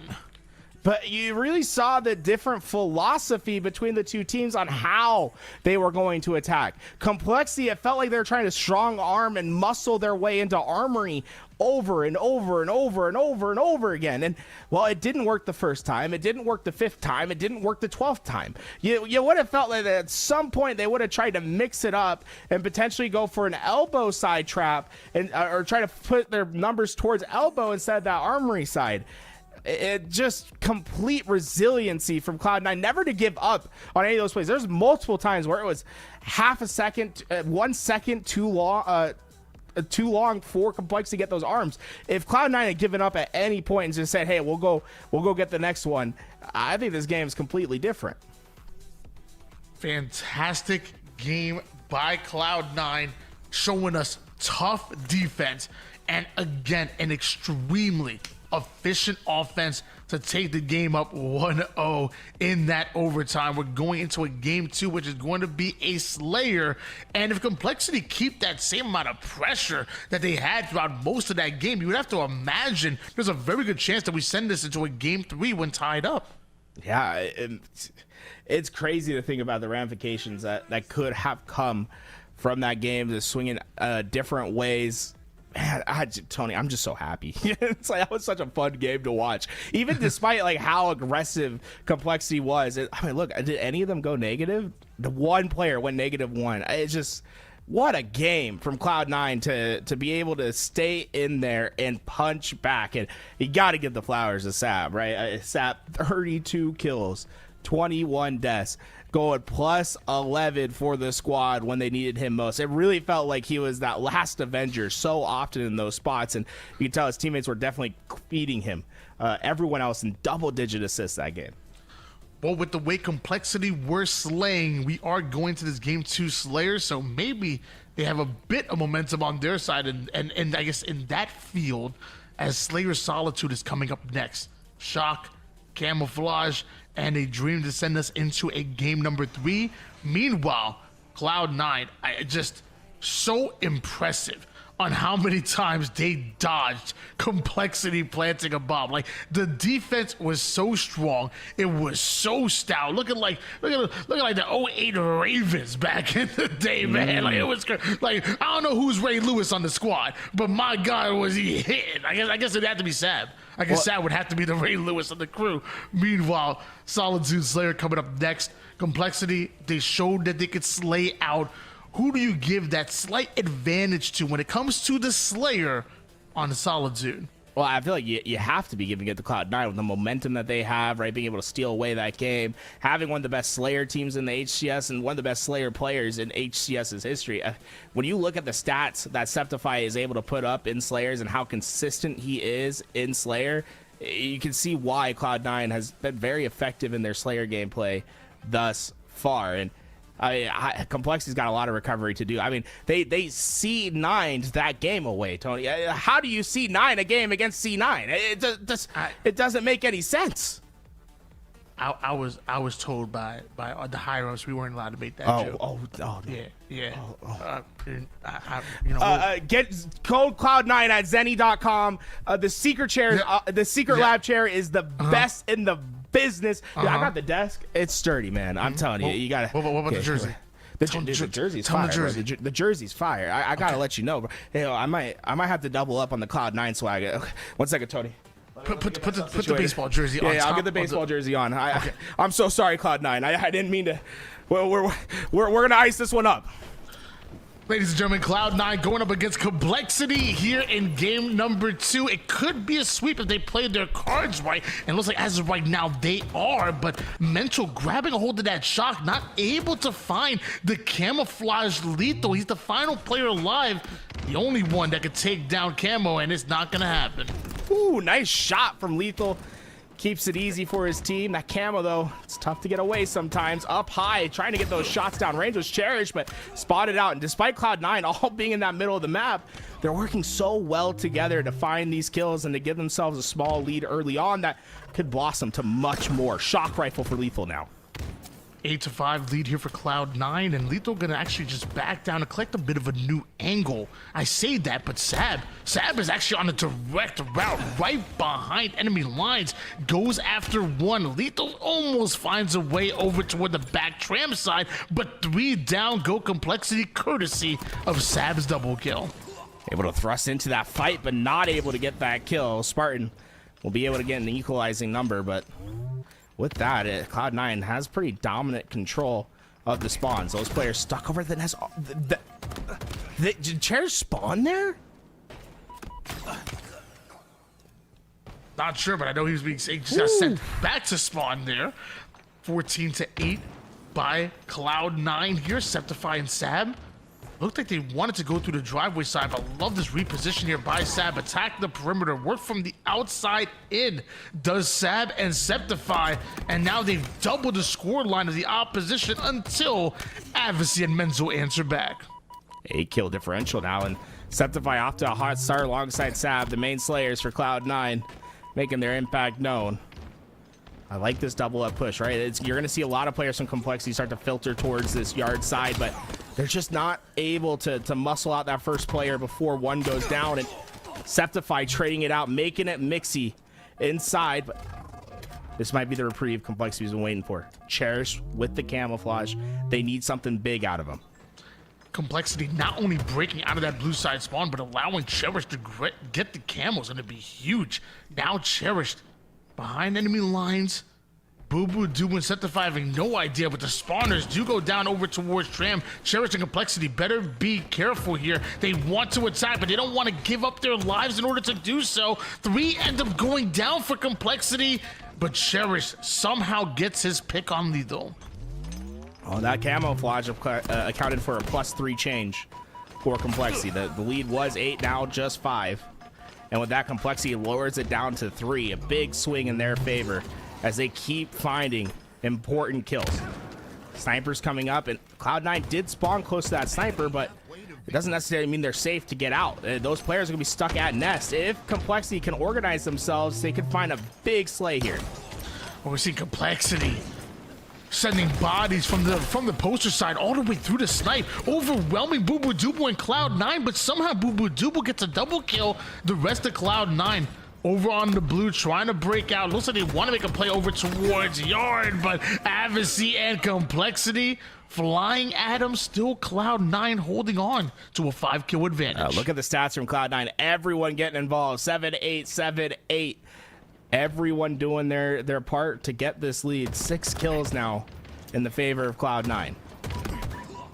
Meanwhile, on the other side of things, Adversary having a tough game here in the Slayer, but last time this happened, he popped off toward the end game, and they were able to clutch out an important game number 2 win. They needed to do the same right here, right now, and it's Cherish and Adversary. Perfectly timed attack allows Adversary to get away with the camo and bring us back within 5. Shock rifle back in hand as well. Adversary knows that these players are over by that loop. This camo is going to get him in the spot necessary to find a couple big kills to let his team start to move forward. 3 players running wide for Cloud9 behind them all.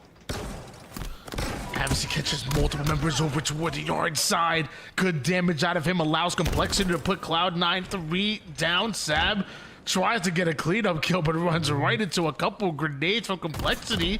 A double back. A bit crazy onto 2 different players, but luckily Septify is here, and they're looking to mount a different double push. Now to the blue side. Cherish had no idea. You have one more player you got to deal with, and Sparty's there, but he's a little bit too late.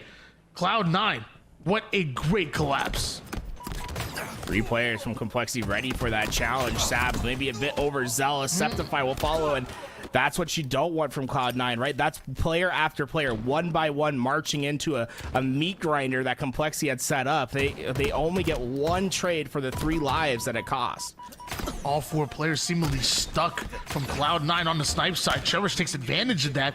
Finds 1 pick, but ends up going down in order to get that. And every trade favors Cloud9 on their way to the 50 kill mark. Septify, early grenade, makes his position known, but still gets his trade. Sab, sky high from the S4 side, but Mental survives just like that. 38 here for Complexity.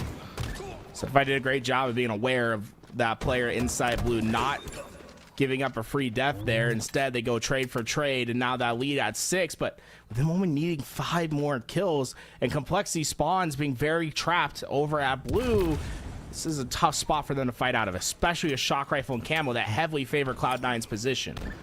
Oh, what a dot! Sab throws a perfect nade, and the shots are coming through. The players from Complexity are going down. It's a wave of blue as Cloud9 tries to finish this game.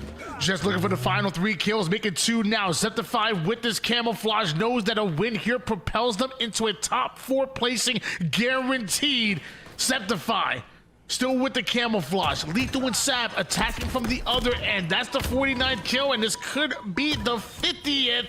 As Septify finds a totally different fight, and Cloud9 take out Complexity. Septify remains one of the most resilient slayers in the game on the game type, man. He is special when it comes to the Slayer in Halo. He is so consistent for whatever team he's playing on, and Cloud9 can thank him for a 15 kill performance, as they really did start playing much better as that game continued on. They were able to find that lead, expand it out, and they knocked Complexity out of the tournament to continue on to try to get their road back to revenge against Team Envy. It's a top 4 guaranteed placing here for Cloud9 here in their tournament, no matter what happens at this point forward. However, we still got some more matches on the other side of this bracket here. Reversal Perfect, I believe, is waiting for the winner between Dark Inside and 11 a.m. Margarita. Once that happens, we'll see those 2 go at it for the right to make it into the top 4 of their own, but to play Cloud9 to go up against Team Envious in the elimination bracket finals. We're now getting down to like a dramatic conclusion here in this tournament, and all this to find out who will see Team Soul Snipe in the grand finals. It's been a war so far, but I'm excited to find out who makes it out. Honestly, it's going to be a bloodbath in this elimination side. Tony, I'm just excited, man. We're gonna see more Cloud9 playing. Whew. You know they're gonna go far because they're rocking their secret lab chairs right now. You know they're decked out with that secret lab desk. You know that they're spotting the camouflages out with them Zenny glasses.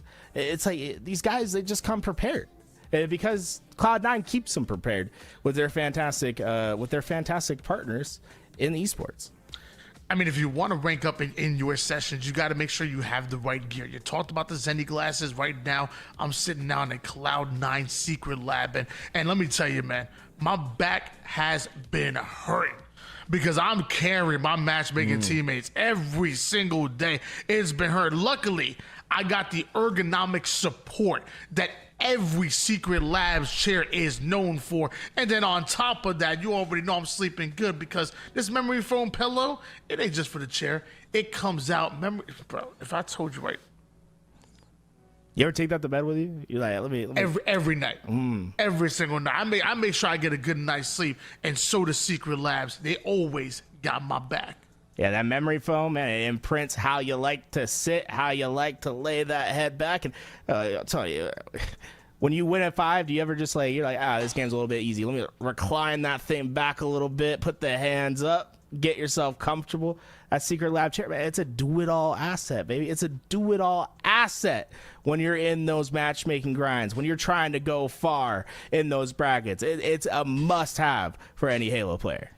Hey, I mean, the competition just ain't, I mean, you already know, they shooting 20, 30, 40%. I know you ain't sitting in the Secret Lab chair, so oftentimes I'm just going to recline and go to sleep. I'm sleeping on my competition because I know who got my back. I know who got that ergonomic support, and that's Secret Labs. Make sure you get yours. When we come back, we got more of your Domination 5K Open presented by Cloud9.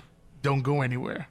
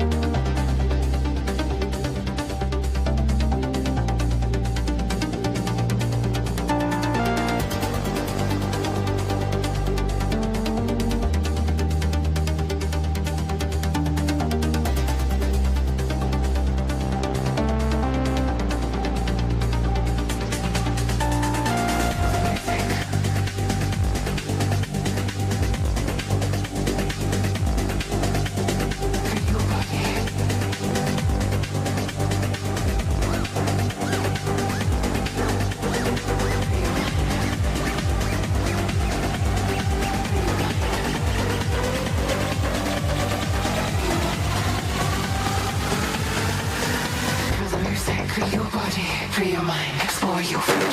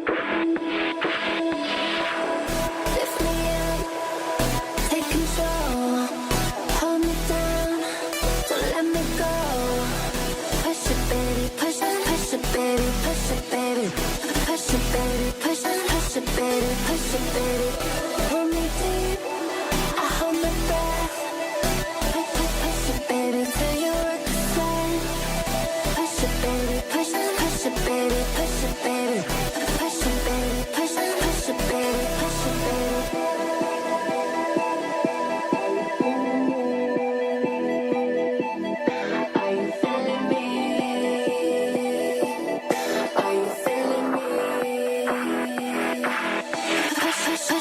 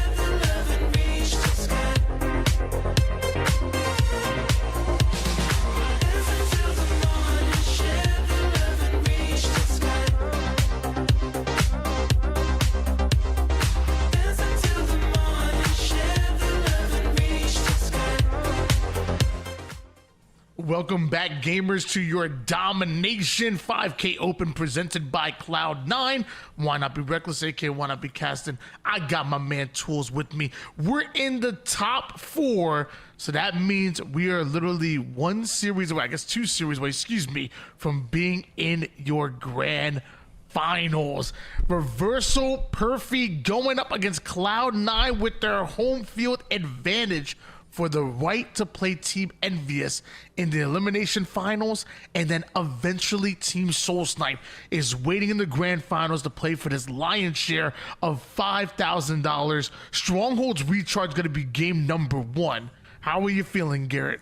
Well, Cloud9 has been looking fantastic on Stronghold, so I might be feeling pretty good because, you know, if Cloud9 does good, I feel good. If Cloud9 does bad, I feel bad. So Cloud9, let's do good, right? Strongholds Recharge.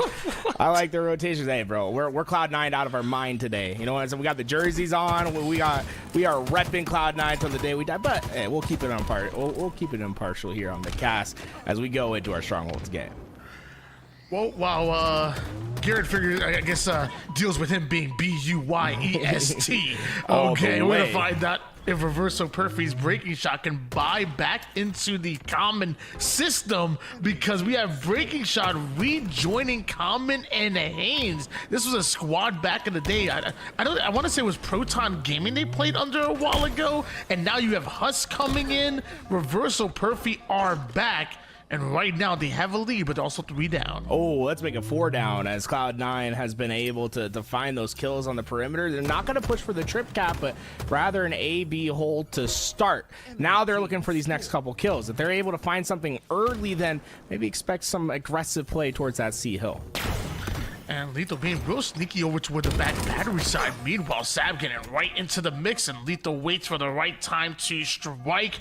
And Reversal Perfy lose numbers quickly. Cloud9 now looking for the triple cap. Septify's the most important player on the map right there. Notice how he stays at A. If he left at all, they would have flipped out those spawns to A, and their trip cap would have been very short-lived. Instead, they're able to put that trip cap in at least for a second and force the spawns towards B. B's an okay spot for you to bait, right? It's not the worst situation, but Reversal Perfy, they just started winning their gunfights off spawn, and despite, you know, great positioning from Cloud9, that's not going to be enough. In fact, complete reversal of the situation. It's perfect for Reversal Perfy as they have a trip cap in, and oh no, these spawns are devastating. Then long haul spawns is ultimately not what Cloud9 were looking for, but hold on, Us getting overwhelmed over toward the bottom blue pipe side. Cloud9 played that perfectly to break out, but still, Reversal Perfy take the lead. One more player Septify has to deal with, and Common survives. Oh, That's not a frag. Lethal will be able to get that camo because of it. Not going to be able to stay alive, but that frag would have been key to taking down that camo before it had any more impact. But Common, man, he has been a common factor in great plays for Reversal Perfy so far. 7 kills to his name, and you know, the news is that he's no longer with that Gen G roster. Maybe this is something that they're looking to take into next weekend's HCS Open tournament. Right now, holding on to a double cap against Cloud9, a very strong roster, but as I say that, a full squad wipe, Sab immediately looks to move on to Charlie. Big fight against breaking shot, but the help comes through. Haynes is able to find the trade, and Boo Boo Doo gonna have a lot to do ahead of him.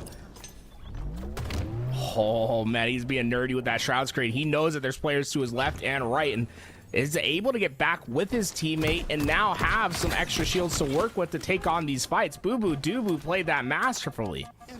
Septify flies in for the 1v1, feeling confident with that challenge. Breaking shot momentarily the only player alive from Reversal Perfy, but now as a player over to the back gold side. Now they're able to double push through top gold together, and although they're able to take down one, does Boo Boo Doo. Breaking shot survives over toward the back gold.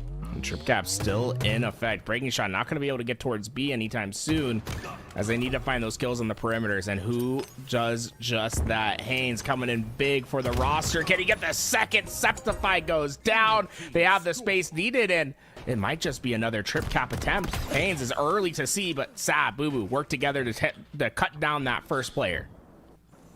We see Sab being real cautious with the way that he wants to play ultimately out of this. He knows his teammates taking Alpha, and that's going to draw in a lot of attention. In fact, Huss is able to take down Lethal. Sab gets into a bit of a 1v1, and Common somehow closes the distance.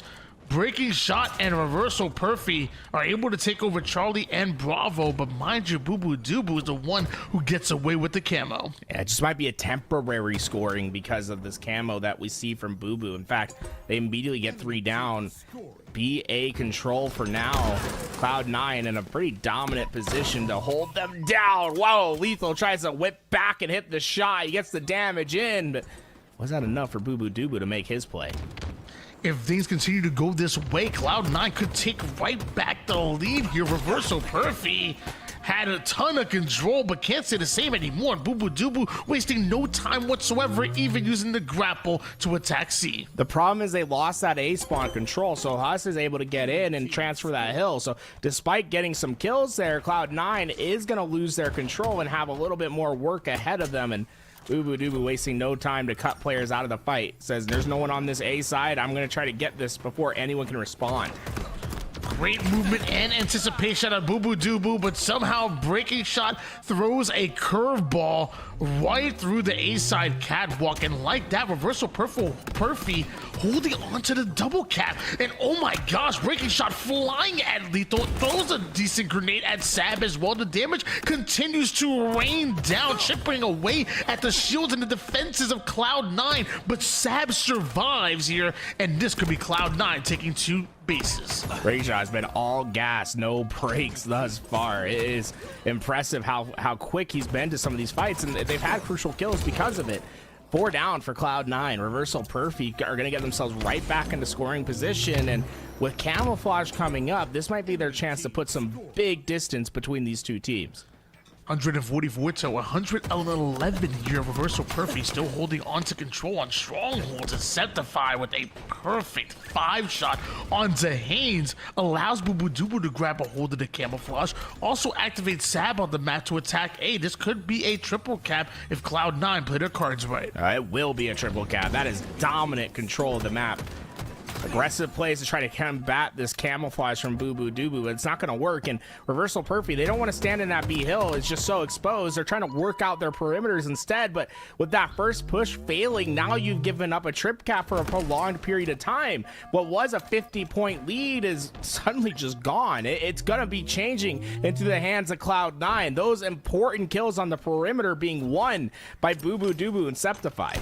Cloud9 take the lead here. It looks like Reversal Perfy have their eyes on Bravo, but Cloud9 have their eyes on them. Full squad wipe. Sab gets the shock rifle, looking for the spawn trap here. Lines it up, but just barely misses that shot into Huss. Holding on to 3 bases still is Cloud9. Yeah, this trip cap is just starting to hurt more and more. Though, with Boo Boo Doo going down first, that's going to be Reversal Perfy that'll have a chance to stall the hurt.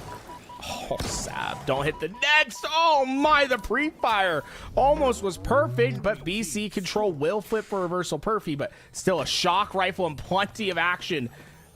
He gets Breaking Shot. He got 2. He stuck 2 players.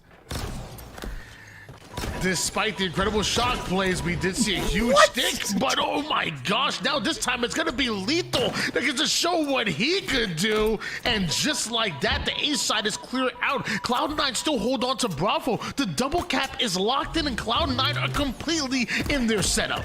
All gas, no brakes. That's what it feels like for Cloud9. Lethal wins the fight, but where's the spawn? A is open for either side. It's going to be crucial for whoever spawns there. It looks like it will be Reversal Perfy that gets that spawn. That's going to stall the scoring efforts of Cloud9 just for a little bit longer as they're right at the end. But no, B goes down. Insta-splodes for Camo. Reversal Perfy have found themselves in a stabilizing position, but they need much more than stability. They need control of everything. Reversal Perfy holding on here. Meanwhile, Huss is able to get away with his camouflage. Reposition now as Bravo switches hands, and Reversal Perfy have to attack Charlie. But Cloud9 are ready. Sab is already here. Despite the camouflage, it's not enough. We see the reversal metal in. Boo Boo Doo gets his. That's the reset. And game number 1, Cloud9 clutch it out. Really impressed with some of the trip cap control that we saw from Cloud9, and more importantly, their heads up knowledge of what spawns were open and what they needed to block. So often we see players leave that A site too early and spawns will flip. Septify, Sab, Boo Boo, Lethal, they all took turns blocking out that spawn at the right time, getting that trip cap to last for a very, very long time. Just fantastic game through and through from Cloud9. And right, they're down by 60 points in that mid game. They completely changed the game and go on a massive run. I believe it was like 140 to 10 was the run that these guys had to end the game. Absolutely incredible. And if that game number 1 is indicative of what the rest of the series is going to look like, we are in for a great time. The real winner will be us at the end of the day. That was fantastic, but there's going to be Cloud9 to hold on. I'm looking at this the stats right now, and I see Septify 18 kills, quite impressive. Love Boo Boo Doobu, not only the 17 kills, but the 10 assists to go along with it. That's a 9.3 KDA. I'm a huge fan of having a decent amount of kills and a high number of assists. I don't care how that player goes down. As long as they go down, that's a net positive for the team. I really do believe assists are highly underrated here in Halo. Yeah, and that's where Boo Boo Doobu really thrives. When you look at his stat sheet, he has one of the best KADs in the game, right? The KAD will fluctuate here and there, but he's rock solid, consistent at ensuring he's getting that damage, getting that help. I think he's one of those better players at keeping everyone connected on the map. He's filling in positions. He's playing what we like to colloquially call the dirty work, where a glue player is the way to think about Boo Boo Doobu. He rarely lets teams get into compromising positions by being a bedrock foundation for them to work upon. Game number 2 is going to be a Slayer Aquarius, and if Boo Boo Doobu can continue to be that rock both in the slays and the assist department, we could see another 2-0 sweep. However, I feel like we have to mention the times where Reversal Perfect looked good. They looked great. I feel like it was a situation where Reversal Perfect was firing on all cylinders. It was scary for this Cloud9 roster, and now take objective out of the way, and now all they have to do is focus on making sure they get kills on you, and that is it. Maybe a little bit of grabbing a hold of the power-ups and whatnot, but that tells me that Reversal Perfect are going to be laser focused, and also tells me there's a chance we see a game 3. Aqua going to be our game 2 to determine it all, but Cloud9, I don't think they are necessarily too worried about this Slayer with how great they've been in the Slayers here today. They've been so consistent in them, and remember, always keep your eyes on Septify whenever we go into these Slayers. He is one of the best at the game type, period, in the HCS year after year. It's whenever he has that freedom to really flow on the map, it feels like we see him hit that next level. Can we please get some BUYEST in the chat? Good God, Bias Caster is all I'm hearing right now. What are you wearing right now? What was that? What are you wearing? I'm sorry. I'm wearing a shirt. Jersey, what am I say? On the top left of your shirt, what does it say on the, right on that right on that chest? Ladies and gentlemen, game number 2 is on its way. First to 50 kills takes the win. We're throwing 12 minutes on the clock, and I love me any map that has a camouflage, especially with Boo Boo Doobu on it, because something tells me he gonna want to grab a hold of it and make some sneaky Boo Boo like plays. I can't be too sneaky when he's scanned out like this. They know exactly where he's standing, and even though he's completely exposed to everyone on the map, he somehow stays alive and is able to even help with that next kill. Camouflage will now move into the hands of Sab, and Cloud9, despite having a ton of information going against them, they're able to not only get the camo, but also corral Reversal Perfect to the back blue base. Sab was able to get a hold of this camouflage and now taking a bit of a low ground. I know he wants to get up high, but Reversal Perfect are slaying all around him and have that map control. Finally finds an avenue over towards the card 3 side, but of course, apparently Reversal Perfect, they got their Zennies on as well. Make sure you use code Cloud9 for 10% off because they're spotting the camouflage. Yeah, we just gotta start calling it the Zenny camo. Every time it's picked up, that's the Zenny camo going on to their body. 3 down. Haynes will be the only one alive for Reversal Perfy as Cloud9 tries to take space back on the map. And Lethal being very aggressive through the middle of the map, but look at that. No one expecting him to be there. Common had no idea. 10 to 8 advantage after Sav's perfect shots on the kill feed here. Meanwhile, Lethal trying to support his teammate from across the map. Boo Boo Doo eventually awarded the kill for that one, and Lethal finds his way out of the mid side and towards utility. Sneaky plays like that cause him to stay alive, and now he's just watching the backside flank for Common, ready for that as well. Cloud9 are playing like a well-oiled machine. Just a 4-kill differential now. Reversal Perfy need to get that top map control for this camouflage that's about to come up. It looks like Haynes is already there on that P side, but Sav could be playing spoiler here as he goes underneath. Camouflage comes up. Haynes forced to drop down, but takes his pivot, ends up winning it. Meanwhile, Septify winning a 1v1 over toward the top side. Looked like Haynes was ready to try to curb slide and take away that camouflage, but Cloud9 doing a great job of ultimately using it as bait. A one-shot Sab ends up hitting the black screen, and there should be the moment Reversal Perfy take camo. It looks like Breaking Shot will have the Zenny camo in his hands. Cloud9, they are not eager to move. They're going to try to burn as much camo time away. They go 3 wide into the corner. Oh, man, it is a firing squad that's here for Reversal Perfy. They're going to be able to get at least one with them, but it is chaos over on that fridge side. Wow. Fantastic job by Breaking Shot by using his environment. He's known for that. Sneaky with the slides to block off those line of sights. Meanwhile, Sab catches a crazy grenade by Common and the rest of Reversal Perfy, and now Common not wanting to let off the pressure, not wanting to let off the gas. He's going to continue to push forward, peppering them up just to trade out his life. We're tied up at 24 apiece. Lethal trying to do his best and just stay alive and keep that damage in. But Haynes is just controlling their util right now. There's really no escape for Lethal. Instead, he'll have to wrap all the way to the other side as Septify tries to generate that space instead. But it's the first time we're seeing Cloud9 being a little bit more disjointed. No clear help on the map this time as Lethal having to do it by himself. That thrust not enough. Oh my, Lethal not only wins that, he dominates it. He still has shields to get back and to stay alive. Active camouflage about to hit the battlefield here, and as Lethal shields come up, you know his weapon is hot, and Boo Boo Doo he's already on the P side.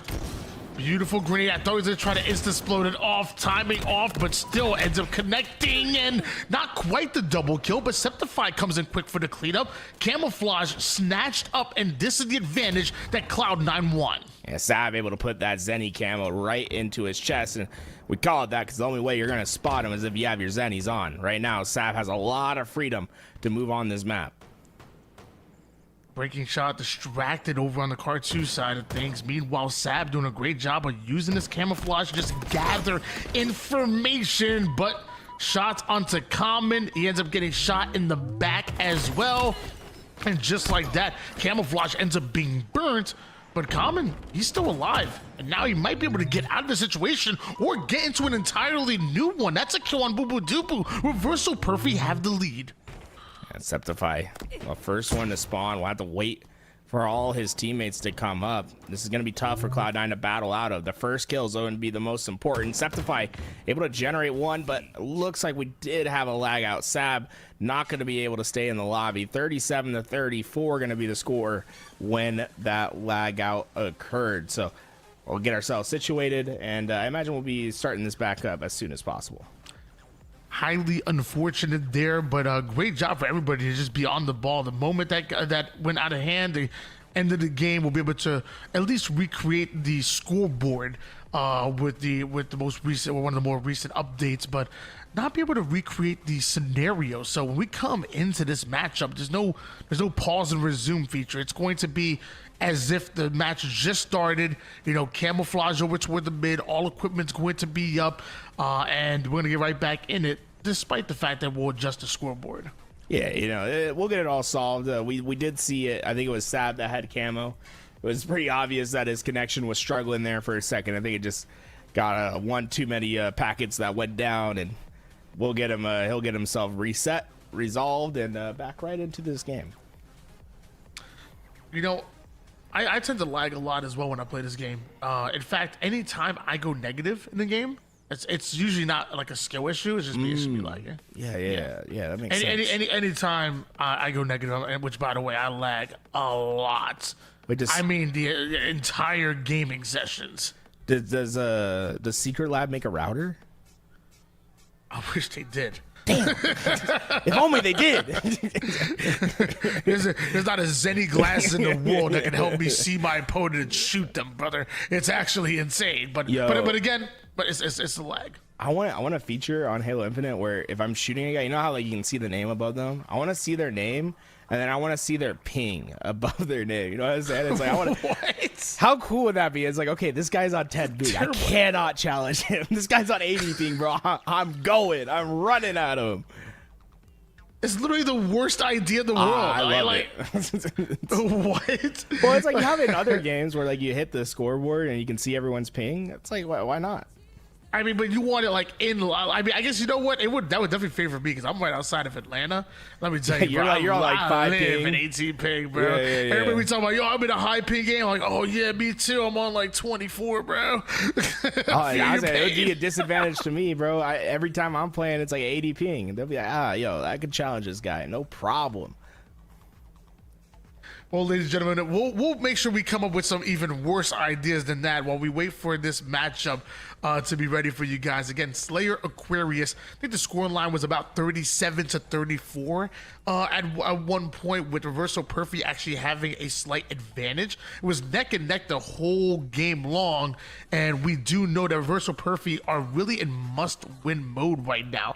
A win here puts us into a game number 3, and maybe gives Reversal Perfy a chance to ultimately advance forward into the elimination bracket finals. Meanwhile, Cloud9, one win here.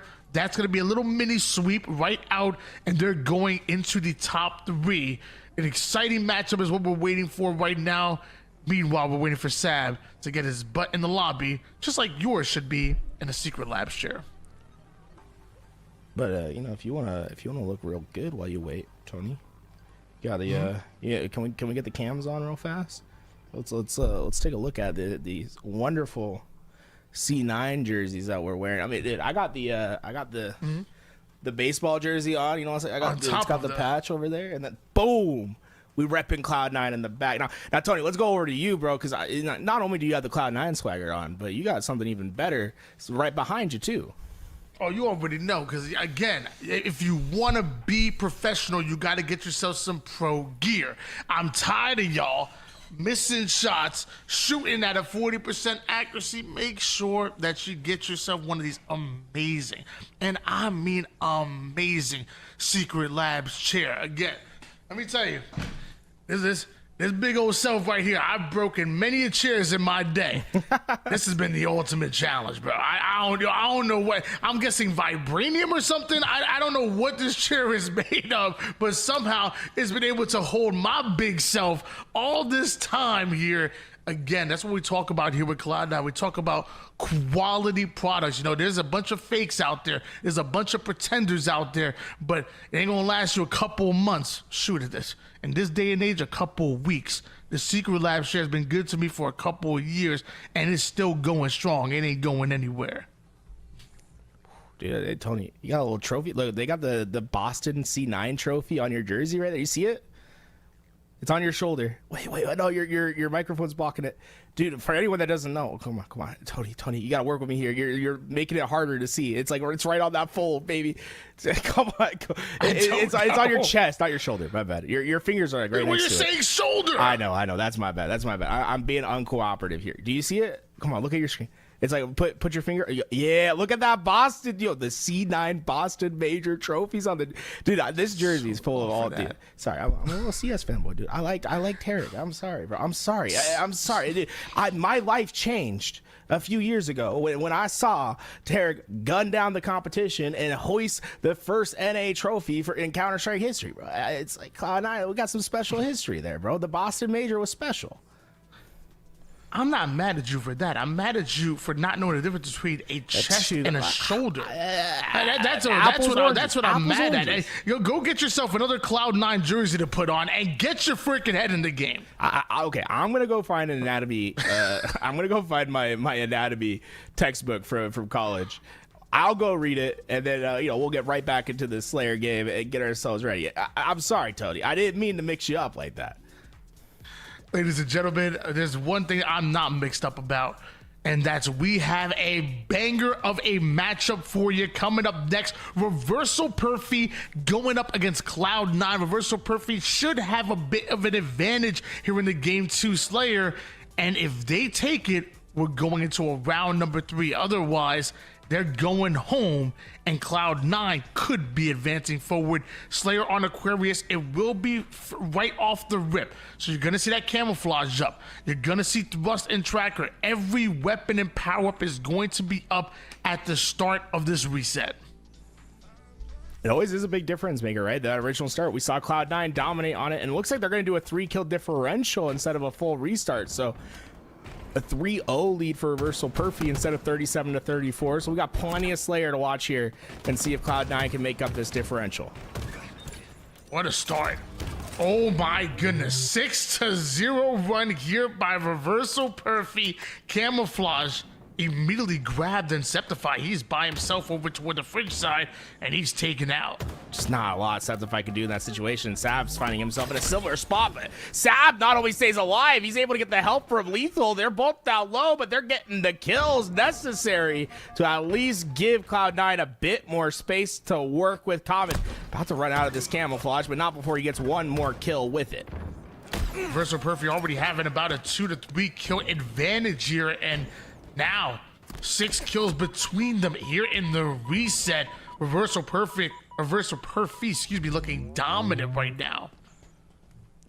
4 players up from Reversal Perfy, and oh no, right as that happens, 2 players going down, and that will mean the rest are in precarious situations. Septify closes the space, punches him right in the chest, able to get that kill, but not able to stay alive. Reversal Perfy finding some crucial trades right before those shields come back.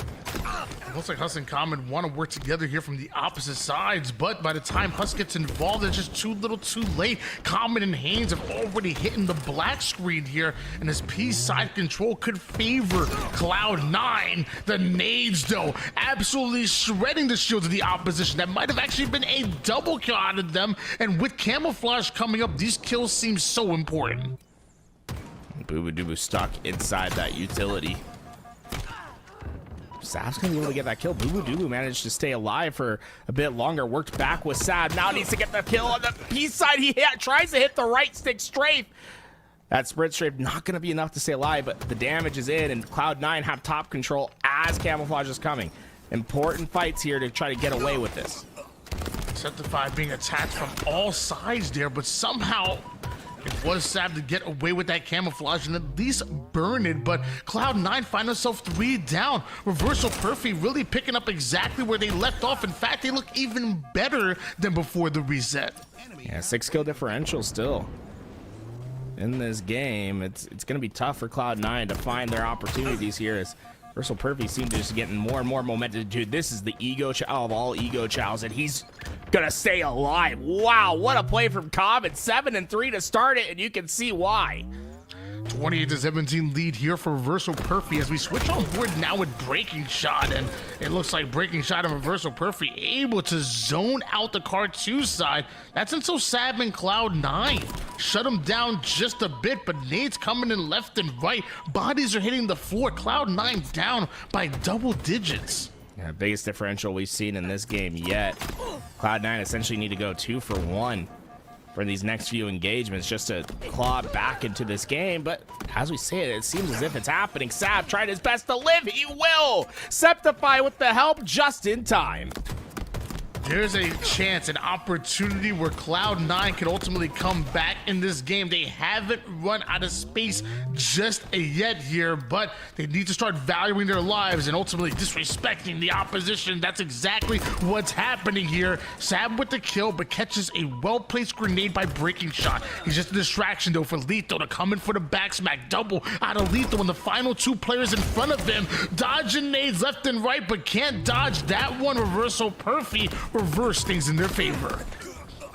Trying to keep that possession over at P2, but right into the face. They've gone 2 for 1 in these last kills. Now 30-35. Cloud9 will find another, and they're just starting to isolate players, and they're starting to be untraded. Roaring back into this game. They were down 10, now just 3. As Cloud9 starts to hum just a bit more, but Reversal Perfy, right when that comeback was about to happen, they found their kills and they've gotten a camouflage. Cloud9's comeback is being stopped. Reversal Perfy, a bit of a two-pronged attack, attacking from both sides of that yellow base, and every single member of Cloud9 that are spawning up are being sent right back to the respawn screen here. Reversal Perfy stabilized, a 6-kill advantage in the reset, and it could turn to much more. Half the members of Cloud9 go down, but Sab somehow will survive. 3 down for Reversal Perfy, but Sab can't get away, and the rest of Cloud9 are pushing in. Ooh, nice shots for Breaking Shot. Tries to shoot the nade on the ground, but won't get the nade to explode. Tough pill to swallow for him there. 39-43, just a 4-kill differential. Cloud9 is still in this, and that scan just gave all the information they needed. All the players here at the fridge.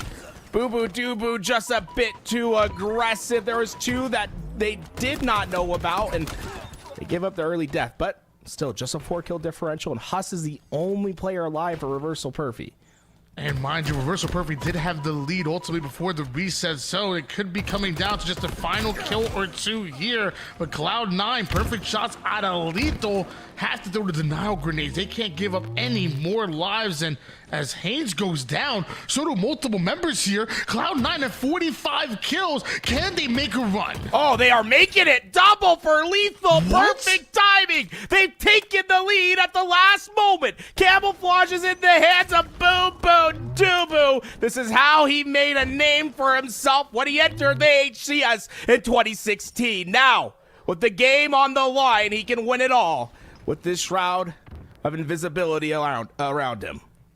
But the question is, are Reversal Perfy only playing for 1 kill? Are they playing for that advantage right now? Because the next kill could be their 47th here, and that's why Cloud9 are approaching so carefully, reluctant on the push. But there it is. They put their 47th on the board. Cloud9 hit 49. It's the final kill here, and Cloud9 pull off the 50th kill. 50-47 is going to be your final scoreline. What a run. Remember, they were down 10 in this game. It was 20-30. And then they turned on the afterburners, took the lead when they needed it the most, and Reversal Perfy will be knocked out. Cloud9 have earned themselves a revenge match against Envy in the lower finals. What a crazy run that we just saw from Cloud9. I'm still trying to figure out exactly what happened there.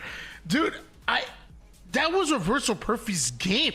I mean, they looked great before the reset. They had a couple kill advantage before the reset. Even after the reset, they went on some crazy runs. But the game started off like, what, 4-0 in favor of Reversal Perfy.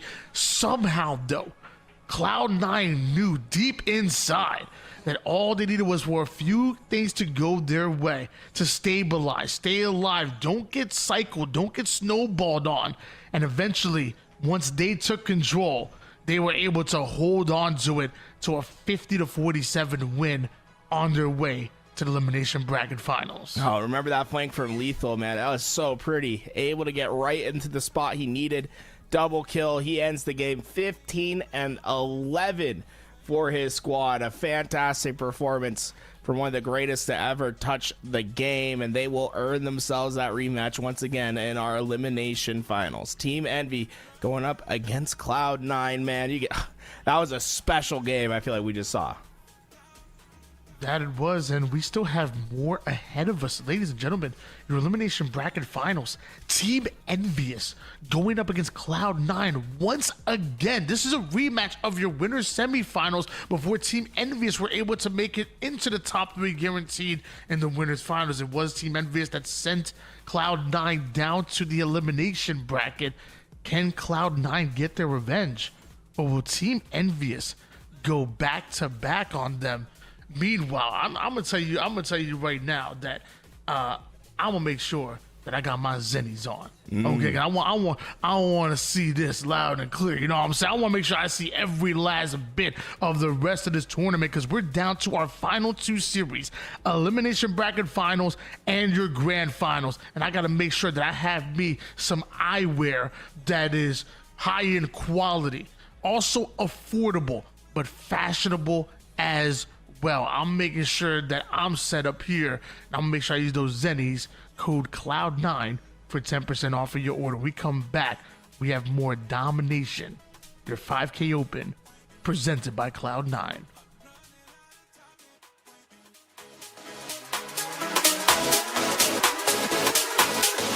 I'm running out of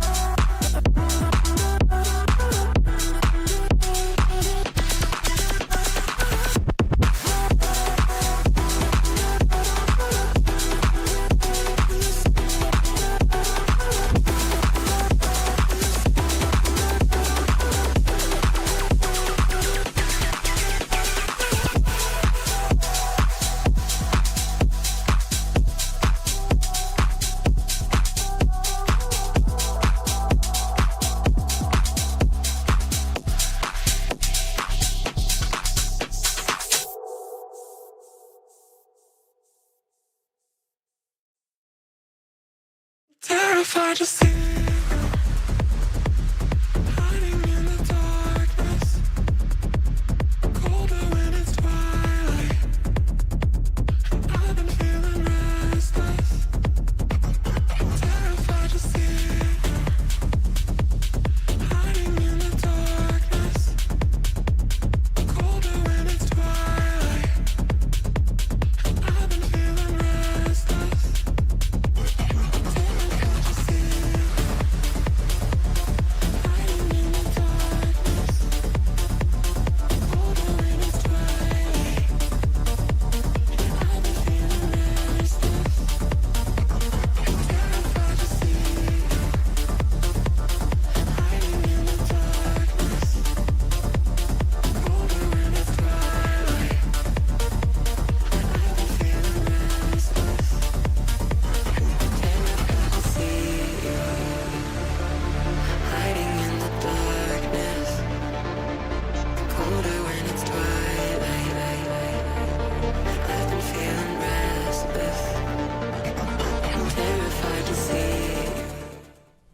We know who made it to the elimination bracket finals, so we know who are guaranteed top 3 in this tournament, but neither one of these squads are going to be happy with that.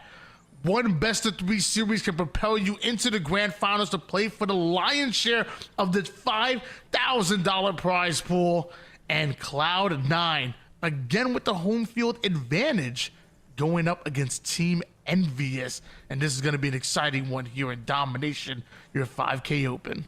Yeah, I do not know what to expect, because it was close games between Cloud9 and Envy last time we saw them, but Envy clearly had that little bit of advantage throughout the series. Has Cloud9 figured something out? Are they going to be able to fight back and be able to have a little bit more control? Remember that first round of Oddball that we saw? Man, they looked great in the first round. It's just finishing out those longer games. I think if they can manage that, they're going to be in a fantastic spot. Well, we already know our game number 1 is going to be an objective, and so far Cloud9 have been looking objective efficient as possible, and it is going to be a capture the flag on Fortress, which can be a long one. I mean, especially against a team like Team Envious, who obviously are not going to let you cap anything easier.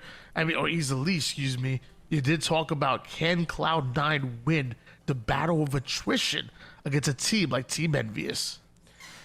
And starting off our series, right? I mean, this is a game type that I'd say we're getting through the entire series with battles of attrition, right? Fortress flag can be fast, but it requires a lot of the overslays or potentially power weapon over control by getting 2 snipers on the map, right? It's not going to be an easy game for either side on this Fortress, especially with the caliber of snipers that we have in the game. Septify has been unreal today with the sniper rifle. We've seen some montage style clips from him. We've seen everyone to kind of take their turn being that player for Cloud9. Team Envy on the other side, I mean, they have some high flyers, dude. Think about Descendant, Precision. These two love to get in your face. If they're able to enforce their will on the map, it's going to be an uphill climb for Cloud9.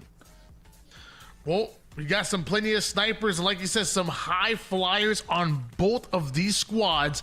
Game number 1 gonna be capture the flag on Fortress here. I love me some dual sniper action, but I will say, if one team is able to get both snipers, it ain't gonna be fun for the opposition. Fortress is our game number 1 that's coming up next year. I'm already excited. I got goosebumps already. Oh yeah, I'm super excited to see what the strat is going to be off the start. What we saw before, Sav usually goes straight for that overshield. If he's able to grab it, then he tries to apply pressure to that opposite sniper, whereas Septify usually is going to be that player that works back, grabs their sniper. If they're able to execute that combination where Sav can get overshield, apply that pressure, get that second snipe in hand, and they're able to have 2 snipers early in this game, it could be chaotic for Team Envy. So these opening breaks are really important on Fortress. Team Envious, mind you guys one more time, they already beat Cloud9 2-0 in the winners bracket semifinals to put Cloud9 in the lower bracket to begin with. Fresh off of an amazing Dallas for Team Envious as well. It feels like ton of momentum on their side, but There's some that truly believe in growing throughout the lower bracket, just getting better and better. Look at like the example, like an Optic Gaming, who literally has won 2 tournaments now, back to back, coming out of the lower bracket round number 1. You can win tournaments for the lower bracket. There's been teams that have done it even from round 1. So maybe Cloud9 come out of this elimination bracket finals victorious and make it to the grand finals. I ain't counting them out. You know what's funny? I think in major runs, I think we have, like, when we look at lower bracket wins, I think we have more that have come from lower bracket round 1 than any other lower bracket. I think, Phase 1 Worlds with 8 in a row in year 3, or year 2, I mean. We saw SSG do it from the lower side at SLC in round 1. We've seen Optic do it twice. Has there been any other lower side runs that you can remember? I mean, from lower bracket round 1, no, not really. And that's even across like multiple esports. It's rare. It really is rare. It's not rare in Halo anymore. I guess we have 3 championships in Halo. We got 3 trophies that have been won from lower round 1. It's less rare in Halo now. Yeah, it's just about getting to that spot. But I'm just talking period, man. Lower bracket runs. Felt like we didn't see him for a long time. Now it's a mainstay in Halo. And there we go. We see Sap instantly grabbing that overshield. He has it on body, and he's going to be able to push forward. Ultra aggressive with it, but loses all of that overshield, and so will multiple members of Cloud9, losing their lives. 3 down, and Lethal can't connect those shots on precision. He's too smooth. It's gonna be Descendant looking for that shot over on the Septify. Not gonna be able to land that one, but Yaxon and the rest of Team Envy trying to push forward it. Oh, what a nade. Sab goes down. Sniper for Yaxon, and they're going to be able to pressure. Look, he has that repulse to potentially throw this flag out even further if necessary. It looks like he did literally just that here, but mind you, Descendant on the other side of things with a sniper, or had a sniper. Boo Boo Doo with the back smack. Now has 3 bullets to work with, plants 1 right into the chest of another 2, taps him as 4 down go Cloud9, and that flag's still on the move. Yeah, this sniper presence has just been too much to deal with. They're gonna have to give up this first flag capture, and I think eventually find a solution to Yaxon. He's just creeping in this back pace. He's 6-1 to start this game. Make it 7-1. Yaxon, 3 more bullets and Lethal. Not exactly sure if he knows where he's at. Real quick, snaps on his opponent with the body shot. Teammate comes in for the cleanup. Now Descendant, the rest of Team Envious are able to grind forward because of it, but Yaxon doesn't feel... Oh, dude, yeah, you threw yourself up. Moment of silence for Yaxon. Big win by Descendant on the elbow to keep that presence, but Yaxon played that perfectly. He had the backsmack, the repulse, out of habit, it seemed like, sent him off the map. Yeah, I mean, sometimes you have the right idea, but the wrong execution, and that's exactly what we saw right then and there when he comes off a spawn and gets himself an overshield. So was it strategic out of him as Sab misses the melee, leaving Yaxon with half his overshield to work with? He cleans up Septify and hits some beautiful shots onto Boo Boo Doo while climbing up to the wing. Yaxon is flying right now. He's 11-2 at the moment. The entirety of Cloud9 have 10 kills as a unit. Yaxon is outslaying the enemy team by himself. Even look at his own team, right? He's got 11 kills. They've got a 1-0 lead. Biggie's yet to get a kill on the map. He's just been chilling. He said, hey, I'll keep assisting you. Just keep doing your thing, Big Yak. As he goes back onto this attack, it seems like he's unstoppable at the moment. He sees player, he gets kill. You can't stop him. You can only hope to contain him with trades right now. Piggy, perfect shots for his first kill, and rewarded with a sniper that he's going to advance forward onto the tower side now. We're going to watch Septify's back from across the map, but back-to-back kills now for Team Envious. Cloud9 are in trouble right now. Team Envious, they're going to start pushing in their base. Sab has just been able to dodge the sniper angles of Piggy all this time, but precision, that's the opposing sniper. He's going to be able to take down Septify. Oh no, Cloud9 go 3 down, and it's still a sniper that's up in the base. Lethal, oh, what can you do? It's just unrelenting pressure as precision is starting to catch up to Yaxon's hot start. Precise with the headshots is precision. He's 10-5 at the moment, and staring down the barrel of Boo Boo Doo. Doesn't want to take that engagement from the bottom basement side, so a reposition is what's necessary. But now a one-shot Sab in front of him. Septify, who's trying to get that snipe out of his hands. He's just going to run the flag. Cloud9 have just gone 3 down. He's not wasting any time whatsoever. That was the 4th. There's nobody from Cloud9 that's going to be able to stop this flag. This is going to be a 2-0 lead for Team Envious. Yeah, that second one just pops right in, and that overshield's ready to knock on for that third. Septify will just have to try to get as much damage as possible, but I don't know if it's going to be possible to stop this flag at the moment with how dominant the position has been. One angle from Descendant. He's going to be able to keep this flag going. Precision down to 1 shot. He's going to be forced to back down. Meanwhile, you know Sab is about to fly at him soon here. Actually, it was Lethal that's going to lead the charge on that one. A double push out of Cloud9. Piggy knows his weakened players, so he sneaks out at least one of those kills. Huge play by Piggy, and the rest of Team Envious looking for their kills. Hunting those players underneath. Team Envy trying to get control of their base, but it's Septify that's been lurking in the back here, waiting for his chance to make an impact. With Lethal getting that first kill, if they can find these next 2 quickly, this could be the first flag on board for Cloud9.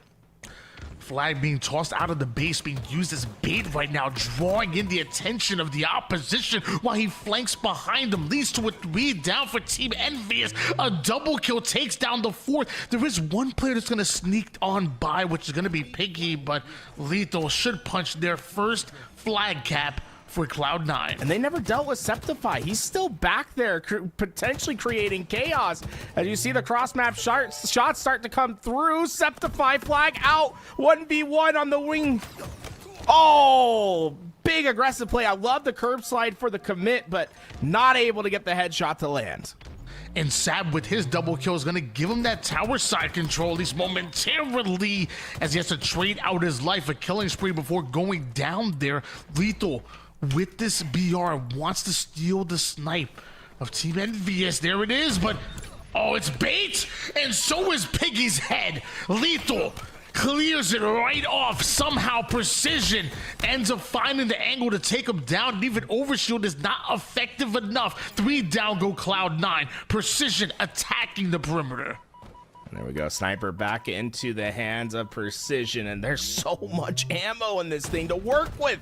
Septify trapped at the back elbow, and he knows there's players all around it. It might just be a better idea to throw it off. And he went for it, but that might be the weakest throw I think I've seen. These are 7-foot Spartans that we're talking about. That sniper, it went 1 foot in front of him. Team Envious spawning up here, and Septify lining them up. Body shot connects enough for his teammate to get the cleanup kill. Lines up Piggy as well. Just barely misses the first, but the second connects on his body. Sab and Septify right now having Team Envious surrounded here. Sab with the initial shots, that grenade, not enough to take down his opposition. Meanwhile, Piggy decides to get froggy. He's gonna leap into action. Septify takes him down. 3 down go Team Envious, and Cloud9 looking to tie things up. Is Cloud9 the most resilient Fortress team of all time, or what? These guys were getting hammered at the start of this game, and now they find themselves tied and ready to be back into the attack. Sab finds his way through, but I actually do like him backing up. He doesn't want to find anyone that just lurks through and is able to make a big play. He stalls them out, at least for the time being. Septify going to be that first player in, trying to just wait for his team to get into position.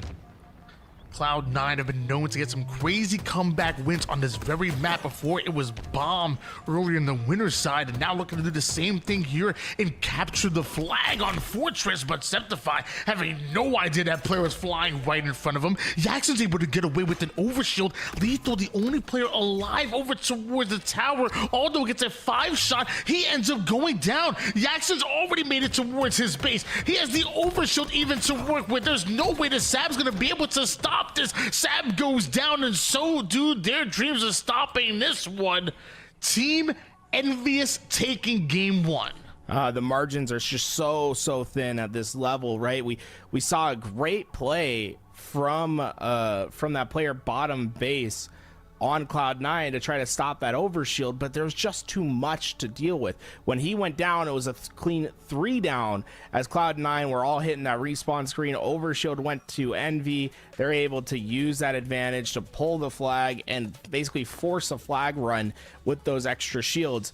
Great resiliency from Cloud9 to get back into that game, but just a little bit too much power for Envy as they were able to find the game-winning solution with that overshield push at the end. Action Jackson with 19 kills, only dying 14 times, 8 assists is good for a 7.7 KDA. And he was absolutely incredible in the first half of that game and ended up getting some clutch kills towards the latter half as well. Precision also toward the midpoint I thought was really doing his thing, and just an entire team effort is what was needed by Team Envious, who currently are up 1-0 in this series. Right now, Team Envious 3-0 against Cloud9, who yet to got a win against this very Team Envious squad. We've seen so many tight games, but will this be the first time that Cloud9's able to get a win, force us into a game 3, and keep their tournament hopes alive? It's going to be a tough battle here. Remember the Cloud9 Envy series before, in the winner side, that's where Envy looks so strong, was in the Slayer. They really found their groove towards the end, and they were able to overwhelm Cloud9. I want to see what Cloud9 is able to do off the entry. I think the beginning of this game is going to be very important for them. You see Envy committing quite a few resources to the bottom of the map, but I think Envy is going to find themselves all down because of it. Perfectly counterplayed by Cloud9. Team Envy is doing a great job of prioritizing the camouflage, but I think Cloud9 were able to burn it almost immediately. We see the Sendin with some great shots there, taking down Sab. He's still full shields. That means he's gonna grapple on in, try to get some extra damage, but you need ammo, young man. What are we doing here? Everyone's running out of ammo. Lethal has to take his turn to reload. It's no ammo corner at the Dorito, but they're finally able to get their bullets back in the gun, but no longer alive. Lethal goes down, and the next will follow. Piggy with the big double kill, and it's chaos over at the pipes as players go down one after the other. Great job for Sab to find the line of sight on that player toward the battery side. Even better job of staying alive. Leads to a back smack onto Jackson. Not done just yet. Some good damage on Descendant, and then Sab just continues to impress me. Not able to get around that corner. Lethal going to take over that position instead, trying to maintain that pipes control. But you see 2 players from Envy thinking about making their play through. It's going to be Lethal that's there to meet them, but he got spotted, and now Lethal's, I think, in a pretty dangerous position here. There's players all around him. It's going to be tough to stay alive, and you see the coordination from Envy. Once they got that first kill and that knowledge for the second, they really swarmed to the attack. Wasn't exactly their opportunity to attack there, just a bait by Team Envious, but Cloud9 did a great job of coming off a spawn and now immediately taking space. Got presence over toward the A side and the gold side of the map, holding on to a 2-kill lead.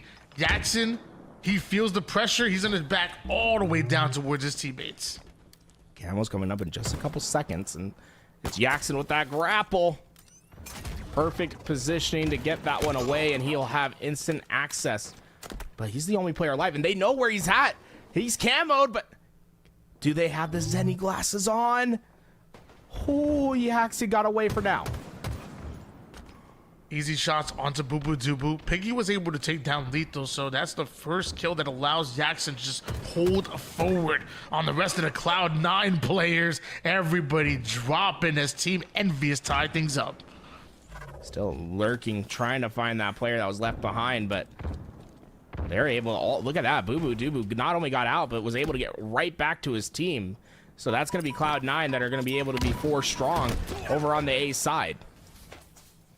We see another trade out go down here. Both of these teams so tightly contested. Sab trying to put some separation there as the glass side gets cleared. Sab finds an entirely different angle here. And he's not even going through long haul. He's taking a more direct route towards the B box. And a big kill, a retreat, stays alive. Cloud9 with 3 kills advantage. Oh, Septify sees the spawner, a biggie, but Piggy's been great this game. He has 9 kills to his name, and he was not backing down from any challenge, but eventually the help comes in from Cloud9. They'll be able to get those too, and now a lead that's starting to grow, 24-20 in favor of Cloud9. Oh my, Sep! A triple push out of Cloud9. Some beautiful shock shots out of Septify, and right as he was going to take the exit route, ends up being naded out. Lethal playing a bit of SWAT action. Both players one shot. He's going to trade out his battle there. 26-24. Cloud9 still hold on to an advantage, but right now, Envious have numbers. Just a 1 kill advantage now, and with Camouflage coming up, it's another grapple play, and that was... Descendant had all the confidence in the world to make that work. He didn't even try to light it up. He just went for it, Tony. How often have you been grappled to a spot you didn't want to because you just missed the camo? Trying to work out in their favor some way, somehow. Boo Boo Dubu and Sab on full retreat mode. Lethal ends up going down with that engagement, and Camouflage gets spotted, but Descendant is able to get the kill, grapples right out of the battle completely, and now with Camo, he's going to reposition, re-angle, and now create an entirely new push, one that's going to be collapsed on from both sides here for Team Envious. But wow, that was unfortunate. Team Envious were attacking from the A side and the gold quarter side, and to be honest, but the Cloud9 looked a bit trapped there. Yeah, but you have to think, right, that crash happens earlier than you probably think. That could have had an impact as to why that collapse was happening. We just don't know. Unfortunately, Sab is seemingly having some problems either with his internet or hardware here today. A couple lagouts throughout this tournament so far. Hopefully he can get it resolved and we get ourselves back into the Slayer. I'm not sure what kill they're gonna go for, right? Because it's usually it's like when the crash happens. We didn't see exactly when that crash happened, so we don't know if it's a 1 kill differential or if it's that 2 kill differential that we saw. We'll see what the admins decide as they get back into this game. Game number 2 Slayer coming in, and once again, Team Envious seemingly having Cloud9's number. It's crazy how tight these matches have been so far, but when it comes to clutching it out, Team Envious have done it now 3 times.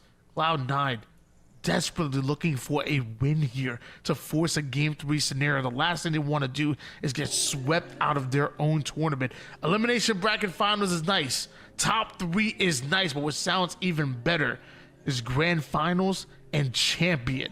That's what both of these teams are fighting for. Yeah, who's waiting in there? It's Legend, Renegade, Druck, and Soul Snipe that's patiently waiting to see who will challenge them once again. And they were pretty dominant in that winners finals. So I think it's important for either team to get their momentum, get themselves warm in this series, as that grand finals is going to be a big challenge with basically a pickup squad that comprised of half of 2 teams that placed top 4 at DreamHack Dallas. Yeah, it's gonna be exciting to watch them. I mean, I always feel like watching a pickup squad that's made of like all-star talent go up against a team that's fully coordinated. Again, practice scrims, VOD review under their belt. It feels like it's always fun to watch those type of matchups, and no matter who makes it out, whether it's Team Envious or Cloud9, I think we're in for a pretty banger of a grand finals. But we gotta actually get into the matchup here, and right now the main goal is to get Sab, solidified, internet working, and into the lobby. So everybody in the chat, lend Sab's internet your strength so they can hold on for the rest of the series. Yeah, right. There's a lot to get themselves figured out. I think there's a lot that both teams probably learned about each other going into this game, what those starts were. Remember, Cloud9 perfectly countered the start of Envy to start this game, where they played basically the outside perimeters, baited that camouflage in the middle, and were able to get that opening 3 kills. I'm curious whether we see a big change in how these starting strats are going to work because of that. Slayer recharge gonna eventually be our game number 2. And obviously with the reset, we did see that Team Envious had a bit of a lead. So when we come into this reset eventually, I can imagine that they'll have a bit of that advantage. You know, we'll start off with a little bit of a score differential there, and Cloud9 will continue to just have their backs against the wall. You've been down 0-1. You're down 0-1 in this series right now going into this matchup. Team Envious really had your number and looked like they were ready to pounce on you and increase their lead. It's going to be tough, but if any team could do it, I would have to think Cloud9. And while we wait for ourselves to get back into this lobby, we're going to take a quick break here on the broadcast. When we come back, we'll see the rematch in that Slayer once again.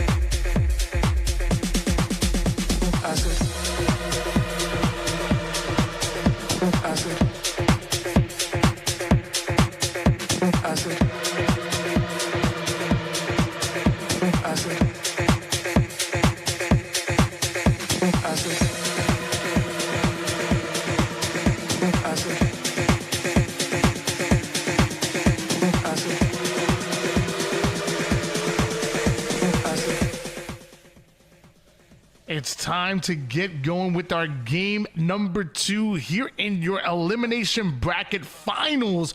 We need to find out who's going to make it to the grand finals, and we have Envious going up against Cloud9. A 2-kill advantage is where Team Envious is going to start off with, and they're not going to start off with camouflage. Apparently that belongs to both Sab and Cloud9. It was interesting. Cloud9 completely changed their opening strat. This time they'll be able to get the camo, and patient with that camo was Sab, but maybe a bit overcommitted into that jump down low. Envy will be able to win the opening start, and oh, Precision's heating himself up. Triple kill. Oh my, he is making impact plays, and Yaxon has the answer right away as well. Oh wow, it is just Envy pouring it on early in this game. An impressive start coming out of Team Envious, and with plenty of shock rifle ammo left, Team Envious daring Cloud9 to show their face, daring them to push up so that actually Jackson could take them down. 1 kill, but 4 assists. The man's getting involved in multiple fights, and if they want to be patient, well, Action Jackson's coming to bring it. He insta-explodes his way through the tower side, lining up the shock, but catches a couple grenades from Septify. I think the first one was actually from Lethal. That's a little team combination 1-2 punch, but the nades coming from both sides, but great placement on them to at least get that kill. But they have a lot of work to do to make up this deficit early on. Cloud9 find themselves down double early in this game.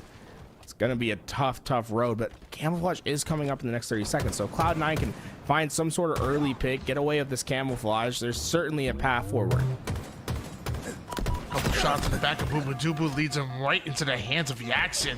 Goes down to one shot, but curb slides his way out of danger and precision.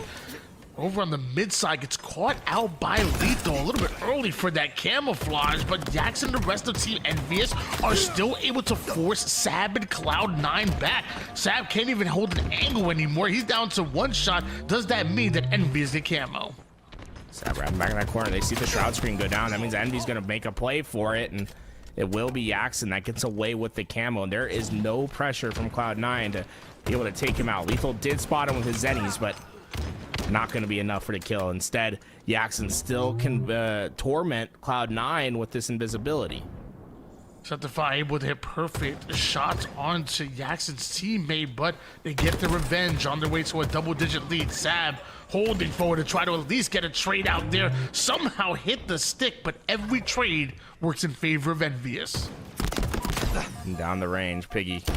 Great damage onto Boo, but Lethal's coming in from the back to try to get that help. The damage going down, and the cleanup's not easy. Oh, whoa, those players making it tough, and that's 3 down for Cloud9. Boo finding himself lonesome. Well, he has his teammates coming off a spawn here. And unless they do want to take some space, they don't want to get trapped here on the long haul side, but you know that Team Envious are sending bodies towards them. They're sending trades out one life with a stick. Perfect shots out of Sab. But he's gone down for the 8th time here. Oh, we've seen this before. Exact situation. Double digits as we approach the 30th kill. Cloud9 has already made a significant comeback one time in this tournament. Can they do it again? Seeing Boo waiting for the right time to strike. Couple shots lead Piggy right to the hands of Lethal. Great bait and switch action coming out of Cloud9. Another camouflage about to come up, and Lethal and Cloud9 just working perfectly together. But a one-shot Septify gets caught out. Precision grapples right back over toward the high ground. Cloud9 nowhere near in position to fight for this camouflage right now. Team Envious having favorable position. They would. Oh, wow. They just secure the camo with no pressure. Sab, wow. I don't know how. Sab from across the map got the perfect help, and now he's just trying to spot the camo. He had the Zennies on. He saw him for a second, but there's just too much help. He's waiting. And that camo completely vacated in the meantime. Descendant was able to get all the way back around, and Sab lost track of him for just a second, and that will cost him.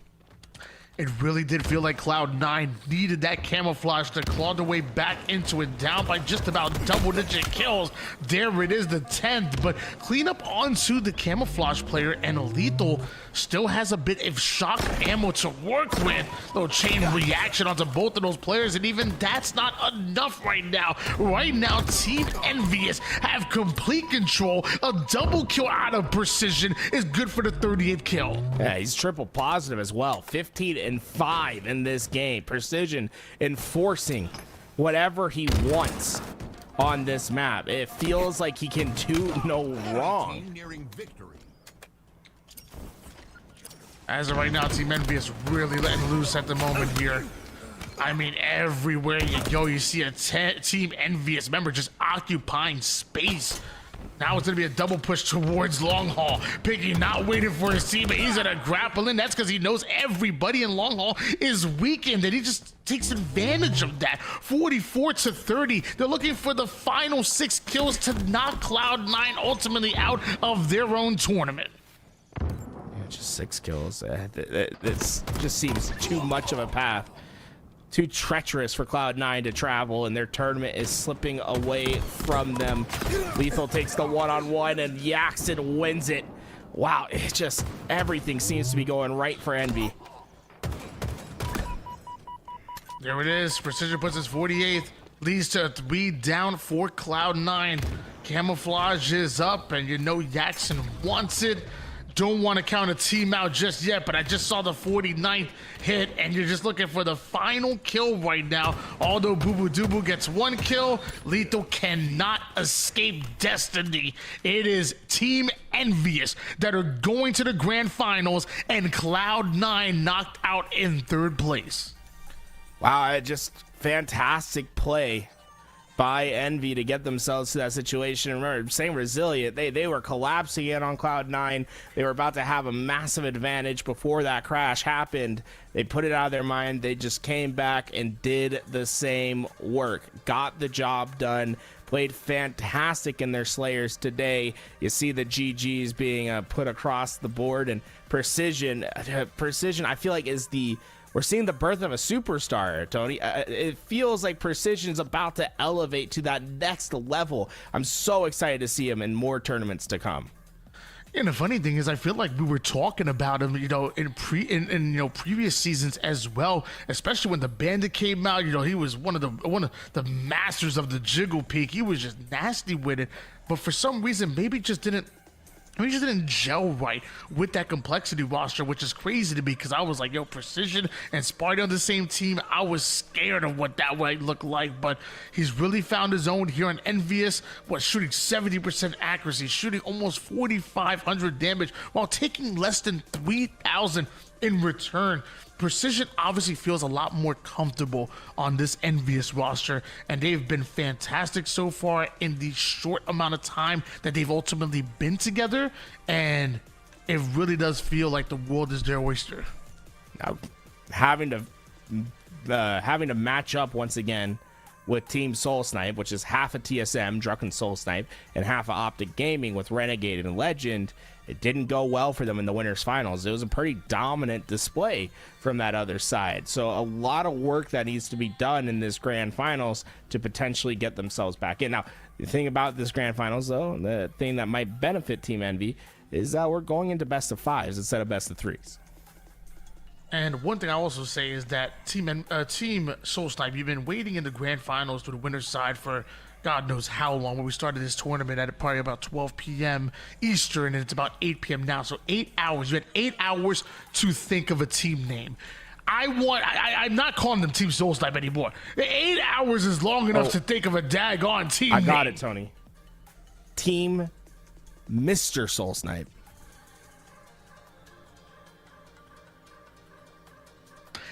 Ladies and gentlemen, your grand finals is coming up next. Make sure that you get your butts right back in the seat, and hopefully the next time you'll be sitting down on one of these secret lab chairs, because I know you guys are going to want to grab one of them and get yourself that Cloud9 iteration. I'm telling you, not only does it feel good, oh my gosh, absolutely amazing. I practically sleep on it on most nights, but it also will help you game good as well. We come back from your break. It's grand finals time. Domination, 5K on the line, presented by Cloud9.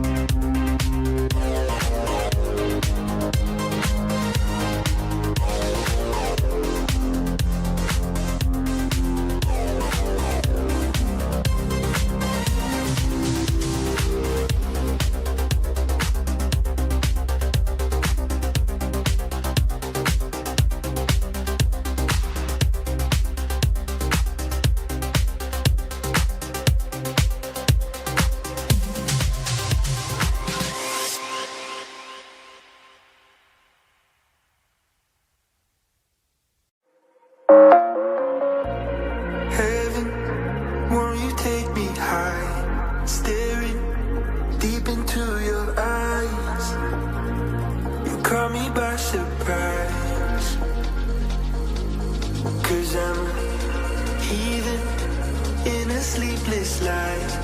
Feelings never seem to smile. You're leaving, won't you stay the night? I'm falling for you. Oh, I'm hoping you feel for me what I've been feeling for you. And if it's so clear to see, I'm on my knees, so I'm begging for you.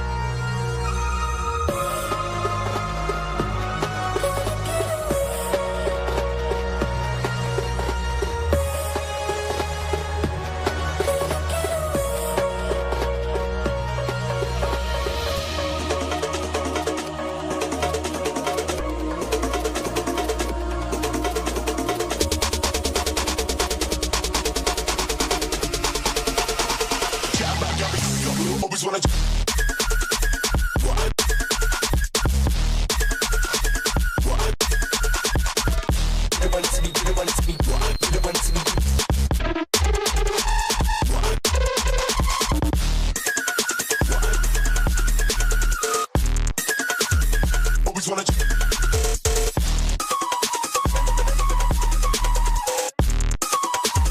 Always wanna.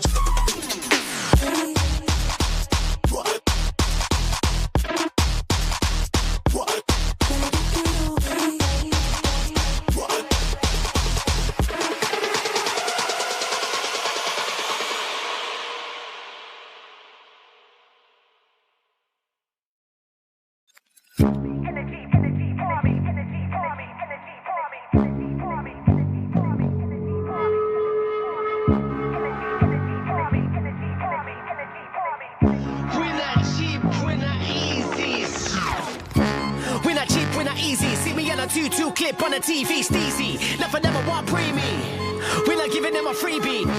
We're not cheap, we're not easy. See me on a 2-2 clip on the TV, steezy. Never want preemie. We're not giving them a freebie. Yo, I stepped in looking like Carly, energy barmy, energy barmy. I stepped in looking like Carly, energy barmy, energy barmy, energy barmy, energy barmy, energy barmy. Yeah. I stepped in looking like Carly, energy barmy. God pants setting up the party. Got him in the palm of my hand, no smarties. Hitting with the Punjab swag, that's bargy. Guitar hardly, going on face beat, trace war hardly. Going on naughty, going on apex. Hitting in the 6, I ain't talking about Shaw Street. Wicked, karmic, man, cleaning up, no heart, big spark it. Pass it to the brother on the left, that's arcade. Big man park it, you ain't gonna bark it. You ain't gonna run up on gang, you're halfway. Stood there looking like a target. Stadium done, you ain't in a ballpark yet. This sound, lick a man down, that's our state gang done. Move more, then I'm mark. We're not cheap, we're not easy. See me on a 2-2 clip on the TV, steezy. Never want preemie. We're not giving them a freebie. We're not cheap, we're not easy. See me on a 2-2 clip on the TV, steezy. Never want preemie. We're not giving them a freebie. Energy barmy, energy barmy. I stepped in looking like Carly, energy barmy, energy barmy, energy barmy, energy barmy, energy barmy. Yeah. A big spark here, pass it to the brother on the left, that's arcade. Big man park it, you ain't gonna bark it. You ain't gonna run up and bang, give a hawk it. You ain't gonna bark it. You ain't gonna run up and bang, give a halfway. Stood there looking like a target. Stadium done, you ain't in a ballpark yet. This sound, lick a man down, that's our state. Karmic, man, cleaning up, no heart, big spark it. Pass it to the brother on the left, that's arcade. Big man park it, you ain't gonna bark it. You ain't gonna run up and bang, give a halfway. Stood there looking like a target. Stadium done, you ain't in a ballpark yet. This sound, lick a man down, that's our state. Gang done, move more, then I'm mark. We're not cheap, we're not easy. See me on a 2-2 clip on the TV, steezy. Never want preemie. We're not giving them a freebie.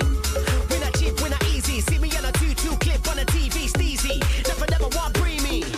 We're not giving them a freebie.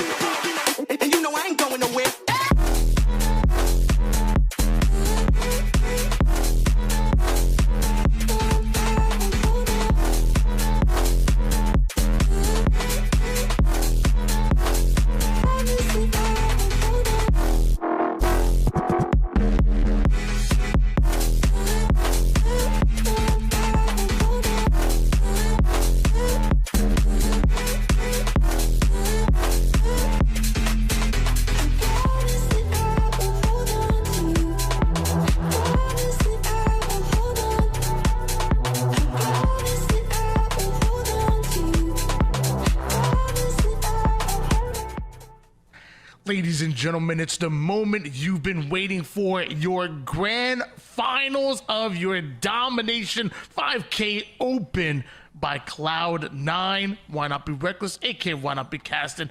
I got my man Tools cast with me, and man, these two teams are about to go blow for blow here. It's the rematch of your winners finals here in the Grand. Yeah, honestly, I have no idea what to expect because I thought Team Envious was going to be in a pretty good spot in that winner's final to have a competitive match, but Team Soul Snipe just completely ran through a 2-0 win there. Now things are a bit different, right? That winner's final happened 3-4 hours ago now. We're seeing Team Envy that's been a little bit warm off their previous matches, having a great match against Cloud9 that they played really well in. So, you know, I think there's some extenuating factors, but this Team Soul Snipe team looks scary. And you have to anticipate that. I mean, it's half of TSM, half of Optic, 2 teams that got top 4 at DreamHack Dallas. Oh, our map number 1 is going to be Forbidden. And to be honest with you, we actually haven't seen much of Forbidden on stream, so I'm excited. I only have Capture the Flag on it, so you don't see it every series, I should say, but I'm ready for this one. 2 snipers, 1 on each side. Both teams fighting for that overshield right smack dab in the middle of the map. And as we say all the time on Fortress and many maps similar to this, if you're able to get 2 snipers in your hands, it is going to be devastating for the opposition. Oh, precision! What a way to introduce our grand finals. He's hitting crazy shots, and already Team Soul Snipe feeling that pressure into the back base. It's going to be Yaxon that pulls that opening flag, but he quickly went down, but so is the rest of Team Soul Snipe. These snipers are just too much for them to deal with. Precision starting off 3-0 before finally being taken out, and that flag going nowhere to return way too quick. And now it's Renegade that gets a turn with this 2-shot sniper. Yeah, honestly, a great recovery from Team Soul Snipe. That looked dangerous as Precision was getting creeping closer and closer to that base, but now they have a real chance at some sort of counter opportunity. Renegade catching a player completely off guard, hits the first, and we'll get some ammo. 3 bullets left in this sniper. Bit of counter snipe action with that quick scope, and really trying to find out where exactly Descendant is going, kind of sniffing him out a little bit until a reposition over towards that flank ramp. Piggy makes his presence known. Druck is pushing forward onto the pistol side. Off screen, Legend gets his, and now Team Soul Snipe look to push Team Envious's snipe put out. All right, that flag out and on its way.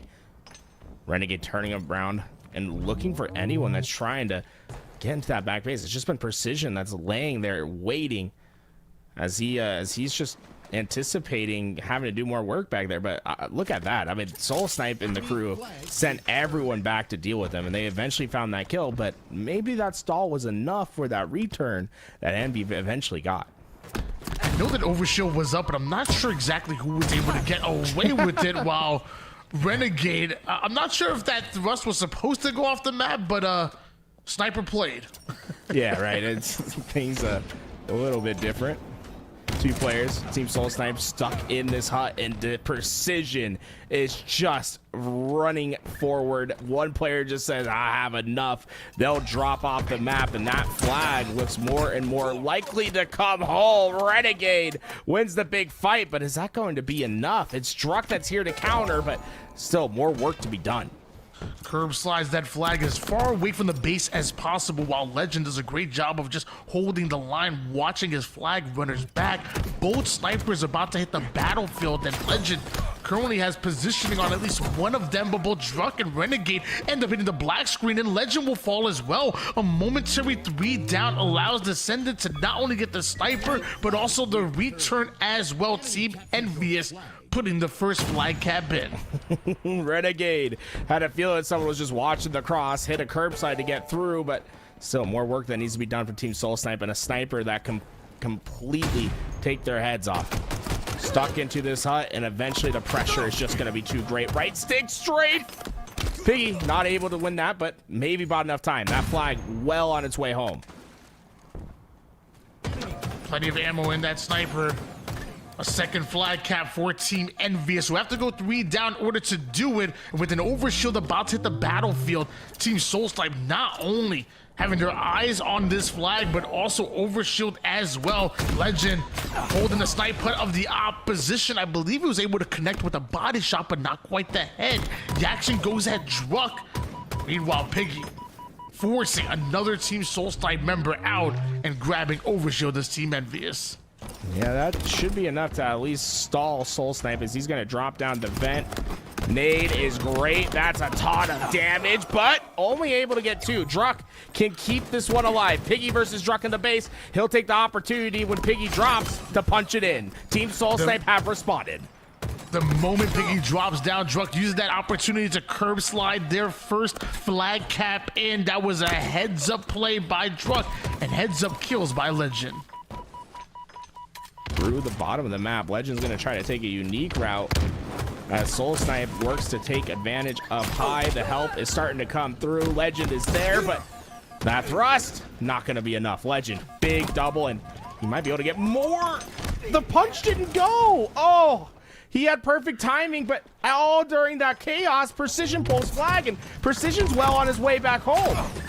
Flag is on the move here for Team Envious here. They're trying to block off the players that are overextending. Team Soul Snipe able to overwhelm at least part of the map, but Precision coming in out of nowhere. He goes at Soul Snipe, cross map shots onto Druck, but somehow Druck able to survive. Legend hightails it the hell off the map, and Action going in for a bit of a longer route, but has that curb slide opportunity to try to push it in, and that's Team Envious taking map 1. Really unique routing by Precision at the end. He was pulling that flag. He let it go when he got it back to their side and then used his position to basically create a much needed flank on those players that spawned hut and pushed up to that plat. Great awareness onto where that push was going to come from, understanding, hey, we don't necessarily need this flag to be closer to our home. We need spacing on the map. Got it just in time, and this is a completely different Envy than we saw in the winners final. These guys look head and shoulders better than what we saw before. Yeah, mind you, it was a best-of-3 series that we saw in the winners bracket finals, but it was one where Team Soul Snipe were able to take both games in a miniature sweep. Well, this time, Team Envious taking map number 1 for the first time against Team Soul Snipe. Action Jackson doing a great job in the Slays department, and Slayer is where we go to next for our game number 2. Can Team Envious ride this momentum and eventually reset the bracket? Team Soul Snipe only have to win one best-of-5 series. Now, 1 best-of-5 versus 2 is a massive difference, right? And it's plenty of time for Team Soul Snipe to get themselves situated and ready for that reset if it does happen, right? They got at least 10 games to get this thing done if you're able to send this one to game 5. Slayer on recharge is going to be next, and we've seen already a pretty fantastic Slayer performance throughout the tournament from Envy. Can they continue that trend? I will say Team Envious definitely have been lights out in the Slayers, but also, you know, when you have this draft style, pickup style squad like Team Soul Snipe, it must be refreshing to take the objective out of the equation and say, you know what, we're just going to try to outskill our opponents. We're going to make things down and dirty, and that's exactly what Renegade and Team Soul Snipe end up doing here. The demon strikes, and Renegade refuses to be denied. The Jackson will be able to burn that camouflage, but Renegade very, very aware of all the players' positionings. Basically played his life as well as he could to get those couple kills. And if a player missed a shot on him, he had a potential for one of the nastiest triples we had seen yet. We see Renegade once again making his way through the tower side, trying to navigate toward the spawning players of Team Envious. It's a fresh lead down and descendant. Even the shock rifle isn't enough to net him that kill. Team Soul Snipe have a 1-kill advantage. And 2 players stuck inside A.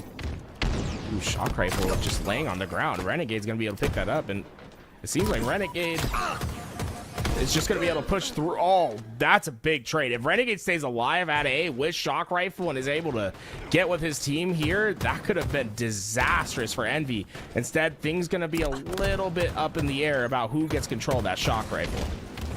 Looks like Piggy's stuck by himself over toward the bottom A side. The rest of Team Envious are trying to push up to provide some kind of reinforcement and cover fire. Eventually, Soul Snipe is zoned out because of those grenades, but holding on to a 2-kill advantage. Staggered death still being created by Team Envious, but as I say that, Precision gets a huge kill, and now it's Team Envious on the pinch. That just shows you how aggressive this Team Soul Snipe roster is going to be.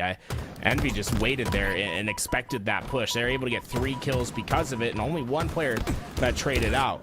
Expecting aggression and being set up for it can really make a difference in a Slayer. Oh, ooh, truck. Are you kidding me? Team Soul Snipe looking strong once again. 3 kills now, and Legend might have gotten over to the blue side a bit too quickly. There ain't nobody spawning there. In fact, Team Envy is spawning all the way to the opposite side of the map, but it doesn't matter where they spawn, because some way, somehow, Team Soul Snipe are collapsing on them. Back-to-back 3 downs. That grenade may have taken down the shields of Soul Snipe, but nothing is stopping Team Soul Snipe from pushing these spawning players. 2 players from Envy playing in that background. But oh no, the flank came in. Legend, perfect timing. He's gonna get 3, and the last player's position is known. What can Yaxon do? He's desperately trying to get to his team, but there's nowhere to go. Hunted down. It's an 8-kill lead for Team Soul Snipe. Hitting them with the mess around and find out is Renegade. Green gun charged up. Team Envious, though, recognized that Renegade was momentarily by himself. You see them trying to get active on it, but somehow Renegade moonwalks his way out of danger. Soul Snipe ends up going down, but now it's Legend that might be able to create a flank situation out of this, or at least get himself a shock eventually. It's an 8-kill difference. As Envy is trying desperately to find unanswered kills, but Team Soul Snipe have been so great at ensuring a trade every time, it feels. Renegade with that first pick, and they know where that shock rifle's at. I don't think they're going to give him any challenge anytime soon. 32-25 lead here. Team Soul Snipe still have the advantage, despite the fact that Team Envious is starting to take a bit of map control here. They're going to need that camouflage 100%. They want to come back into this one. Drunk with the movement, and somehow throwing Descendant off guard.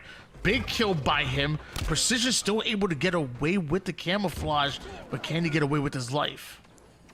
2 for Soul Snipe. Precision has to be careful about how he appears on the map. Doesn't want to give them too much information. This off angle is perfect for that push, and the help comes in just in time. Oh, Renegade, he seemed like a man on a mission. Those noob combo shots were hitting, and just able to stay alive. Precision will be able to get right back into the front lines. Well-timed pinch coming out of both Precision and Yaxon, but doesn't end there. Back smack connects. Gold side being pushed out. That's 1. Almost takes down 3 of those members by himself, but with a full squad wipe. Team Envious now put themselves within striking distance of taking over the game. A really fantastic effort to get themselves back to this spot. 4 players from Team Soul Snipe just lurking in this backseat. This is something we haven't seen from them having to weather the storm. It feels as if they've been on the aggression all game long. Now having to try to basically stay resilient and not let these players trade out these kills as effectively as they are. Killing spree before he's taken down. Just 3-kill game though, and Yaxon brings us within 2. Yaxon, gotta be careful though. You're about to pass right by the tower player, and oh, there it is. He checks his corner, but Renegade still gets the kill and still gets out. 3 down go Team Envious. Yaxon, that last one alive for his team, is playing through that pit, but you see all of them trapped at A, and there's no hesitation from Team Soul Snipe on this push, as they are going to find some trades. They get themselves down to just 4 kills now to win game 2 and to tie up our series. Their lead was starting to slip, but somehow, some way, Team Soul Snipe take control, and at this point they are at the end game, looking for just the final 2 kills and a weakened player in front of him. Legend slides right into action for the 49th, and Soul Snipe may just put the 50th with a trade there. We're tied up after 2 and going into a swing game 3. Every player on Team Soul Snipe is dangerous when they know that they just need a trade. You saw how effective they are at closing down space and ensuring that there is no way for them to die without taking a player with them, able to find those last couple kills and secure themselves a series tie at the moment. Taking a look at some of the stats here. Legend, 16 kills, 6 assists as well with it. That's quite the Slayer performance. 6.0 KDA. Another side of things, 15 kills out of precision, but also dying 15 times as well. A lot of deaths there. I like the 7 assists, but I also like the fact that he's also always remaining engaged, you know, always trying to put down as much damage as possible at 4,600. I'm sure that made things a lot easier, and if those deaths were a bit lower, maybe we see a different precision. Maybe we see a different Team Envious. We definitely expected that from Precision throughout these series that we've seen, is how aggressive he is. You can expect not only high kills, but a lot of times high deaths and high assists to go alongside it, right? He is always in your face. You can think of him as like a bound type player, but maybe not as eager to get into like entry positions, but very aggressive, very much just trying to always find a fight. Seems like a fire has been lit under this Team Soul Snipe roster, taking that game number two and momentum in this series. We go to Stronghold's live fire, and this is going to be an exciting one that Team Soul Snipe have the advantage, but remember, Team Envious still come with coordination. Again, lurking back with this sniper, 8 bullets to work with, and if as long as he can maximize his ability, right? You don't want to just get up and trade up with that sniper. You want to just keep that away, maximize opportunity. Power's in the hands of Jackson here in the form of this camouflage. Easy cleanup. Turns into alpha almost immediately. Team Soul Snipe understand that Team Envious is going to be pushing the green side, so they're trying to push up as fast as possible to block that line of sight, but Team Envious with back-to-back kills and a Renegade, no head to take off. He knew Camo was around there somewhere, kept his reticle there, but no dice on that.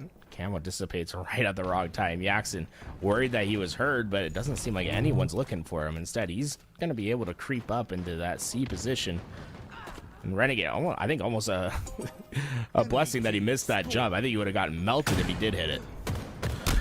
Oh, and because of that, I mean, the game just loves Renegade, and then so do we.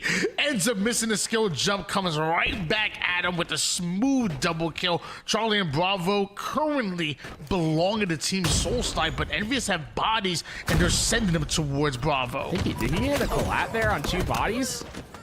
They basically went 4 wide around that corner. Renegade had opportunities to get some nasty, quickly shot, but looks like those players, they took damage, but they managed to stay alive, and Renegade is continuing to just run forward at this team. He finally goes down, his first death in the game. We're 2 minutes into this game. First time he's seen the respawn screen. Missed melee, but sent back courtesy of that repulse. Drug not going to overcommit to that. Actually, what he will double back, and Piggy with the 5 shot to put him down. Actually, Piggy hasn't died 1 time so far this game. Yeah, wow, Piggy's been able to just survive, and he's about to run on 2 minutes and 30 seconds of running around this map, creating chaos. Remember, when you go down on the respawn, it's not only just bad for your team in the sense that you lose numbers, but that's like time on the map that you can't do something. The longer you're alive, the more impact you can create. Piggy able to have a life that was very fruitful, but they have not gotten that camouflage, and Soul Snipe, they just missed a shot. That last shot needed to connect. Would love to know how Legend fell off the map right there, but a very easy death for them, and one that Team Envious do a great job of taking advantage of. We see Jackson, though, know he's in a 1v1, but dude, Legend is so tough to kill, man. His strafe is nasty. It feels like at this level, everyone in this lobby has some gross strafe, but in particular, we have some players that can do something special with their left and right sticks. 67 points and counting. It was a momentary trip cap, but it looks like Team Soul Snipe are able to take over Alpha, and they're not happy with that. They actually have their eyes set on Charlie as well, but Precision, not only with the kill, ends up getting the reset, and Team Envious continue to score right now, and in fact, Descendant, he's pushing forward towards the green side. He has the help he's looking for. What a collapse by Team Envious. 2 players lurking, ready to push into A, but with this angle, Precision just wants to try to catch someone that's gonna try to early rotation. He doesn't want to push in first, and oh my, half a second he saw Legend and he just ripped the head off, but he's got to finish the rest of the push towards B. QT in the hands of Renegade, and Renegade somehow wins the fight, and he'll take B over for his team, and he's still alive, gets his shields completely back. How is Renegade doing this? Portal's right out of danger and throws every single grenade he can find on the map. The man is not only surviving, but thriving at the moment. Somehow he's able to convert it into a double kill. Almost about a triple kill. There's one more player left. The demon strikes again. Able to get into the hill. A little bit of a contest and a reset as that player goes down. 2 players over at the mud, and that trip cap is going to hurt. They have no quick access to a hill until they're able to wrap back towards C, and by the time they get it, Team Soul Snipe's going to be able to reposition for an attack that could eventually lead to a camouflage. Renegade is just unstoppable. Let's make it 2 as he gets damage for the 3rd. 3 go down for Envy. The 4th will join, and the trip cap is going to be back into effect with a camouflage in play once again. Finally, they're able to heat check Renegade just a bit, but clearly the damage has been done. Trip cap being held. The lead is being held here. Everything working in favor of Team Soul Snipe, except for that damage here the Descendant's going to take advantage of, but Legend doesn't give a damn. With that, able to get right back into that hill, score once again, and Envy, it just feels reactionary at this point. These guys trying to sprint desperately to these hills, get to stop this scoring rampage that Team Soul Snipe is on. 136 to 104 lead here for Team Soul Snipe, but we're on board now with Descendant. He's looking to navigate his way towards the Bravo side. A momentary trip cap, but Descendant finds a weakened Druck, and isn't enough for him to take down Bravo. He has the reinforcements onto the sandbag side, but here come Team Soul Snipe as well. Double cap in for Envy. 3 players that are about to get ready to push for that sniper. Soul Snipe said, I'm not dealing with that. You guys can come to me, then I'll try to hit that shot, but Piggy puts him down. That sniper, oh, so close for Precision. He's got to take the 3rd. He will be able to get the trade, but that sniper down on the map, and it's closer to Team Soul Snipe now. As of right now, Team Soul Snipe still holding on to the lead here. Descendant wants this tower side control before committing over towards Charlie. Understands there's a player near him and he needs to get this kill. Eventually finds Druck over toward the W side. Portals are right into the back of Renegade there, and Team Soul Snipe holding on to CB. And down at the bottom of cuts, 2 players for Druck to deal with, and neither are going to go down as they collapse in, and massive kills by Precision to alleviate some pressure. Renegade able to get away, but I don't know, he's going to probably get chased out here. They need to take care of the sniper. Renegade's been too much of a nuisance this game. He's 18-7. Man was one shot moments ago, now taking space over towards the Charlie side, and no fear in the dojo here for Renegade. Again, he goes down, but clearly the damage been done. That was a 3 down for Team Envious. Druck is able to take down the final player. Now Camouflage may have been grabbed here for Piggy, but Druck and Team Soul Snipe know where he's at, and Soul Snipe's gonna be the one to fly at him. 205 points here for Team Soul Snipe, and Team Envious are 3 down. 2 points at a time. Every second for Team Soul Snipe while that trip cap's in effect. Players able to jump into A and B pretty quickly, so that trip cap not having the effect that they probably wanted, but still that pressure is on. You can feel Team Soul Snipe getting more and more confident as this game continues on. They are just flying at their opponents. Sending the final player alive for Team Envious, and even he's sent right back to the respawn screen. Bravo changes hands, so that means Team Soul Snipe are scoring once again. 220 points, less than 30 seconds now from ultimately taking the swing game 3. Team Envious trying to favor the B side, but Legend right up the middle, right in the gut of Team Envious's offense, and that may just be all she wrote. They can rotate towards Charlie, but Team Soul Snipe are out rotating them. They do have a chance to hit out B quickly here, and oh, Legend, how did Legend get that? Oh, A spawn's opened up. Piggy and Descent, I believe, got closer spawns towards A. That'll stop it at 241. This game not over yet, but we're talking about 100 unanswered points that's needed for Team Envy. 40 kills between Legend and Renegade. Legend may have gone down, but Druck was there quick for the cleanup. Couple warning shots being fired towards the mid-map as Alpha changes hands. Team Envious go 3 down again, somehow spawning over towards Bravo, and able to start it is Piggy. And now Team Envious with a double cap of their own and finding the slays necessary. 2 players working at the back of B. If Legend can get back there and just find that first kill, this game could just be over. 2 players swinging wide, but the help comes in from Sandbags. It's gonna be tough for Legend to stay alive in this situation. Wait, are they doing it? Half the members of Team Envious go down, the third one falls, and with the final player not being able to do much, that's Team Soul Snipe holding on to the AB setup. Team Envious need to hop in A right here, right now, but simply ran out of time. Team Soul Snipe with their 250 points to 176 win, and now they're 1 game away from being crowned your champions. 41 kills between the Optic Gaming duo. Wow, what a performance from those two to get that game secured. It felt like Renegade ripped it apart in the beginning stages, and then Legend just had his massive moments at the end of the game. I'm still in awe of how they're able to capture B. That felt like it was dead in the water, but resilient, able to continue their pressure onto B. It was the this Team Soul Snipe that was able to eventually secure the grab, and 250 to 176 is our final score as we go into game number 4, a 2-1 lead in the series for Team Soul Snipe. These Team Soul Snipe guys are kind of good. I ain't gonna lie to you, man. They should consider going pro or something, man. Yeah, exactly. I don't know, man. Specifically Renegade and Legend, I think they play really well for each other. And that Soul Snipe and Druck guy, maybe they need to find some teammates and do something with this. This is way too much talent not to be in the damn league. Right, that's what I gotta say. These guys, I don't think I've ever heard of this Team Soul Snipe going into these lands before, man. Yeah, honestly, I think Renegade can go on to win multiple main Slayer titles, himself. And honestly, with what Legend does as an overall player, if he keeps this up, he might just win a damn MVP.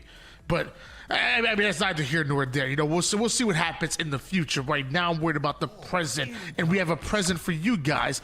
Oddball Streets, our game number 4.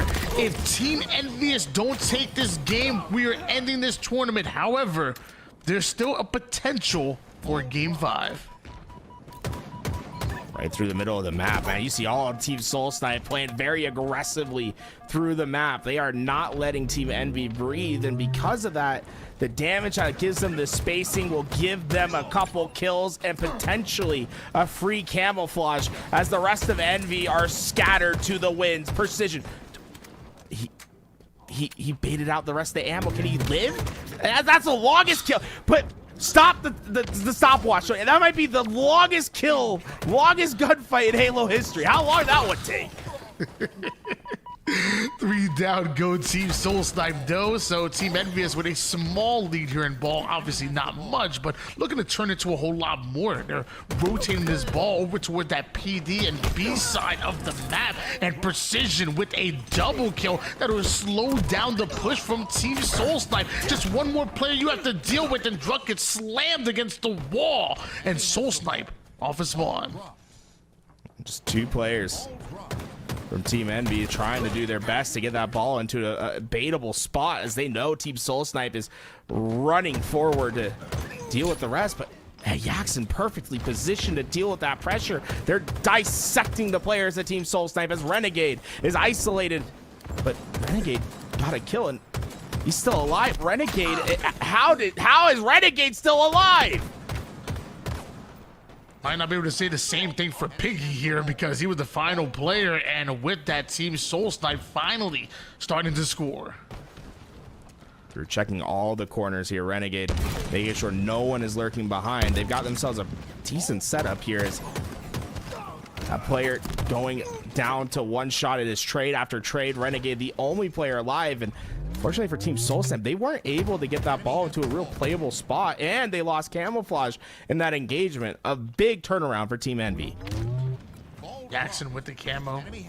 Legend watching that bottom mid angle with the Zenny glasses, I would imagine. So Jackson wants to get active before he's able to get engaged. 3 down go Team Soul Snipe, and Team Envious already had the lead. Renegade, I didn't hear any sound cue, but that punch certainly connected. Jackson able to quickly take care of the demon, as it's 40 points and counting for Team Envy. They really starting to find their pacing on the map. And honestly, you know, it's not a full team, right? But this Team Envy roster, half these players, I mean this Team Soul Snipe roster, half these players are on the best Oddball Streets team of like all time. That Optic Gaming roster rarely, if ever, lose this map. Right now, down by a bit, climbing a bit of an uphill battle right now is Team Soul Snipe. But as I say that, they're the ones that go 3 down. Druck's gonna try to fly and at least try to trade out his life, try to get any semblance of momentum there. But Team Envious are holding the line with this subway side setup. 2 players go down. Ooh, Piggy, double kill in the middle of the map. Perfect placement from him, and he saw the last 2 on rotation as well. He should be well positioned. That repulse and nade was perfect from Druck. That was insane. The nade just tracked him. 56-25 lead. Team Envious still holding on to control, but Descendant was the only player that remained and wasn't able to get that ball out of the subway side. And with active camouflage now coming up and Team Envious spawning on the opposite side of the map, this is exactly what Team Soul Snipe wanted. 3 players in the middle of the map. Those nades are great though. Oh, Renegade. Perfect placement. Camo will live for now, but he's got good knowledge on them. Does he see this push up on the death cam? This player, Precision, can just ruin Team Soul Snipe's setup. Man's Zenny glasses were so good, he was able to get a blind fire through the shroud with that grenade, but Camo still lived, and Team Soul Snipe rotating over towards an Action Jackson, who's pinching from the opposite side. It's a 2-pronged attack, and that's a double out of Precision. Active listening, trying to keep that player back from Commando, and Team Envious are scoring. Up high into... See that player, it's Druck trying to live. And it might just turn into the opposite. Wow, Druck not only lived for as long as he did, got the help to come through. They got that ball, and now, just a second away from taking the lead in this game, Team Soul Snipe has officially gotten it back. Legend currently 14-8, and there's the 15th kill there. Good for a killing spree plus more as he puts down extra damage onto the bottom B-stairs player. Jackson down to 1 shot, but he's gonna get his shields back. And with that, 3 down go Team Soul Snipe and Action Jackson infiltrating the base. 20-point lead still for Team Soul Snipe. Team Envy, you're gonna need a big chunk of time here. And you can see that opening push. It's too wide over at purple. Oh, that's Druck with perfect timing on that nade. That opens up a hole that allows players to get through. With Team Envy desperately trying to rotate this, trying to outpace Team Soul Snipe, but it's going to be tough. A trade goes down here, but ball is still on the map right now. Get another camouflage bots at the battlefield. Druck trying to navigate his way through that fight, but also towards the mid-map as well. Ball is snatched up by Team Envious. Literally trying to back it up towards PD, but they don't have the bodies to fight with anymore. That was a momentary 2 down. Now it's camouflage and all of Team Soul Snipe surrounding Team Envious. The final player is going to go down the PD side. No snitching around here, but somehow Druck was the only player alive. What happened? They just all went down. They lost some crucial fights on the perimeter, allowed Envy to start connecting their players and eventually find all those cleanups, and they've taken this lead right back from Team Soul Snipe. Just over a minute of neutral time in this game, but Team Envious getting very close to ending this by score. Just 1 more round of slays is needed.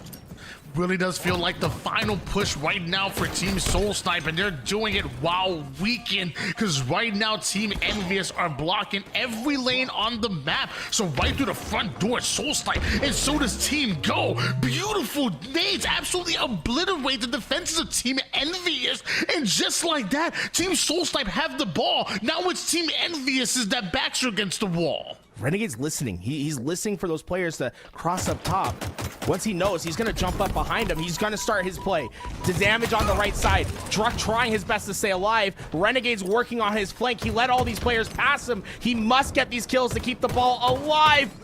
Damage on the first. It's 1v1. Renegade versus Precision. This is for the ball control. Precision forced to back down. Do they get favorable spawns over toward the PD? Wait. Yes, Team Soul Snipe do. Team Envious over to... Wait, what? There's a challenge here. And he sent right back courtesy of the repulse. Ball is still live on the map, but how long until it's reset? I think they have to touch it right now. They only need a couple more seconds and it's 3 down. Piggy can't do anything. And Precision has to be punching the air. The spawns at PD for Team Soul Snipe basically secured the round. Such a tough position. Renegade did not give Precision the challenge, but when Precision left that Hollows area, it seemed to open up that spawn zone and Team Soul Snipe got gifted. And ultimately, one more round needed here for Team Soul Snipe in order to take this tournament. And my gosh, some great plays by Jackson, but Soul Snipe is the one scoring. And now the spawner's over toward the subway side in a direct line of sight from where Jackson was heading to. Unfortunate situations once again lead to benefits for Team Soul Snipe. Oh my gosh. Nades from Renegade rip apart that challenge, and that's going to be early time for Team Soul Snipe. Jackson got really unfortunate when he tried to cross through. Those spawns from Team Soul Snipe were just about perfect to allow this continued ball hold. With this camouflage from Legend, they want to claim control of this purple side.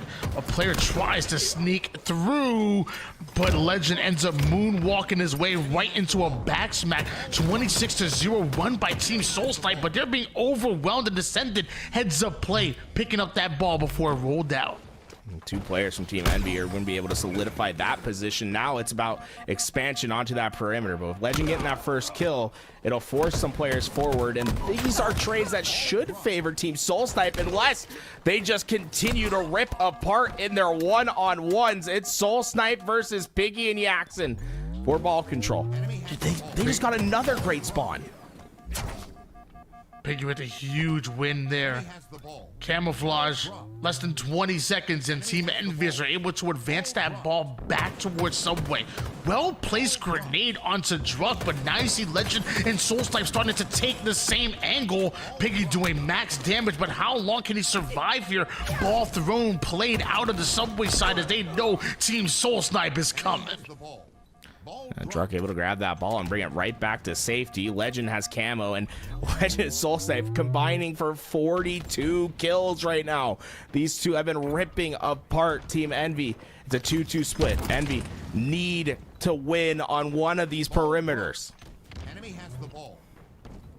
Switching gears over towards a camouflaged out Legend. Last time we were here in this predicament, he moonwalked his way into ATM and got backsmacked. Although he was able to get a kill there, still goes down with the camouflage. But looks like it's not too bad. Piggy has to overextend to get that kill, but Team Soul Snipe look like they're about to rotate this ball away from Subway through the purple side. They've just gone 3 down. Forward into the fight. Perfect shots from Precision as he's able to get back towards that ball. That was 3 down for Team Soul Snipe. It looks like you have a couple players that are going to try to team up on this B lane. Jackson ready for this attack, but it's not going to come. Instead, look at that reinforcement. They're trying to overload on the purple side. They win their first gunfight there. The players are starting to head down. It's overwhelming pressure from Team Soul Snipe as they're trying to finish off these kills, and they are doing just that. Perfect plays from Druck to get back, but can Precision get this ball away in time? trying to rotate this ball away from the spawning players from Team Soul Snipe and maybe buy enough time for the spawners to come in and get involved. And that's exactly what Piggy and the rest of this Team Envious roster are able to do. High ground been taken, and so is the back of Legend. Another 3 down. The final player is drunk. He's dealt with. Full squad wipe. Team Soul Snipe wiped off the face of streets. They're forcing a red room spawn. Do they play fast enough to counter it? Checking to make sure no one's over at that PD. Red room spawns aren't bad when that camouflage is coming up, but it does give them quick access to that ball. Great awareness by Piggy to be checking that back rank, ensuring that that flank's dealt with, but too many players from Envious not ready for those challenges. Team Soul Snipe are able just to overwhelm all of the perimeters, and not only do they get that ball, but they've also gotten the camouflage away. Although it's traded quickly, you'll take that every day of the week if you're Team Soul Snipe. And now it looks like Legend and Team Soul Snipe preparing for a purple side rotation. The shroud goes down, but it looks like it's gonna be played over towards the mid map. Team Soul Snipe want to make sure they play for their kills, and that's easier said than done when precision is on the opposite side of things. Truck and Renegade are going to be able to work together on that right side. Team Envy, this is a tough situation for them to deal with, but that red gun might just make it a bit easier. Just to send it. That has to stay alive with players pressuring his left and right. It's an impossible task. 81 to 57 here. Team Envious need to be careful. If they allow this to slip out of control, that's going to cost them the game and the series and this tournament. 10 more seconds needed. One more player there, but Piggy's going to ultimately be dealt with. Druck rotates that ball toward the back commando side. The center doesn't have enough time to get in. It's 2 more seconds needed, but where did the ball just go? I think a perfect nade came through, or a cross map shot, something. Stop that ball from being in the hands of Team Soul Snipe, and who from the very end of that run, they've been able to at least stabilize their position, but can they get 30 unanswered seconds? This is a tough position for Envy. Soul Snipe tried to take a direct route toward the mid side. Loved that shroud to block the line of sight to allow Team Soul Snipe to maybe push the subway side, but they left the ball over towards Ness, and Druck says, thank you. That's gonna be your tournament. Point at him. I cannot believe that's how that one ends. Trying to stay alive, but he left the ball behind. Druck said, I just need 2 seconds. 2 seconds, I can pick that one up, and they will be your Cloud9 5K Domination champions. Wow, Team Soul Snipe played a fantastic tournament here today. I believe they only dropped like 1 map the entire run. They did. It was right here in the grand finals, too. Absolutely incredible by Team Soul Snipe. And my gosh, an unfortunate way for that game to end right there. But what an incredible tournament this has been. Through their winners bracket all the way to the grand finals, Team Soul Snipe was lights out. I thought Team Envious was fantastic. I thought Cloud9 tested them really well in the lower bracket finals. It was such good gameplay from the grand finals to limit finals and every other match that we've seen so far. But Team Soul Snipe were the favorites to ultimately win this tournament, and they're the ones taking the lion's share of this $5,000 prize pool. A big congratulations is earned for Team Soul Snipe. Yeah, they played that really well as well. It was fantastic to watch this Team Soul Snipe team work, and it's fun to see the what if rosters, because this roster is just not going to happen, right? Optic Gaming's too good. TSM have a very well established top 4 roster at the moment. It's like there's no reason for this roster to happen, but you get to see like the what if, right? And that was fantastic. That was fun, right? That's a fast, aggressive team in your face, and when it works, man, it is fun to watch.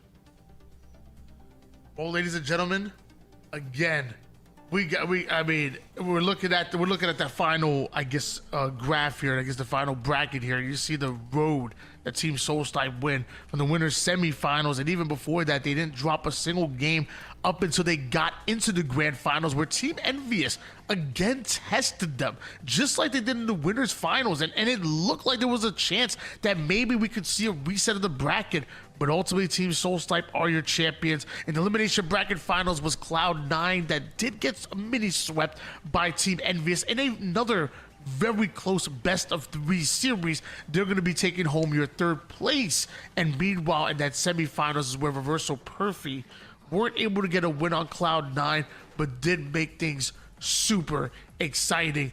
Domination 5K Open presented by Cloud9. We gotta give a couple of shout outs here. I guess number 1, you already know, Zenny doing their thing. We talk about it time and time again.